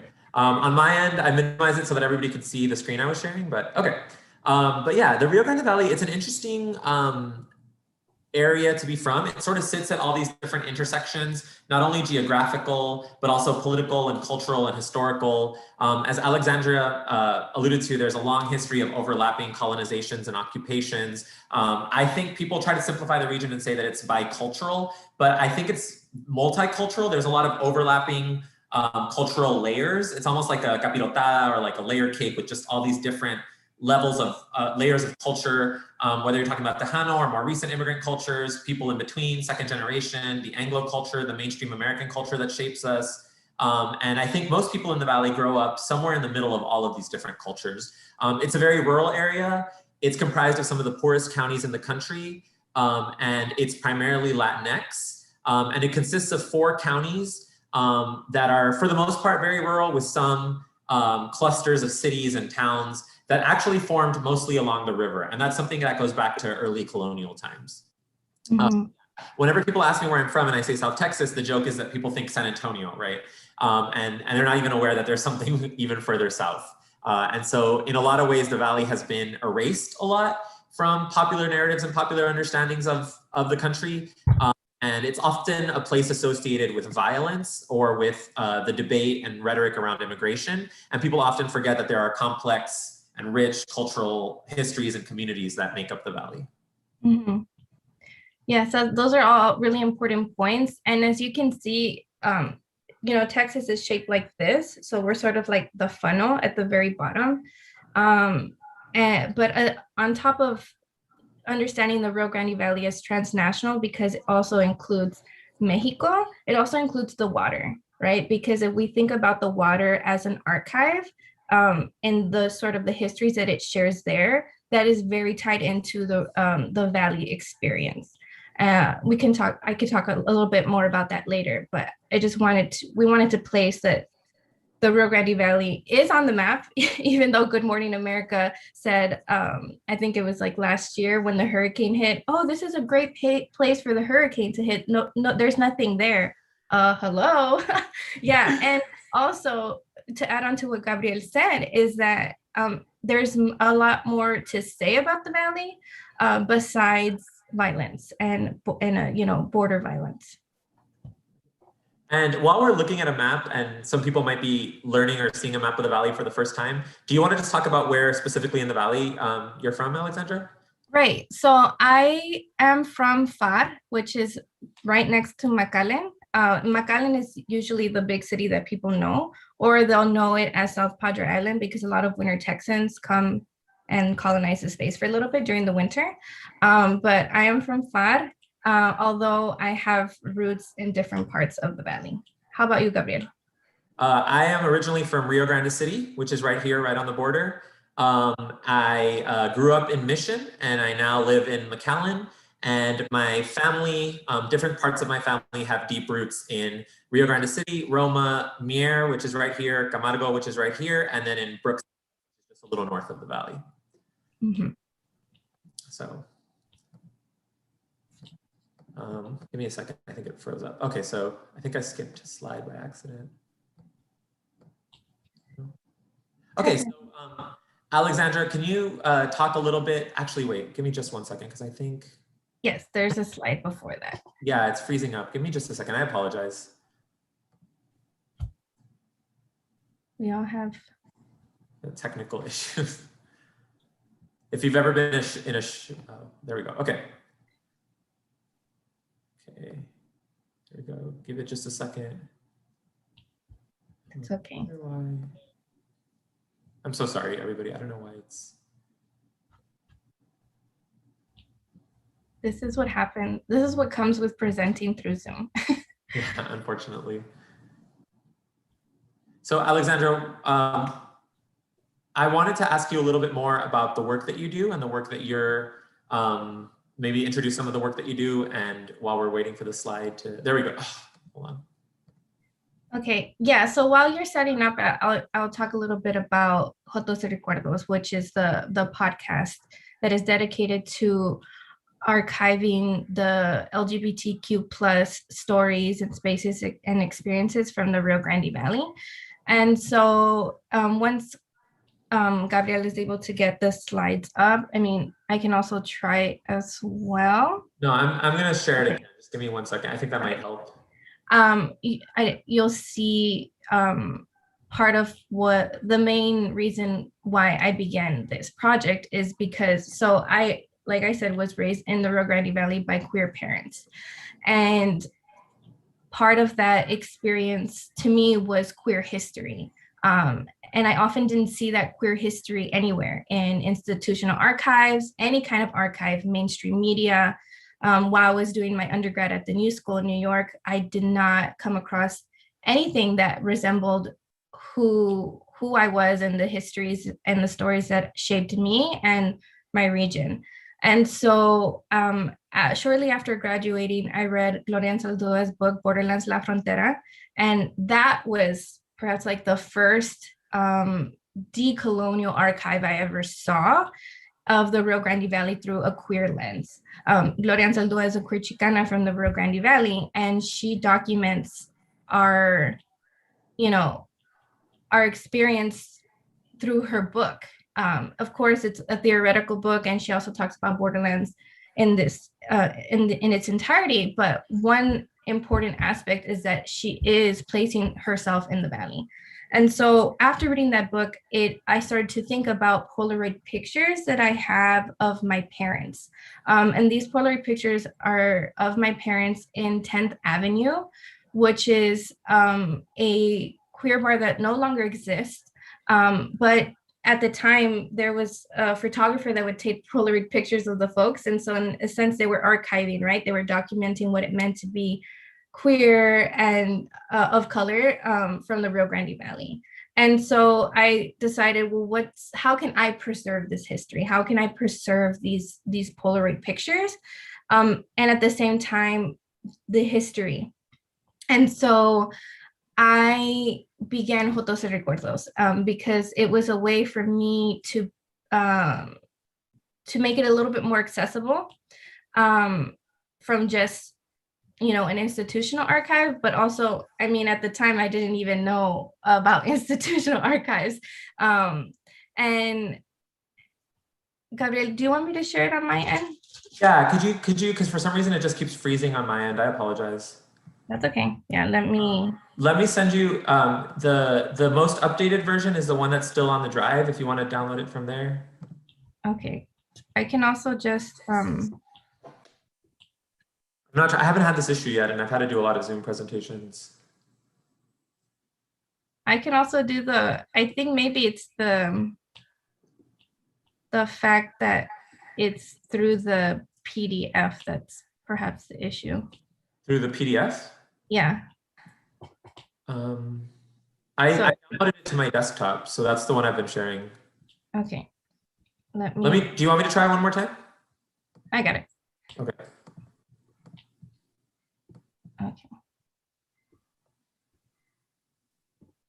Okay. Can everybody see? Yeah.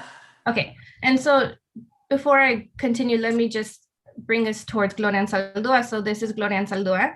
And two of the quotes that are prominent in her text, one is the US-Mexican border is una herida abierta, where the third world grates against the first and bleeds. And before the scab forms, it hemorrhages again, the lifeblood of two worlds merging to form a third country, a border culture, right? And so, I mean, here we just get a theoretical lens on how the valley, right, is an open wound. And what does that mean for the subjects that exist in these spaces, right?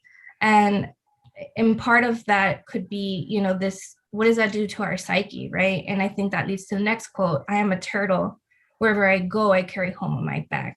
And I think that's also speaking to beyond the institutional archive, how we are walking archives, that we are embodied archives.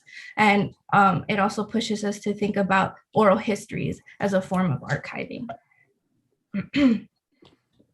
And so these are Polaroid pictures of my parents in 10th Avenue, right? So here you see like two queer Chicanx folks in the valley, right? Like, and to me, like this is history. This is queer history. This is a form of archiving. And so part of what I also do through my own research right now that I'm in a PhD program, I'm able to really theorize and come to understand what is actually happening in these spaces. What is happening? What can we learn about world making? And so part of this, the way we can get there is through queer remembering, right? And so I'm just going to play. Oh, I just realized, I don't know if you'll be able to hear the sound. We'll try it anyway. So doing the cumbia, but in a queer, doing the cumbia, but. So this is just a short soundbite of one of my podcast interviews where Anel Flores is sharing an anecdote of what it felt like to be in 10th Avenue. Through a queer lens, all of a sudden I was going to these bars and it was like my primos were dancing, but they weren't my primos. They were just queer folks that were coming out in the dark, They were coming out in the dark. They were coming out when nobody knew. I could tell. You could see like older gay men that would come in after work, come in with their uniform. They're Right. And so here we get just a snippet of what it was like to go to 10th Avenue. And what Anel is sharing is like men who would come from work in their uniforms right at the very end, who would come and enter these spaces, right? And so in a way, we're hearing about code switching to survive. We're hearing about being in the borderlands, about being in an open wound, you know, and we're also, it's an audio sort of visual to frame it, an audio visual of 10th Avenue, right? Like you get to remember it in that kind of way. And so this is Anel when she was younger, and this is Anel now. Another, you know, thing that's really interesting is for Gabriel and I, when we're thinking about queer remembering and placemaking and archiving, you know, part of that is we have to look outside of the institutional archive. And so one of the archives that I've used, aside from my mother's, you know, hope chest where she had these scrapbooks, is actually my grandma. So the picture to the left is my grandma in the 1970s with a lesbian whose name is Vicky in the 1970s. So they're both from the Rio Grande Valley, but they were here in Delaware farm working, right? And so the way I found this is that I was at my grandmother's house and I was like, abuela, like, quiero ver unos fotos, I want to see pictures. And she's like, ay, ¿por qué, mija? And she asked, why? And I said, because I just want to see, you know, I want to see my history. And so as I'm digging through them and I stop where we get to this picture, she points to it and she's like, hey, she's like you. And I was like, wait, what do you mean? You know, she's like, she's a lesbian like you. And then she began to tell me the story of how she met Vicky in Delaware and how they created a community in Delaware. And to me, like, this is just like a really beautiful way of connecting queer remembering and placemaking and archiving and thinking about how it's migrational. And it also speaks to the fact that we've existed forever, right? And on the right, if we're thinking about like, well, what is, you know, this is archiving to the left, which is through Polaroids. What does it look like now, right? How do we digitize it? It's through podcasting. So it's a photograph of me interviewing people at Pride, which is an event that happens in the month of June in the Rio Grande Valley. And so it's sort of like a, you know, a contrast of like what was happening then and what's happening now. But I'll pause there and I'd like for Gabriel, can you please talk a little bit about what led you to your work and what inspired you to create Pansy Pachanga? Yeah, so Pansy Pachanga is a documentary film currently in production. I'm one of the co-directors. I'm working on it with two other people. And Pansy Pachanga was partially born out of research I started about 5 or 6 years ago, just wanting to document and learn more about the LGBTQ plus community of the Rio Grande Valley. The Rio Grande Valley, as you can probably imagine, given where it's located, can often be a very culturally and socially conservative place. And so it can be really hard to grow up as a queer or non-binary person who doesn't fit into gender norms or norms about sexuality. And I think one of the challenges of growing up queer in the Rio Grande Valley is you often feel like you're the only one, right? You often feel like you lack a sense of community or a sense of role models to model what your existence could look like. And so I really felt, I was really struggling I moved back to the Valley as an adult after having left for college and worked in some other states for a while. And I was really struggling with being back and being out and being queer and looking for community. And I'd been really passionate about queer history at the time and was reading a lot about like trans elders and other events that shaped the queer community nationally. But I was just really curious about documenting the Rio Grande Valley's queer history. And then if you could just go to the next slide. I have an uncle who, his name was Leonardo Mena, and all I grew up knowing about him was that he was gay and that he was murdered. And so I just knew that, you know, he was part of my family. I never got to meet him, and he was murdered when I was a baby. So I really grew up equating queerness with violence, but I didn't know anything else about him. And then and the only picture I saw is the one on the left, the one of him as a baby. But in asking questions and starting to do these interviews and documenting this history, I learned that he owned the first queer bar in the Valley to be owned by a queer person, that he helped plan the first Pride in the Valley, and that he was a really integral part in shaping not only the local drag scene, but the community around it. And I had no idea he played such an important role. So for me, that's an example of how, if we're not preserving this history, if we're not documenting this history, it can be lost so easily, because it was literally all around me. I grew up seeing this picture. My mom has it up in the hallway of the home where I grew up in, and I never once knew that he played such a pivotal role in the community. And then I was able to find more pictures of him through doing this work. So that's a picture of him throwing a house party. He was known for throwing these wild parties in the 1970s, and that's him in the backyard of his home in McAllen around 1976. Some other early people that sparked this, I have a living uncle who moved to Houston at a very young age because he wanted to get away from the valley. But one night we just stayed up, he made a big old pot of black coffee, and I just stayed up, this is something I want to do. And I asked him about all the bars that existed, all the bars that he went to when he was growing up in the 60s and 70s, what it was like to be queer and to be visibly queer, who was important to the community at the time. I met other people when I was younger who I've gotten to interview. This is a teacher who started the first GSA in the Valley in the early 2000s. The couple that ended up becoming the first couple to be legally married in the Rio Grande Valley. And then a drag queen who performed at 10th Avenue, which we're going to talk about in a bit, who was the first visible Black drag queen in the Valley, from the Valley, to make a name for herself. And I met all these people as a young person, and I knew a little bit about their stories, and it really modeled visibility for me. And so one of the beauties of doing this project has been being able to go back and document some of these stories. And I just really sought to answer questions about what daily life was like for LGBT people in the Valley in previous generations, how they found and created community, and what art they left behind, or what firsthand documents they left behind. This eventually culminated in me, you can go to the next slide, in me doing writing a series of articles for a local media platform and creating a local exhibit that highlighted this history in like a museum format. And it's called Pansi Pachanga because it's named after the first Pride event in the Rio Grande Valley, which took place in June of 1992. And it was called the Pansi Pachanga at a gay bar that no longer exists called Zippers. But yeah, and this is actually some pictures of the Pansi Pachanga itself. So Pansi Pachanga also has evolved into an Instagram where I share stories and pictures about Valley queer history, get people excited for the movie, but also document and highlight some stories that might not make it into the movie because there are just so many stories to tell. We were highlighted in the local newspaper, and the picture on the left is us with one of the people we interviewed, and those are the other two people working on the documentary with me.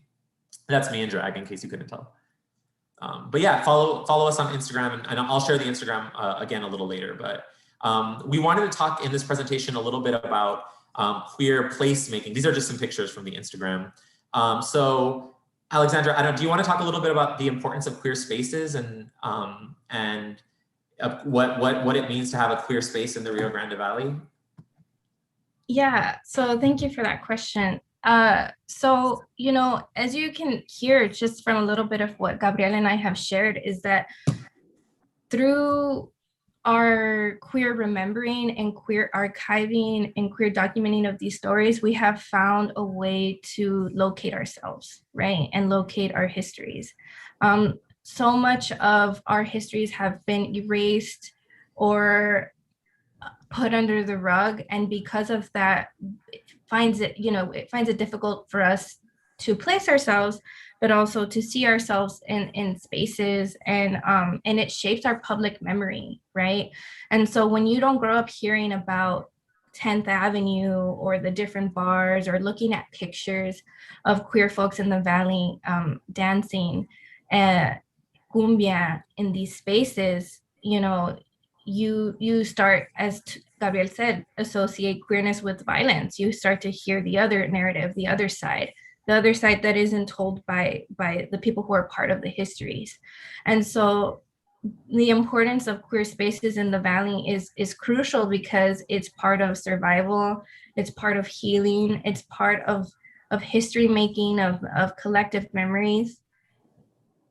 And you know, it also shapes the landscape of the Valley itself. There's about 45 bars that have existed, and out of the 45, only 2 exist now or are still standing.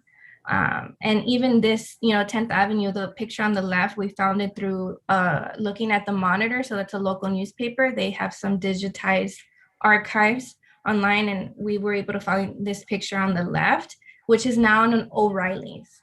right? You look in at O'Reilly's, you would have never thought about the queer history that was happening there. And then to the right is a photograph that Gabriel found. And so that's just a little bit of why it's very important. Gabriel, is there anything you'd like to add? Yeah, I just wanted to add that, 10th Avenue is something that fascinates both of us. Alexandra, as she mentioned, grew up hearing about it because her parents would go there. I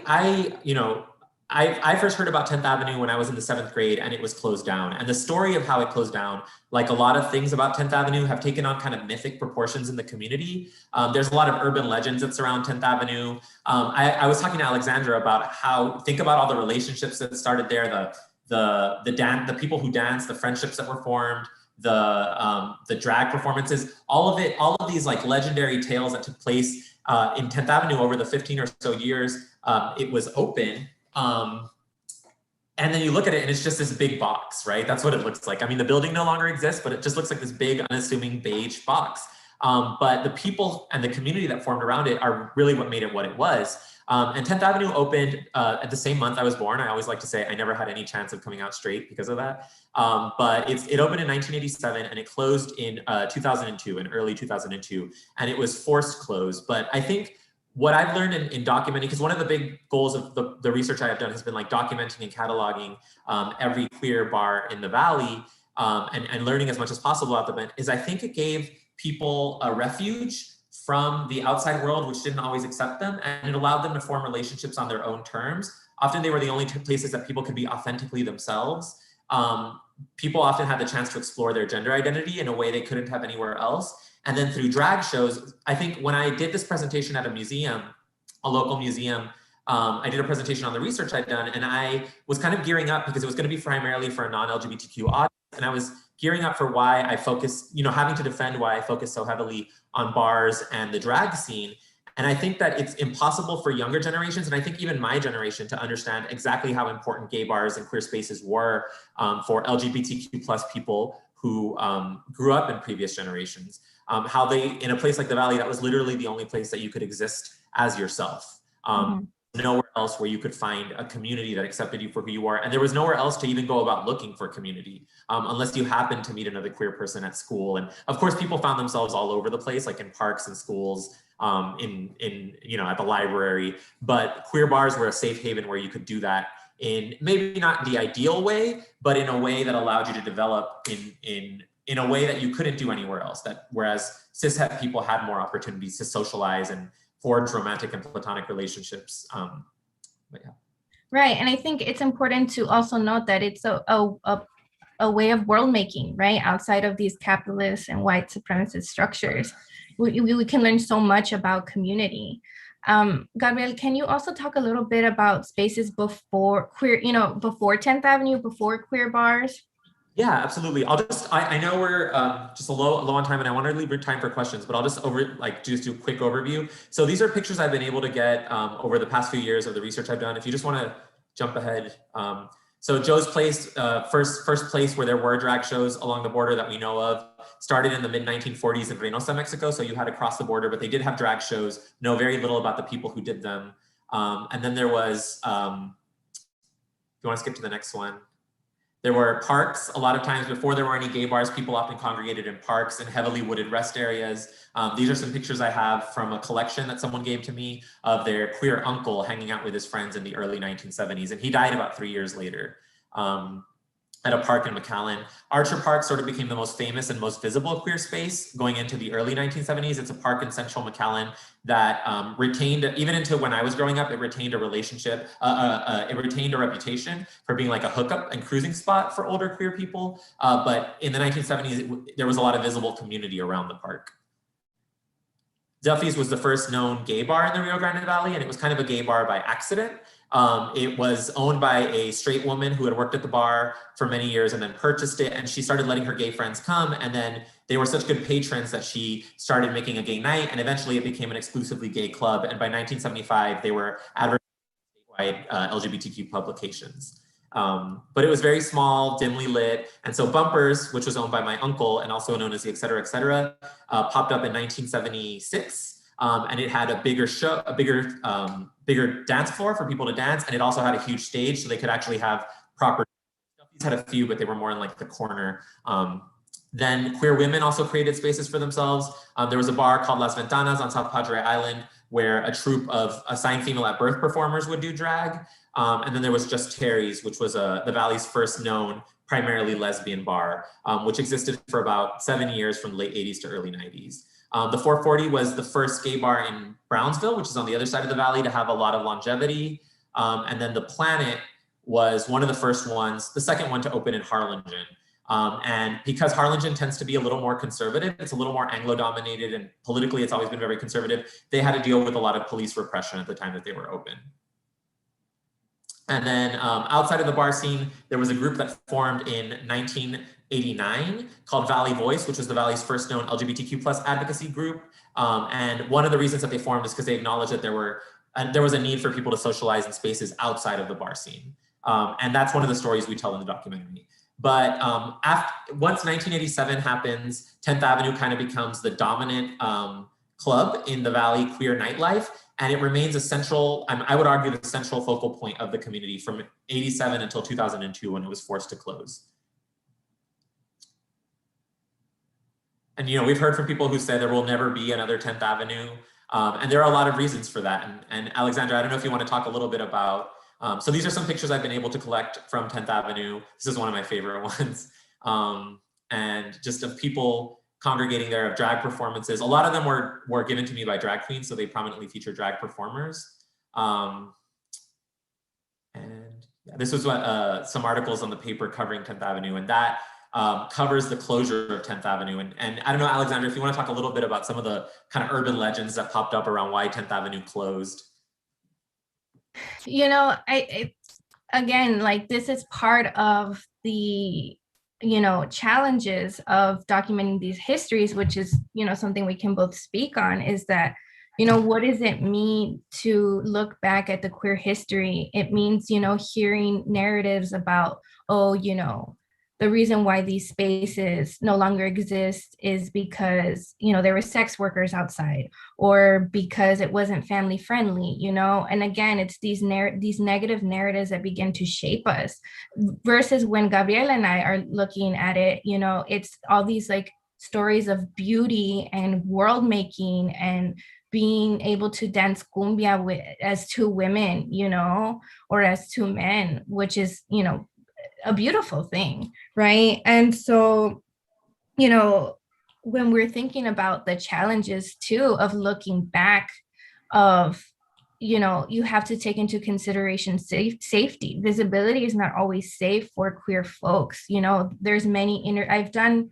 probably a total of 40 interviews and some, and there's a lot that I didn't get to document because people are still not out, right?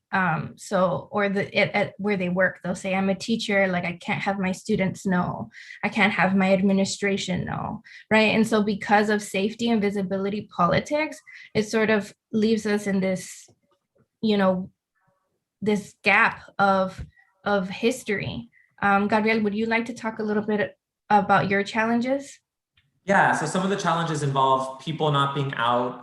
I think a lot of people don't necessarily see the value in this history. Like, a lot of times when people are living it, they are just living their lives and they don't see it as history. And I think that, you know, they might not understand the significance of a queer bar or of a drag show. But for me, you know, looking at it from a historical perspective, I think one of the reasons that a place like 10th Avenue was so important was representation. Like, if you weren't, not just, you know, aside from providing a safe space, if you weren't able to turn on a TV and seeing people who looked like you could go to a gay bar and see a drag show that reflected your community. And it also gave people a chance to, you know, the Valley is a place where often you're punished heavily for gender nonconformity, and being able to just dress in drag to go to 10th Avenue. There was a large community of trans and gender nonconforming youth that in the 1990s started to congregate in the streets around 10th Avenue as well. Being able to do that and be celebrated for it when previously you've only ever been punished for it, I think that significance is something that's really difficult to understand unless you lived it.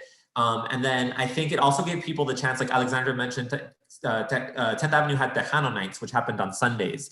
And that gives people a chance to interact with their traditional culture in a way that they might not have a chance to otherwise because of their identity. But yeah, I also first heard about 10th Avenue when I heard about it closing down. And it was I was in 7th grade, and a lot of the boys were talking about how the big gay club in McAllen got closed down because the people were so nasty and there were condoms and needles everywhere. And to this day, there's so many different stories about why 10th Avenue closed. As somebody who studies and documents history, I'm almost as fascinated with the way people remember things and the way people say things as much as I am with what actually happened, because some people say it closed down because of the gay bashing. Some people blame it on them having a straight night and straight people bringing violence to the club. Some people blame it on the trans sex workers who would congregate outside, when the real story is a lot more complex. But I think one of the takeaways from the story is that the city forced the bar to close. Like, this giant queer space was so huge that it was threatening in a way to, and it was so visible. It's right on 10th Street, which is the busiest street in McAllen. Okay. Yeah, thank you so much for bringing us to that. And because for the sake of time, I think we'll pause there. And Diana, if you would like to maybe moderate the questions that are in the chat for both Gabriela and I, that would be great. Thank you. Sure, thank you. So Mitch is asking, how has COVID impacted the LGBTQ community in the RGV? We as queer people cherish spaces like bars as our safe spaces, but the pandemic has changed that dramatically. Is the city recognizing 10th Avenue as a historic place? Oh, those are all great questions. I'll start off with one, the last one. Gabriela and I actually were just chatting about how we want to fight for a plaque at that O'Reilly's, and maybe we can create a plaque, different plaques at all the queer spaces and the queer histories throughout the Rio Grande Valley, because that way it sort of disrupts the space and inserts us where we should be inserted, right? Like a form of acknowledgement. So that's one. And then in terms of COVID, I mean, this is why digitizing is important, right? When you think about queer history, a lot of it is temporal, right? It's about temporality. And so the way that we're able to add some permanence to it is through the digitizing, right? Through podcasting, through film. And so in a lot of ways, the way that queer people are living in COVID happened a little bit pre-COVID, because we've always had to revolve. We couldn't always be publicly visible, right? So of course the taking away of bars is sad, but this is why digital spaces are very much important. And also I want to know too that there's a queer-owned restaurant called Gigi's in Elsa Tech in the Rio Grande Valley. And, of course you would order to go, but even just like being able to see the queer people and like have that like connection in that kind of way is also a way to have queer spaces outside of bars. Gabriel, is there something you want to add to that question? No, that's okay. John is. I'm sorry. Go ahead. Answer to it. I think that the queer community.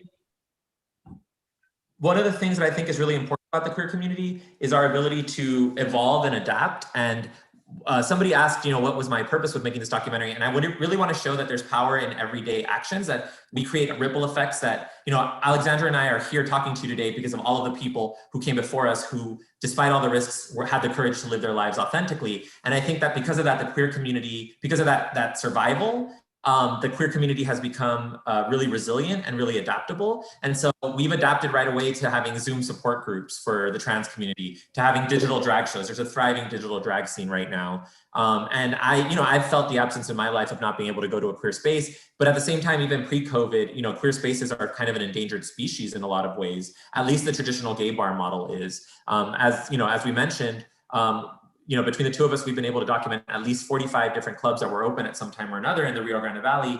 And yet they're all, there's only 2 left. And those 2 are sometimes struggling, especially now because of COVID. Our next question is from Lauren. What is your hope for the documentary? When do you expect it to be completed?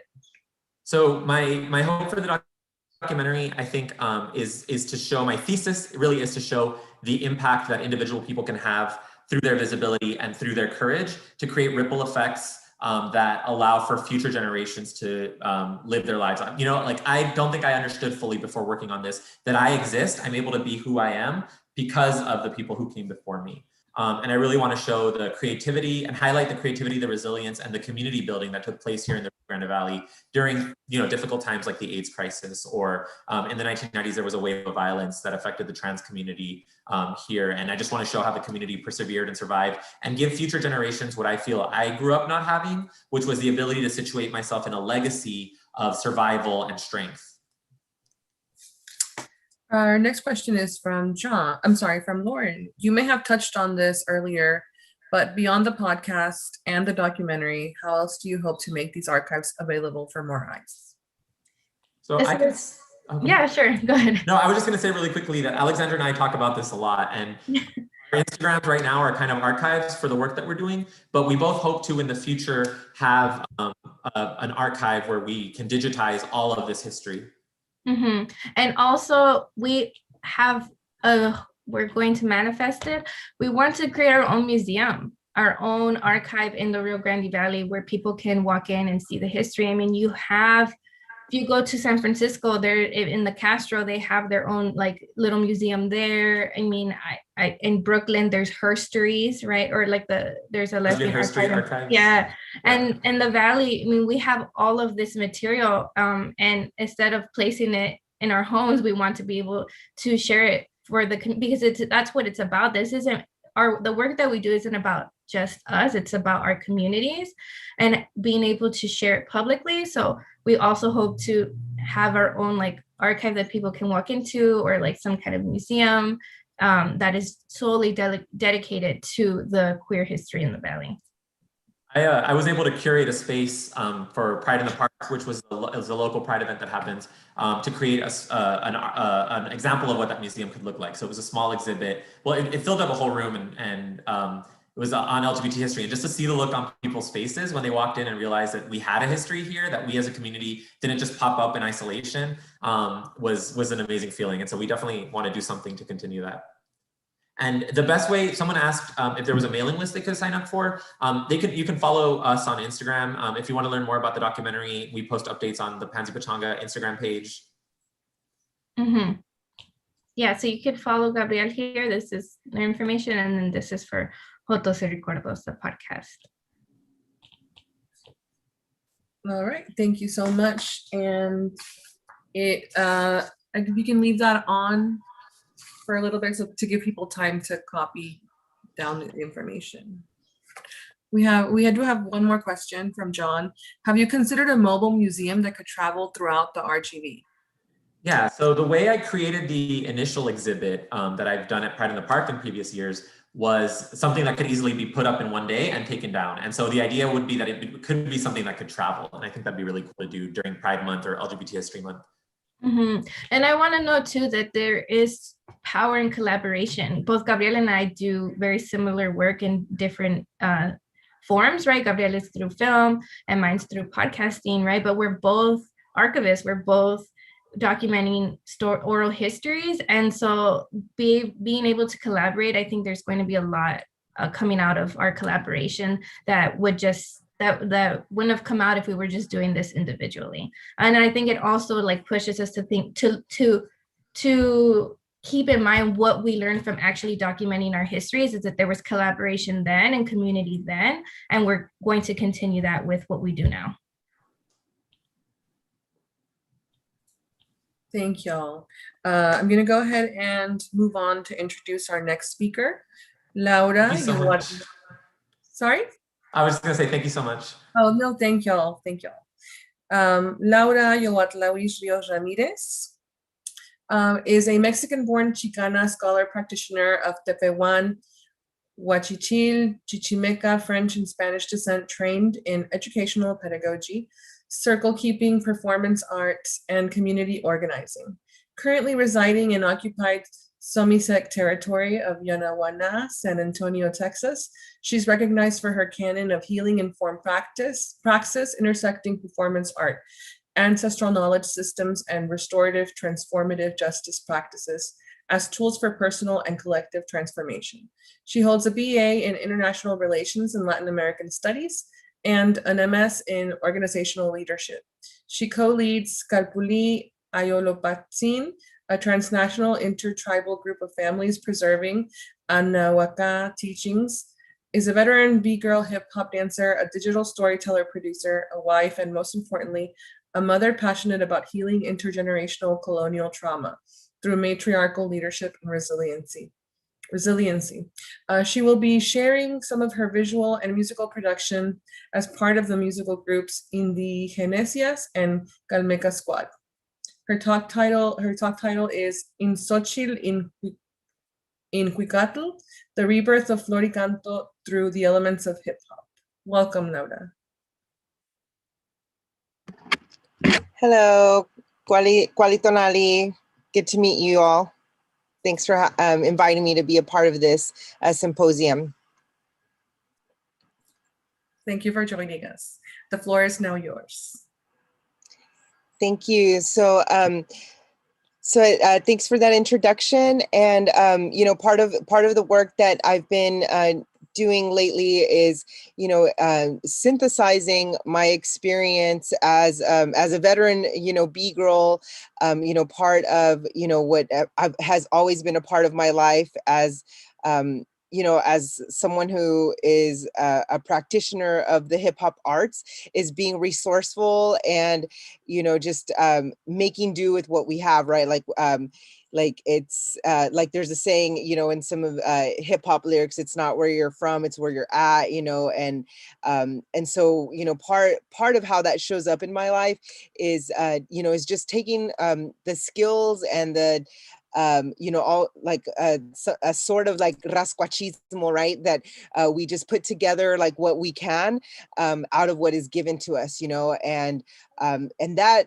shows up in my work, you know, through digital storytelling in some of the digital projects that I've put together. So what I want to share with you first is a digital land remembrance, right? This is a project that that has come out of, you know, partnership with national organizations and local you know, presence here in Yanaguana Somisec, which is occupied San Antonio, Texas. So Diana will go ahead and share that land remembrance video.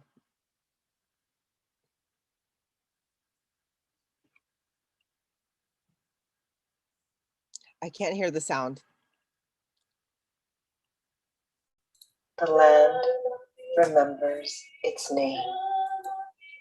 You are on stolen land, the stolen lands of Somisec territory. Yanaguana, a place to lay your head to rest, the birthplace of sacred springs, a map of celestial and terrestrial covenants with the sacred. Homelands of the Ixtocna, Carrizo, Carrizo Come Crudo, and Coahuilteca people.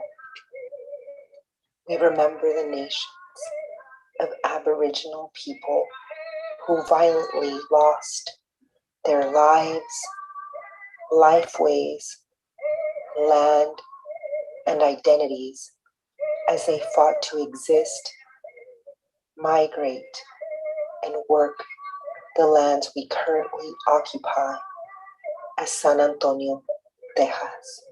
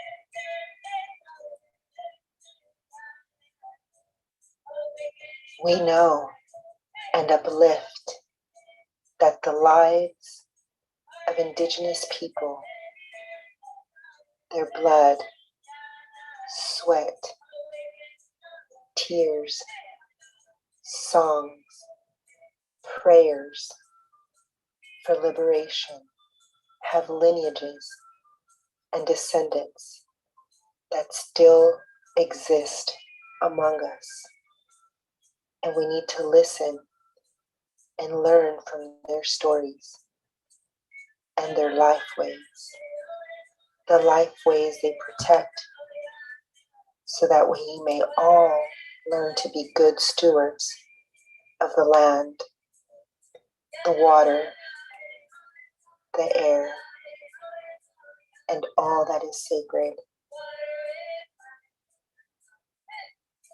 so that we may hold on to the sacredness of our own humanity and protect each other for future generations.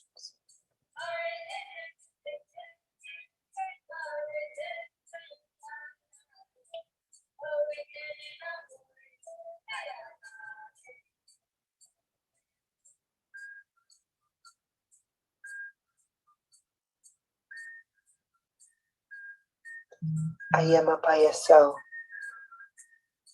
give life. Yomanam.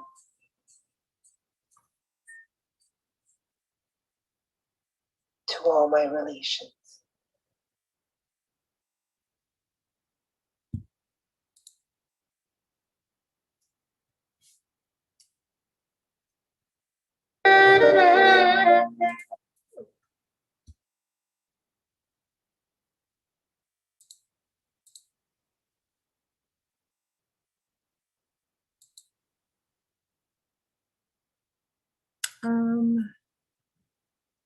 I think that she got logged off.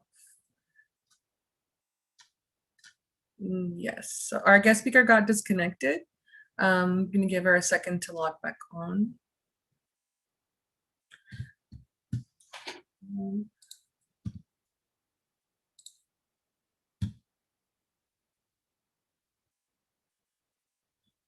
She did have another video that she was gonna show, so I'm gonna go ahead and get that one started while we wait for her.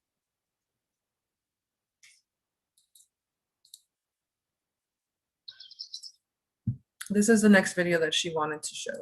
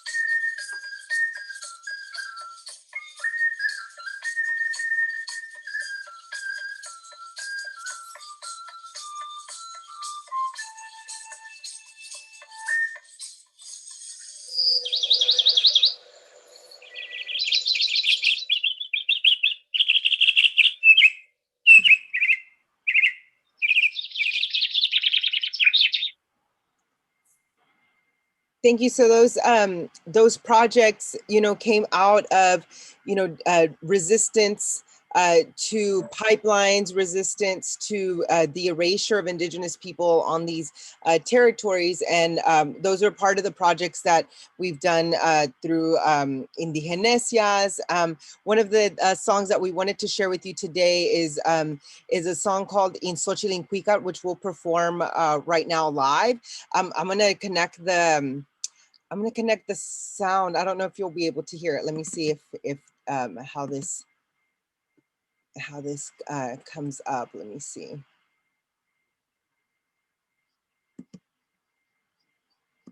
It's this one.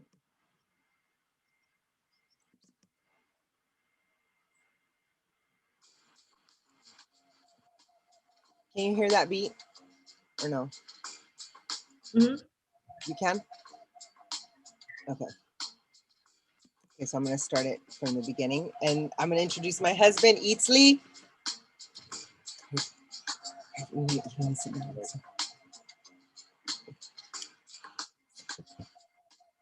Chicawayauteca, Chicawayausiwat, Tiawi Mexica in Xochitl, Chicawayauteca, Chicawayausiwat, Tiawi Mexica in Xochitl. Cualquier momento me matatas para hacerme ejemplo. Por mucho tiempo tuve pesadilla de tu fuego perdido, caminando en la pura oscuridad, atrapado en dos lados y no puedo encontrar la página que lamina todo que puedo dar. Una parada que es muy difícil de tubar, pero ahora yo me levanto con la bronce armada. Encontré mi historia y nadie la arrebata. Horchata, maíz, frijol, sangre villista, hidalgo, hogar, nopal, hermana indígena, enteros. ¿Cómo me llamas un extranjero? Ejemplo, me convenciste que yo soy ratero, llamero, me robabas de mi identidad. Con caldo me reparo y curé mi dignidad. A tirar la criminal, mano, que siempre va a echar. Nos al camino malo, no nos deja progresar. Batallador en esta lucha por la patria defendemos. Esta es para la gente que pelea por su pueblo. Chicawayauteca, Inchawayausiwat, Tiawi Mexica in Xochitl,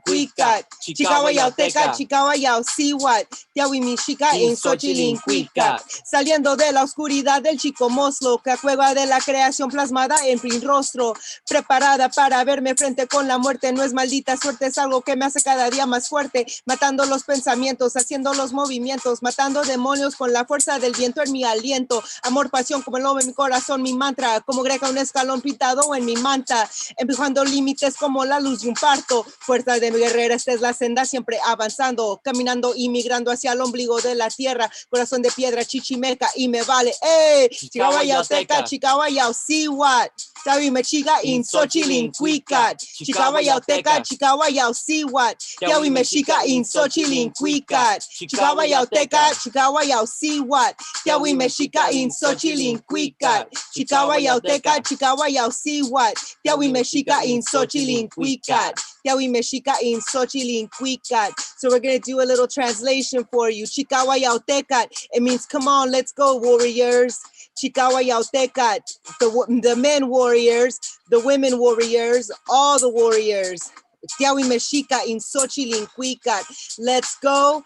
And in the greatness of our cultura, in the greatness of our ancestors, we are still here. We're not going anywhere, and we are striving and thriving on the territories that our ancestors have always migrated on. Ometeo. Calmeca squad in the building, in the Zoom building. Thank you so much. Thanks for inviting us to be a part of this. Yeah, we're ready for your questions. You know, I know you had some questions for us. So thank you so much for allowing us to share the way that, you know, hip hop culture, the elements of nature, the elements of our traditions, you know, are also part of the urban, you know, elements that we bring into, you know, how we continue to exist and thrive in society, in our communities, and in the work that we do, you know, and especially during these times, you know, digitally, you know, just, you know, putting it all together, however it comes together. Thank you so much. And now I'm going to hand it over to Crystal, who is your moderator. Crystal Alegria is the director of the Extreme History Project, a nonprofit that makes history relevant. She has worked in the field of public history and archaeology education for the last 20 years at a variety of museums and heritage organizations. She co-founded the Extreme History Project and has helped build the organization into an award-winning nonprofit that engages the public in history through walking tours, a lecture series, workshops, oral history, preservation projects, and other unique historical programming. Crystal serves on Bozeman's Historic Preservation Advisory Board and is a founding member of the Bozeman Historic Preservation Advocacy Group. She has written numerous walking tours, articles, and blogs on various topics relating to Montana history. Ms. Alegria has a BS in anthropology and an MA in history from Montana State University. Welcome, Crystal. Thanks, Deanna, and thank you, Laura. That was amazing and so powerful. I loved your digital storytelling, and I love the live performance as well. And it really made me think about the land that I'm sitting on right now and the land that we're all sitting on. And the land that I'm sitting up, I'm way up north in Montana, and so the traditional homeland of the Apsalaga and many other indigenous nations and peoples that we have lost the name of. So I think you encourage us, as a lot of the presenters have today, to think about these places, these really sacred and important places that we occupy now. I wanted to just ask you, and if anyone has, I see some questions coming in. Let's see. There's a question about how has nature shaped you, and why is it important for us to connect to nature? Thank you for that question. That's a wonderful question. And yeah, like I mentioned, one of the things that has really, made, my reclamation and my return to my indigenous ancestral roots, has been a connection to land, and actually, having that journey, being guided by elders and my family, and inquiry, right? Like asking like those questions of like, what's your story, like to my grandparents, to my parents, when they were alive, like luckily, I was able to have those conversations with some of my grandparents, my dad, and, trace back, some of those some of those parts of our family histories that were purposely like erase through mestizaje, through Latinidad, through Hispanization, and really connect to, to the root of the ancestral teachings that, in my opinion, like as a dancer, right? Because, I mentioned I'm a veteran B girl, right? So, I'm a third generation matachin danzante, right? The matachines are dancers that dance to the Virgen de Guadalupe, so it's a very much missionized ancestral dance. However, there's, indigenous, like it's like a synthesis, right, of the indigeneity and the Catholicism that's very unique to to certain parts of Mexico, or what is now considered Mexico, and that has always been there, but it wasn't until I left that and started being like more influenced by the urban culture of like the 80s and 90s of like hip hop, break dancing, but I was getting the same thing out of it, right? And so when I started getting more curious about my ancestral lineage, through being guided by like Chicano elders, right? Like folks that had really worked on reclaiming that Mexican American descendant narrative of being descendants of indigenous people, even though we've been assimilated through American culture, that I realized a lot of the thoughts and a lot of the ideas that I had around what my body was doing when I was breakdancing were actually like for instance, I would be like, oh, like I would write poetry and rhymes around the angles that our bodies would make, and like the poses, and the cosmic and like consciousness of like hip hop that was influenced by folks like Common, Bahamadia, Lauryn Hill, all of those you know, folks that just really, you know, took hip hop to another level in the 90s. And it, you know, it really brought me to, you know, pay attention to how, you know, my feet were stomping on the concrete. So even though I was like, you know, living in a city and like, you know, in this like very urban, you know, aesthetic, that I was able to connect to the city breathing, you know, like Mos Def like talks about like the city breathing, Talib Kweli, you know, talk about the city breathing, and just connecting to that breath and recognizing that, you know, there's a saying that I like, you know, it's like from the drum beat to the break beat, right? So I feel like those beats have always been a part of our, you know, Black and Indigenous cultures, and they find a way back, you know, to even like our urban settings, you know. And to me, like that's part of like, you know, Afro and like Indigenous futurism that really brings us back to those elements of ourselves. And yeah, it just helps us, you know, even in the cities,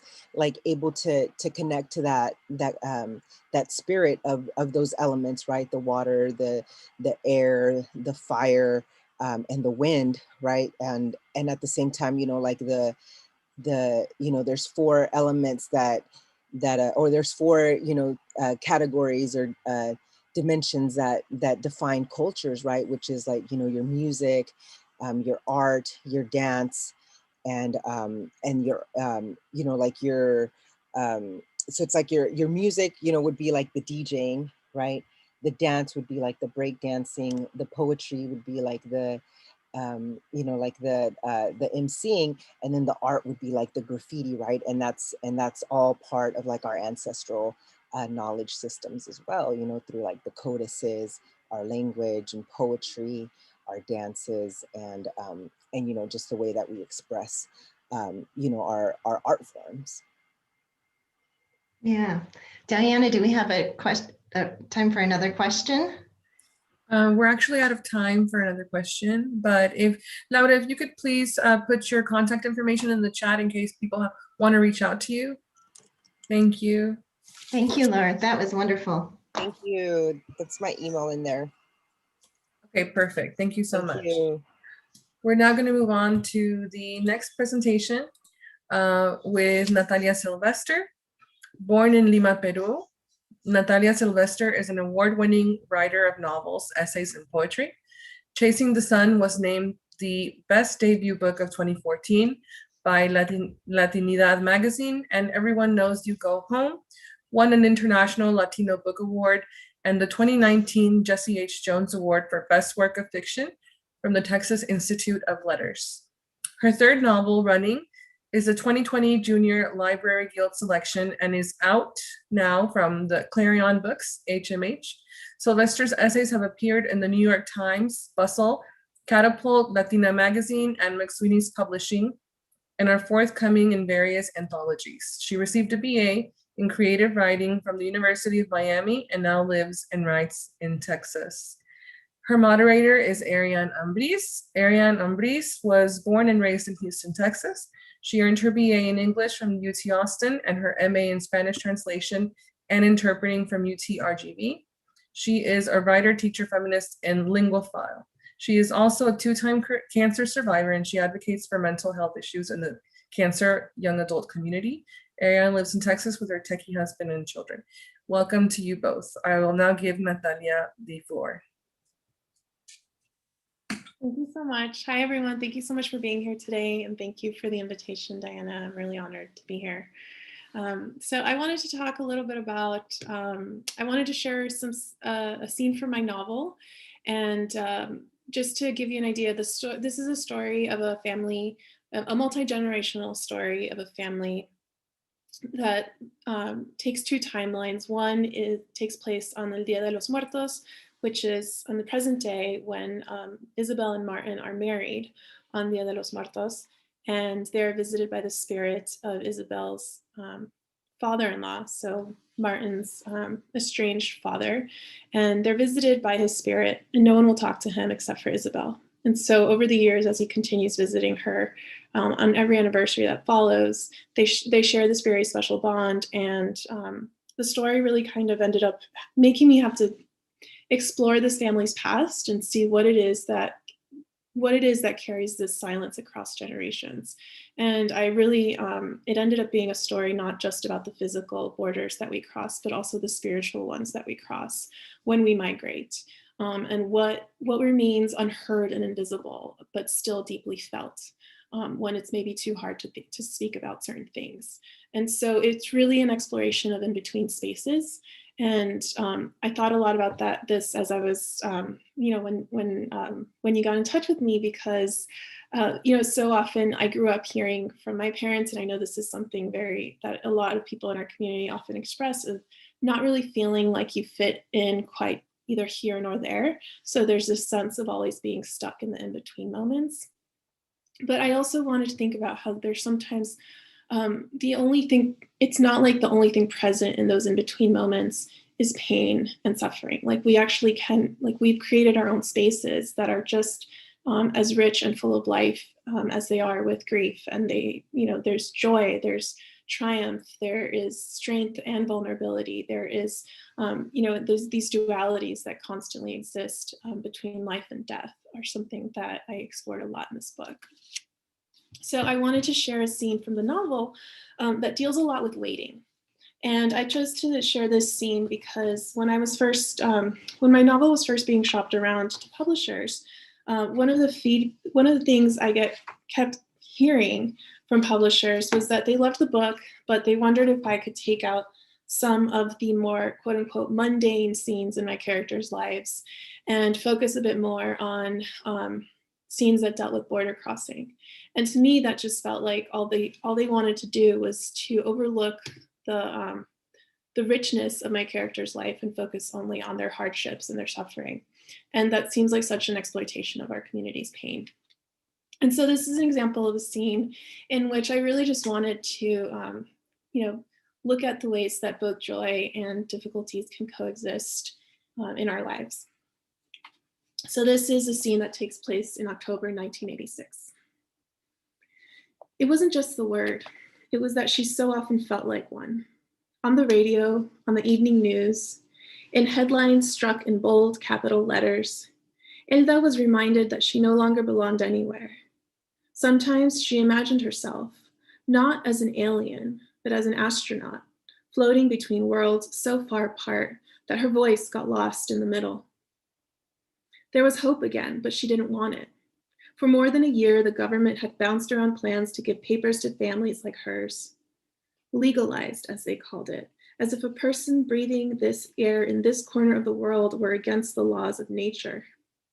In their big house on a big hill, the men and women of the House and the Senate threw together all their ideas on citizenship and who should have it. They tossed it back and forth among themselves, fixing this, bargaining on that, until Elda felt dizzy from chasing it in the middle. She was convinced she would never catch it. Tonight, the reporter with the perfectly wavy hair announced the government had agreed on a plan, and President Reagan would soon sign it. Elda clicked off the television, leaning against the blank screen. The set was warm, like the hood of a car, and she closed her eyes and took comfort in it. She didn't need to hear the rest of the news, which promised to outline all the requirements and stipulations for a path to citizenship.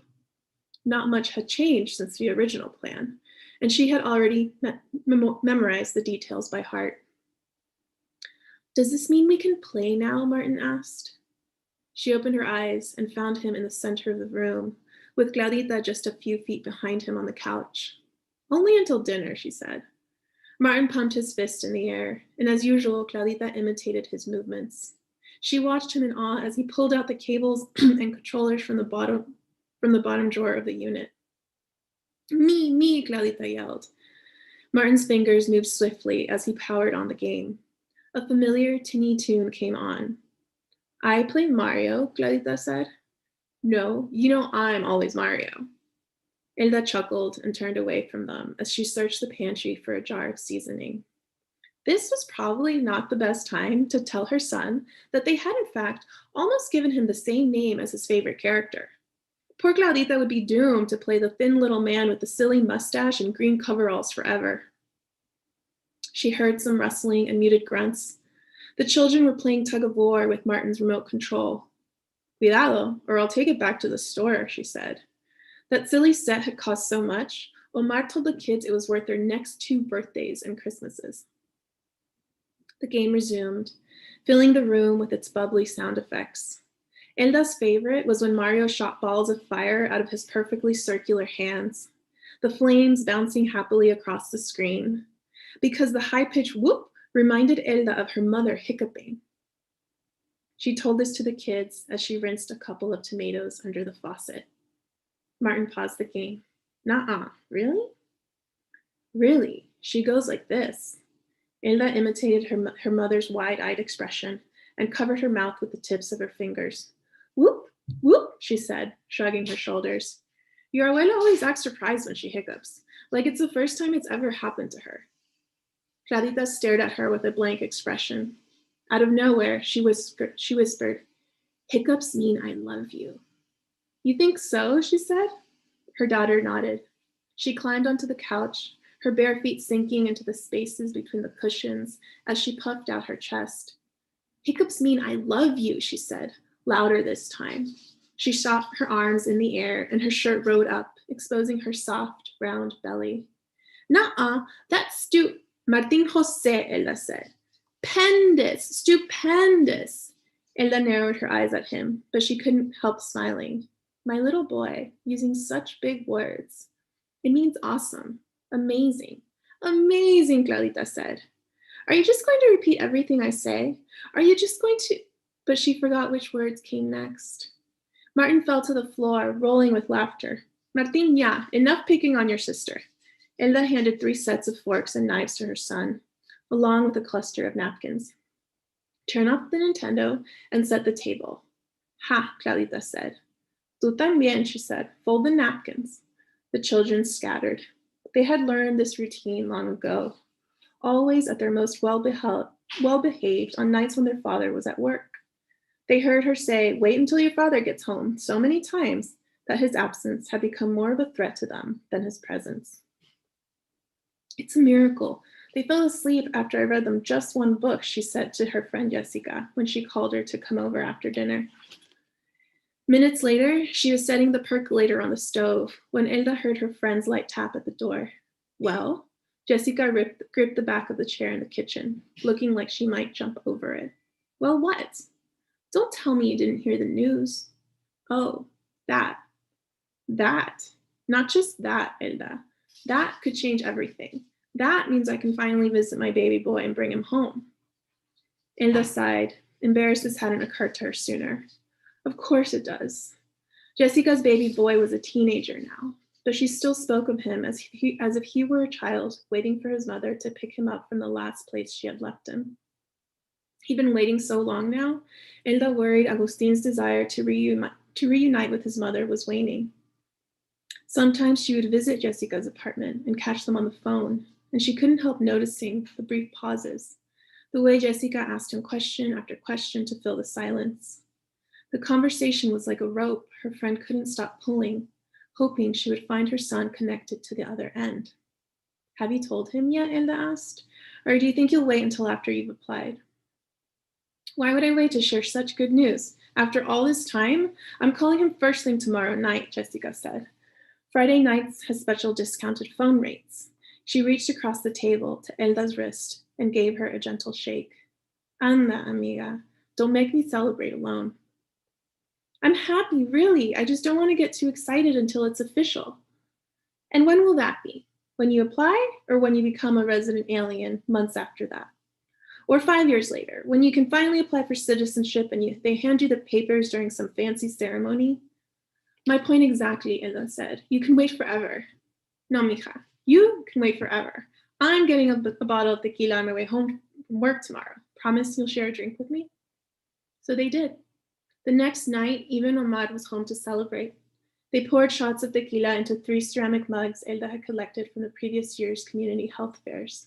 The mugs clanged together clumsily as they gave a toast. To good friends, Elda said. New beginnings, added Omar. Jessica's eyes shimmered, their eyes pinching together as she smiled. To fucking finally. Thank you.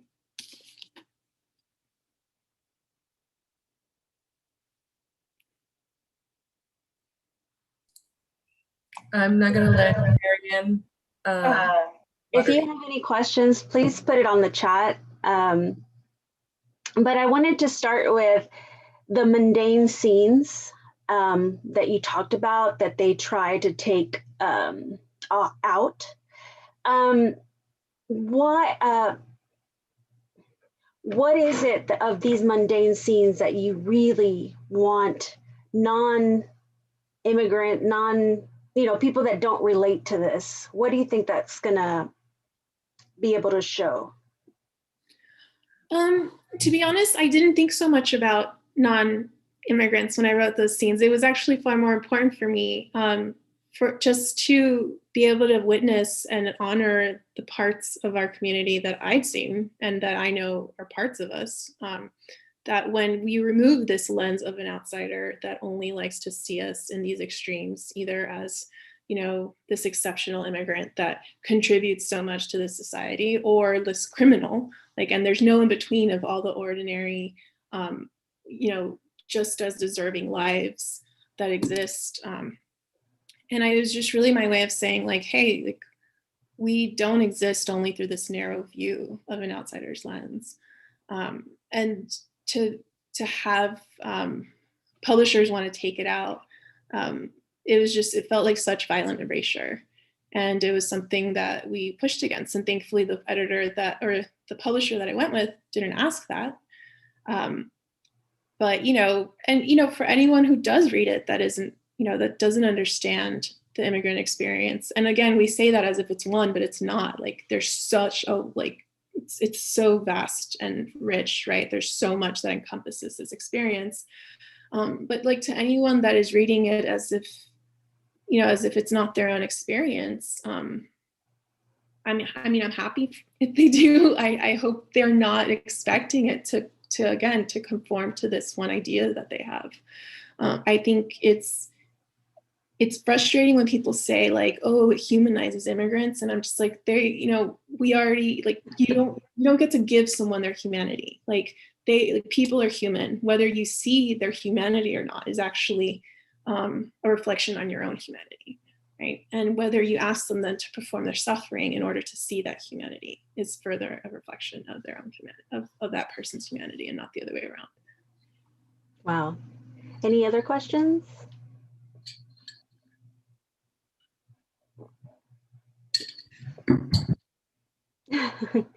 All right, let's see. I did read about the book Omar, and the character who comes every Day of the Dead, and how he only gets to talk to his daughter-in-law. I saw that the comparison between Omar, coming in between to the not being accepted when he came, but also the other way around of immigrants leaving their country for very extreme reasons that nobody just gets up and say, oh, let me go to the United States and just live off. I mean, my grandpa hated to go to come here at the United States. So my question is what is that connection that you want to make between Omar coming in spirit, but also immigrants that go to the United States and have that and not be accepted? Mm-hmm. Yeah, I think it speaks, it's a lot of what you were mentioning. It's such an incredibly hard journey, and people don't, a lot of times people talk about it like it's, something oh yeah, it's just an easy decision. And actually in the book, I talk a little bit also about the differences between choices and decisions, right? To have choices, to have privilege, and to have agency, to have different options, and then to decide, to choose which one works for you.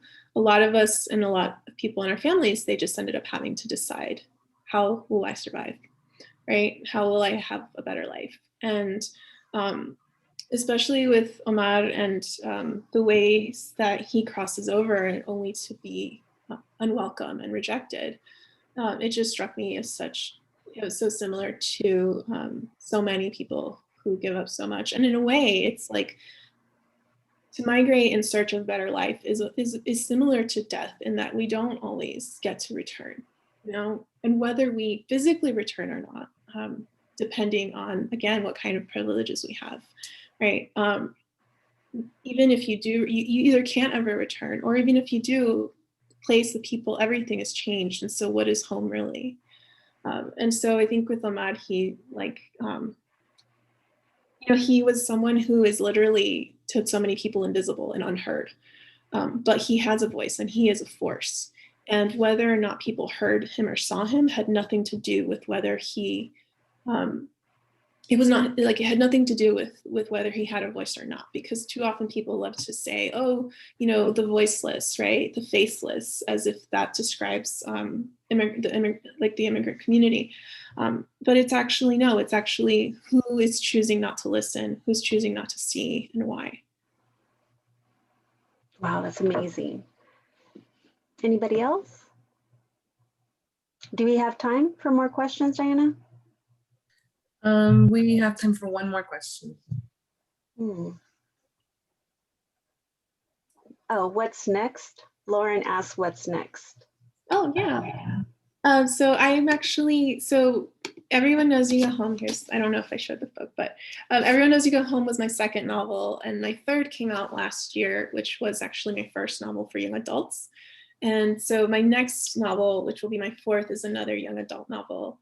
And it deals a lot with displacement and also how displacement exists in the body. And it's kind of largely based on my own experiences growing up with hip dysplasia, which is a condition in the hip where like your bones are not actually properly aligned.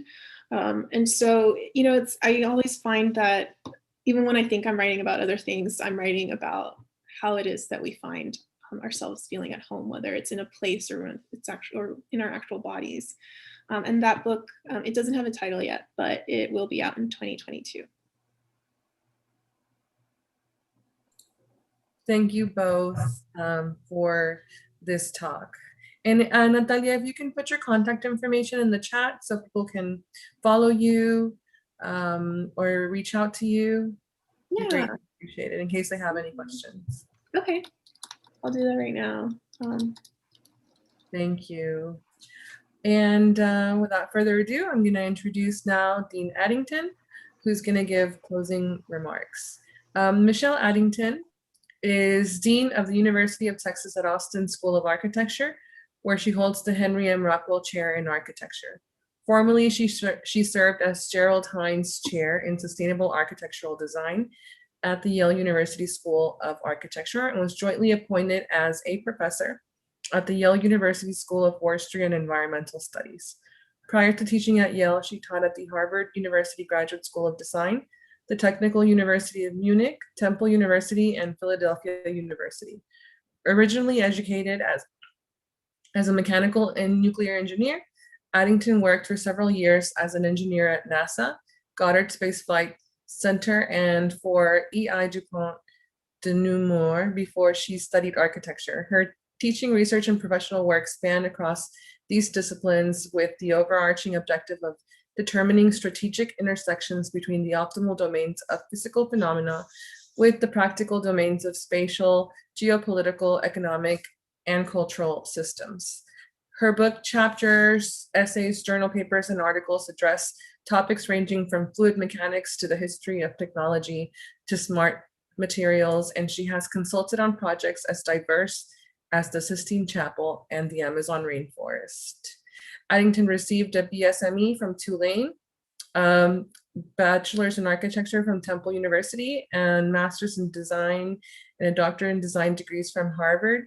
She also holds an honorary MA from Yale University. In 2009, she was selected as one of the country's top 10 faculty in architecture by Architect magazine. And in 2014, she was named as one of Connecticut's Women of Innovation. Welcome, Dean Addington. Thank you so much. And, thank you for not just the opportunity to close this out, but just to have the ability to witness what has been said and what has been talked about during these last 2 days, and also for the symposium that took place in the fall. From the notes that I've written over the last 2 days, what I can say is what I heard has actually changed and reframed my own thinking. So bear with me while I read some of those to you, and hopefully I can even talk about how the last talk actually also sort of changed some of the way that I think about on this. Within the fields of the built environment, we often talk about public and private, where public is generalizable and communal, and private is the realm of the individual and the personal.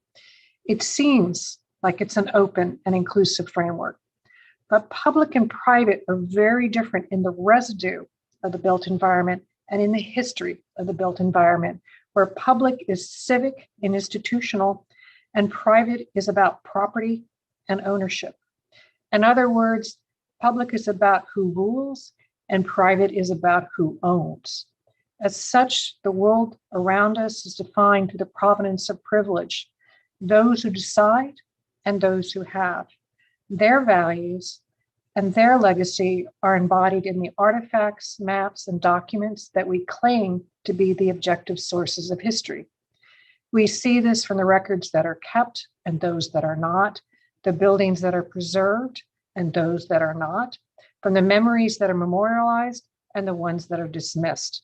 Our seemingly objective history is stunningly subjective when we step back and when we start thinking about whose memories, whose things matter. As such, history is actually incredibly subjective and highly exclusive. I've heard over the last couple of days a lot of discussion, and I've heard this throughout this past year, about how we need to make many of our subjects more inclusive. And I'm going to argue on that, because it's not enough to say that we need to be more inclusive. Because when we ask for our history to be more inclusive, we are de facto accepting our narrow, heavily hegemonic Western European version of history as standard, as the baseline we need to fit into, as the baseline that we want the rest of this history to be accepted into. And I'm going to use the analogy of a building to describe why thinking of history in this way keeps reinforcing the sanitized narrow version, the version that we see, the one that we represent, the one that we analyze, and the one that we record. That is the facade of the building. The rest of the building, the foundation, the structure, the systems, the occupants, the activity, and I'm including that of the mundane activity that we just heard about from Natalia, all of that is left out of that history. All that remains, the part that we consider to be history, the part that we put up on the pedestal, is actually the facade, the static shell. What we need to do is reveal what is behind the facade. This is not just about revealing what has been left out, but revealing what actually matters. This is what everyone who has spoken in the last few days in this symposium not only have been speaking about in the last couple of days, but have been working on for quite some time. Foregrounding the substance of heritage, giving voice to human experience. The things that we have treasured for too long, the dead artifacts left behind by privilege, have to be seen for what they are. So rather than thinking about them as forming a monodimensional history that we must fit into, or that we are just there to flesh out, we should be thinking about history as this rich, multidimensional matrix of the human experience, that these dead artifacts instead are the ones that have to find their place within. It is up to us, and it is up to all of you, to take advantage of the opportunities and the tools that we have now to collect and disseminate the oral histories of those who had been ignored, to share the voices and visions of those who had been silenced, to map the places and the peoples who did not own, but who shaped the environments around them. Keep writing this history, the real history, the history that matters. The world needs all of you and the work that you're doing. These past couple of days have changed the way that I see things. One of the reasons that I stay in this world and I stay teaching and I stay engaged is because every single interaction, every talk I hear, every conversation I witness opens another crack for me. And every one of those cracks opens up a much deeper understanding of what it is that I don't know, of what it is that has not even been part of the way that I thought before. I feel lucky that I get to hear these things. I am sad that it took me so long. I'm sad that I have to be this age and I'm beginning to realize how amazing, how large, how complex, and how rich the world is around us. And I have to give a thanks to all of you who put this on, who put this together, who came and spoke. Much gratitude to the Community and Regional Planning Program and our Historic Preservation Program for organizing this. Also, a shout out to a friend of the school, even though she's at Texas A&M, Dr. Andrea Roberts and her Texas Freedom Colonies project team.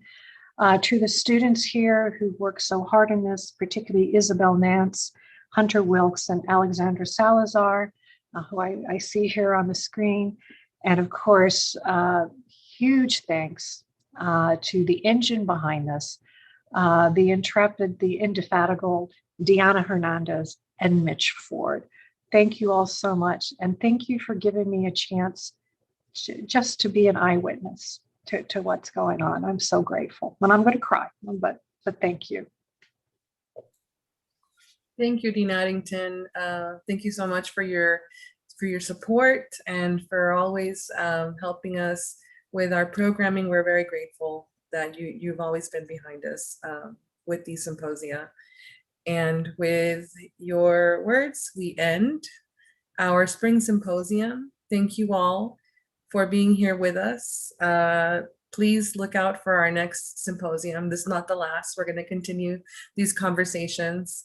You can follow us on Reclaiming Memories of tx.blog for all of our updates. And we conclude. Everyone have a wonderful weekend.